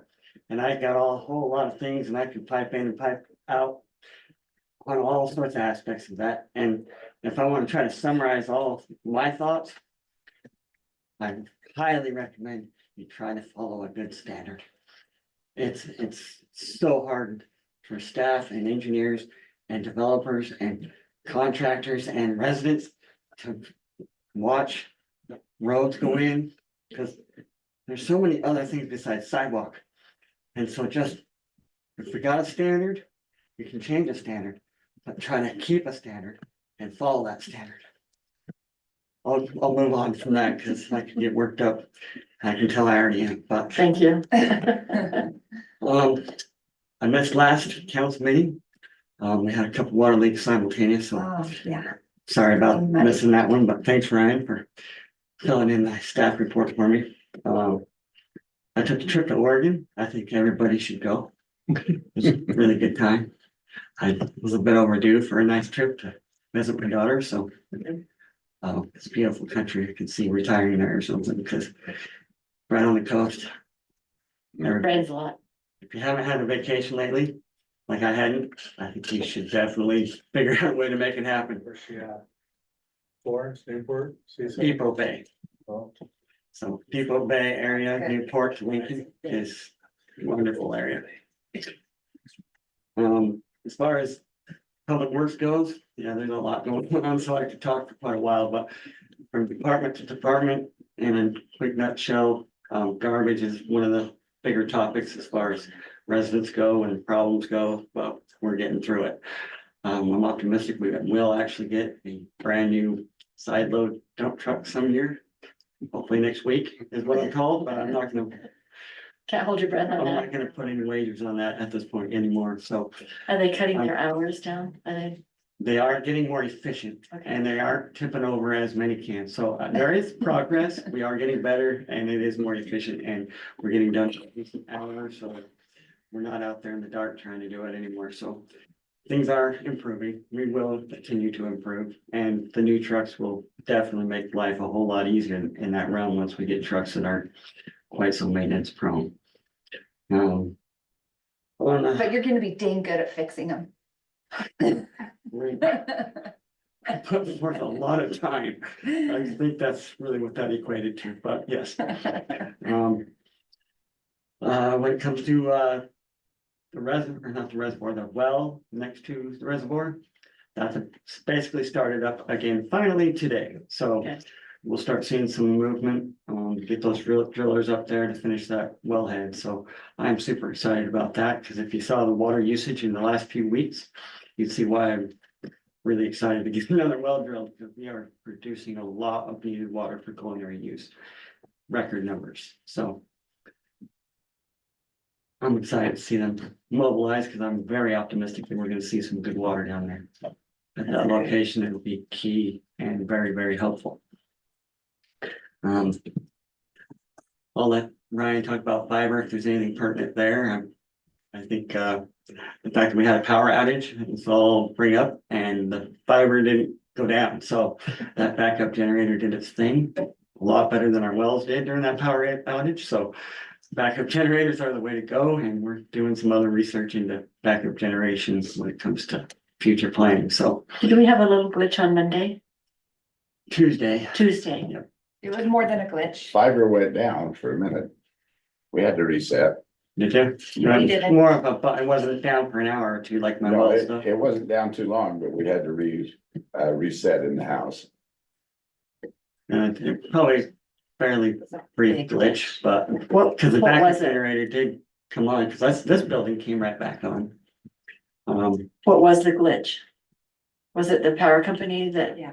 Yeah, there was there was 3,000 people without power for just over an hour, hour and a half. Yeah, they took it down for repair. It was Well, I a knew they were planned gonna do outage. that. Okay. Um, But fiber, I didn't know there was anybody out, and so the fact that Ryan and I, Ours didn't glitch here at the office and the power went out and like. and we didn't have a bunch of That was the complaints, first and one on. people calling Strata to have, you know, an outage reported, so it must have been pretty brief or small, Just enough to have to reboot, have to reset that. so that worked really quite well. Yeah. Cause our wells didn't come right back to life at all, either did the reservoirs for that matter, so it Took a minute. it took a minute, but the fiber, it powered through it, so that was good to see. Streets, the streets department spends a lot of time in the garbage world these days. Doing maintenance and such, but they are getting their weeds sprayed, they are. Doing maintenance on trucks, other trucks besides garbage trucks, and many other tasks, so. Kudos to the streets department for the amount of time that they're dedicated towards garbage and still trying to accomplish at least bare minimums of all the other duties, because. It's really easy in most people's line of work to focus on things they like or, you know, the happier aspects of their jobs, especially if they've got limited time and steer towards it. But Jason, he does a really, really good job with his crew of trying to spread his time across all of the street duties and not leave anything totally neglected. So he does a really good job at that. So I'd like to give him kudos for that. Tell him thank you. Shane in Parks and Cemetery and Recreation, he handles that department really, really well. He very rarely needs any kind of guidance, so. Shane and his department, they know what needs done and they just get it done, so. I don't have to interject or give many guidance. Requests, so. It's great for that department that they're so self-sufficient.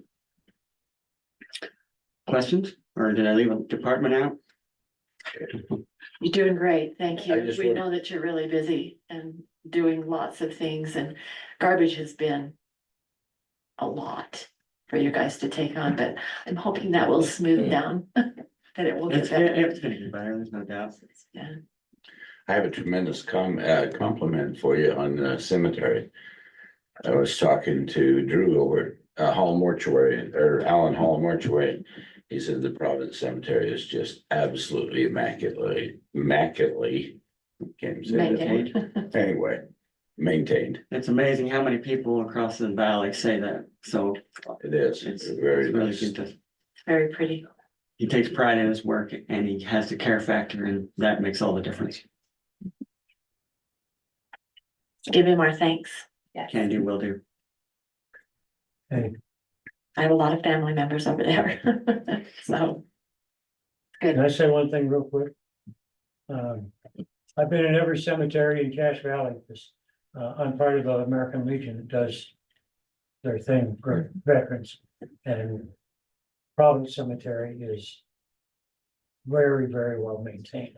There are very, very few cemeteries that equal ours, Thank you. so. Thank you, Shane. I'll pass Well, that- we'll pass that along to Shane. Okay, thank you. Thanks. Charlotte?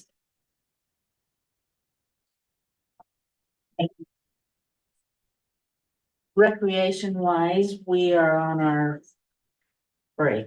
It's short-lived, but we do have a bit of a break. The fields are, they're getting their rehab time. The fields need a break, so, they're pretty much closed except for the biggest baseball field and the softball field. We have the Wolverine team plays on the adult Wolverine team plays on the biggest baseball field, and then, to accommodate just families and stuff, we've left the softball field open where the rest of the fields are taking a break. Community development wise, it sounds like we're probably going to get busy. We've got a rezone that is going to public hearing in the planning commission. You just did that recent rezone of mixed use that Mr. Dunkley presented. We've got, Jody Robbins has purchased the Rinder Connect property up by Fourth East. And, so that, will be coming to you in August, because the planning commission, because of the 24th of July, they won't hear it till August 14th. So we'll see, you may have something on your August agenda for a rezone.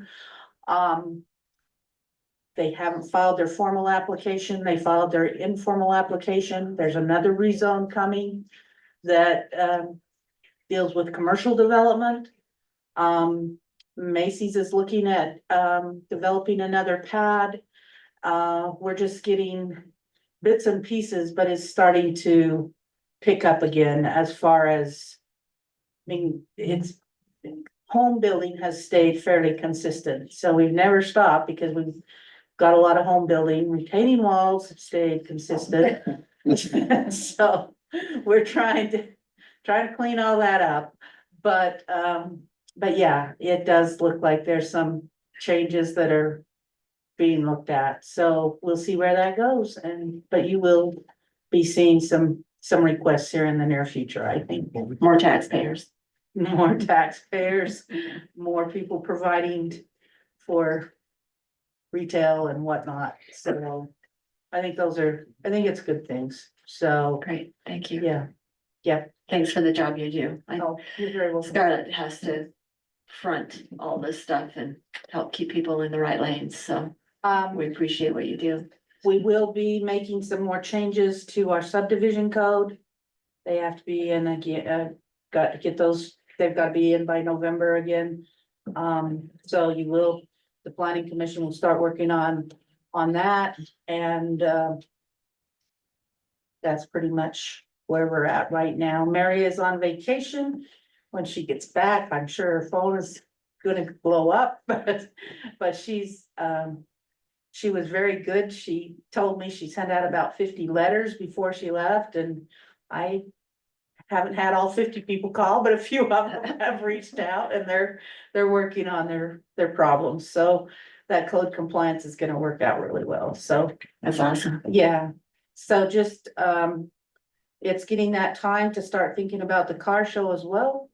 Save the date for the second weekend in the second Saturday in August, or excuse me, October. And Is Shania doing it? she's coming in to talk to us next week, and we're gonna get our more formal plans underway, but she She's does, so she helps with the cruise in. And so we let her get through the cruise in, and then she comes and puts ours together. So anyway, moving along. Thank you. All right. And thank you for your time. And thank you again for the budget and the allocation on that we were allowed to look at for salaries. Our employees, I'm sure they appreciated it. So thank you very much. Thank you. We want to keep good people. Okay. You don't have anything? You guys have any questions? Yep.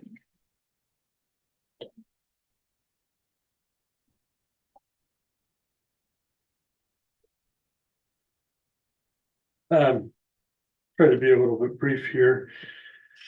It's been a long day for me, but it's been great. I want to report that the fiber We continue to have expansions into the new subdivisions, so we're working on those with Copper Heights, with Homes on the Knoll, Shoreline. So those are all being worked on. The design for Gateway and Vineyard are being completed. And we continue to expand in our take rate. And it just continues to rise. So it's really fairly successful. We have about 2/3 of all residents on the network. So if you're not, then probably both of your neighbors are. So we constantly look at different projects. The skate park, at this point, between 3 different grants, the skate park and its shelter is 100% funded by grants. So at this point, between the 3 grants we've achieved, it is 100% funded by outside money, and no taxpayer dollar will go to it. It's kind of a small grant season. We had the one for the water that we talked about earlier, and appreciate support on accepting that. We'll have the spot improvement. It's about 400,000. And then the safe routes to safe streets for all. We're looking at between 200,000 to 300,000 for that grant. And we'll continue to look for others that come up.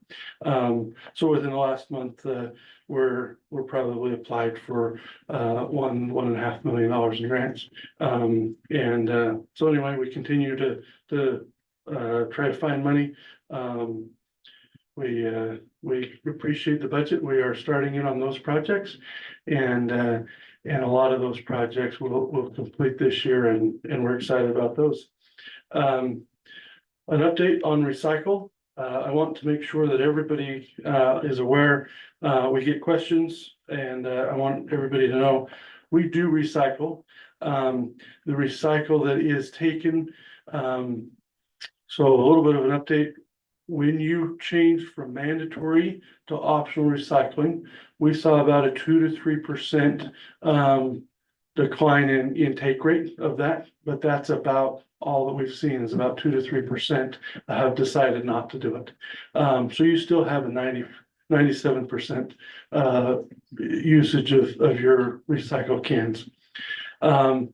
With that, we are the cleanest recycle being taken to the Hiram facility.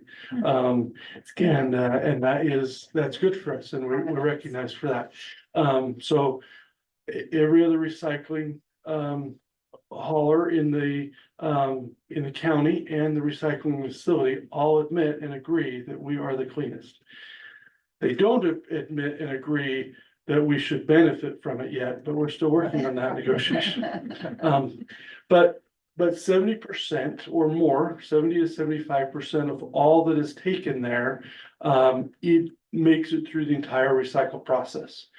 At this point, there is about 25 to 30% that does get rejected out of the recycle process, is either not recyclable at this point, not marketable at this point, or contaminated.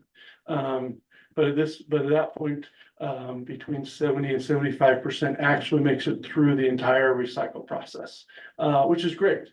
What isn't great is that 30%, the 25 to 30% has to go back to the landfill, and that's unfortunate. And so we're working on education for what can be recycled and how we can improve. All the haulers have agreed to work on that spot. I'm trying to push that we have because we're the standout in cleanliness, that we take an audit and say, hey, what percentage of hours goes there, and we should pay only for the amount of our contamination. But so anyway, we're working on that, but we're fighting the consortium and their Already mad at us. monopolistic powers. I think we should have a contest to see who's got the cleanest recycle. So at this point, because the facility is in Hiram and the consortium has has an exclusive with Waste Management, even though our hauler is willing to do and haul the material for less, the Waste Management contract puts an exclusive right to waste management, and so they can charge a maximum rate. And so even though we could get it done for less and save everybody in the county money, that isn't possible because of that exclusive, which is unfortunate. And what he's saying is that we did a great job going with our own garbage. We're in a great position, and even though we've had additional cost experience and additional trucks and some repairs, we're still tracking that our rates are sufficient, other than when we have to, when Logan is going to increase the green waste fee from $0 to $25 per ton. They're going to increase the landfill tippage fee from $34.50 to $40 a ton by the end of the year. And it's expected that recycle will go from them receiving $8 a ton to charging all of us $31.50. So they'll get their money one way or the other. But that is where our rates, that is where our rates will vary, is because of the amount that Logan is still in control of. The cameras we've contracted to have the AV system in this room updated. And so that is going to be done in before the next council meeting, we hope. And we are continuing to investigate options for cameras in our parks and water facilities.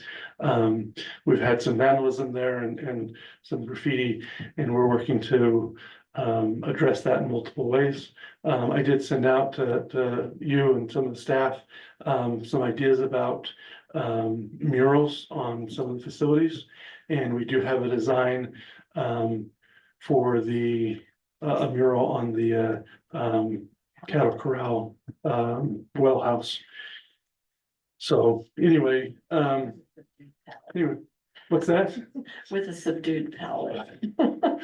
Maybe. That palette's Yeah. right. Maybe. I think we gave them the city logo to help them with their We're not colors on the city logo. Right. So anyway, yes. What was your feedback on the mural? What did the council say? Vast majority of the response I received was number 2 was the most liked. Number 1 was a little bit more county fairish. Number 3 was the cow coming out, looked like it was coming out of a milk carton. And so. The milk carton. So, but number 2 was overwhelmingly the which had the silhouette of the cow.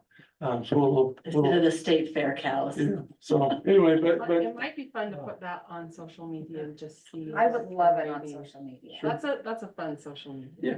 But let's mute the palette first. I've I given, like the bright. I've given some of the feedback back, I love that. and I'll get a second design, and then we'll kind of give that out to see what we get. What people think, yeah. Anyway, so anyway, personal notes, this is my first council meeting to have 2 missionaries in the field full-time.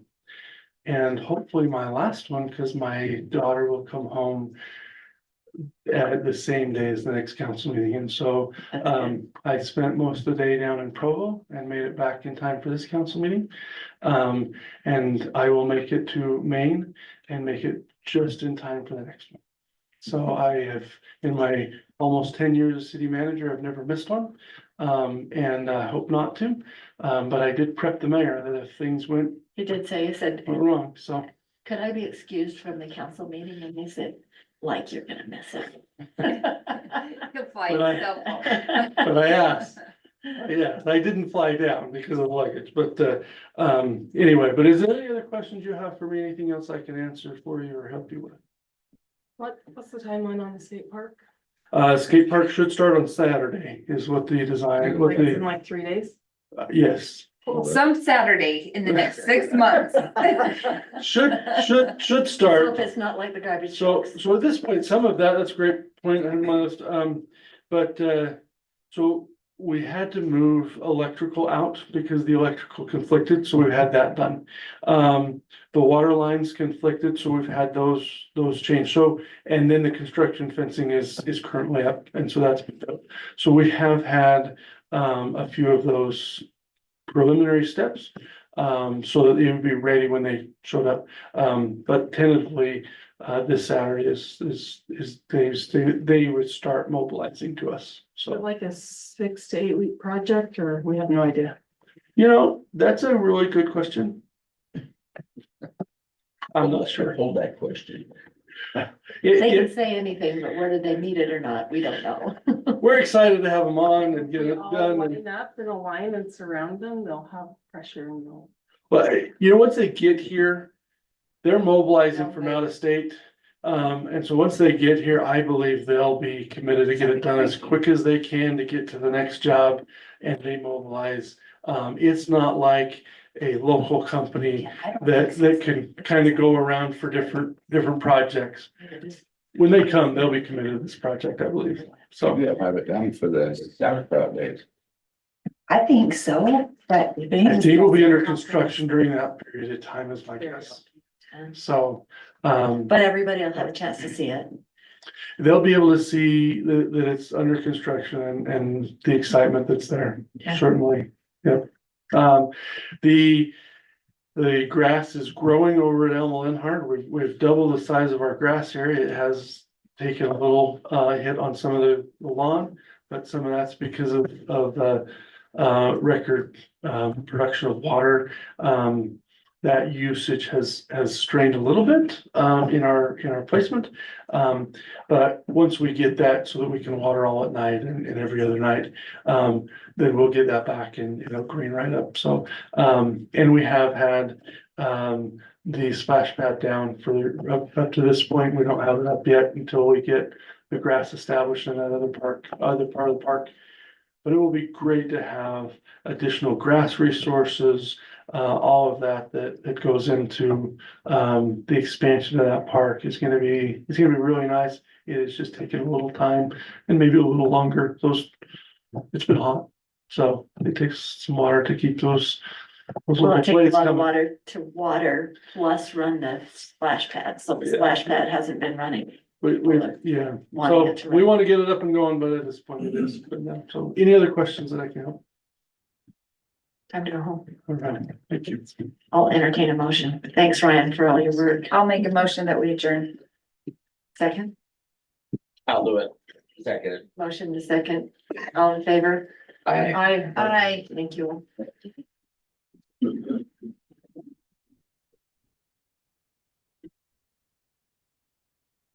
Thank you for the public feedback.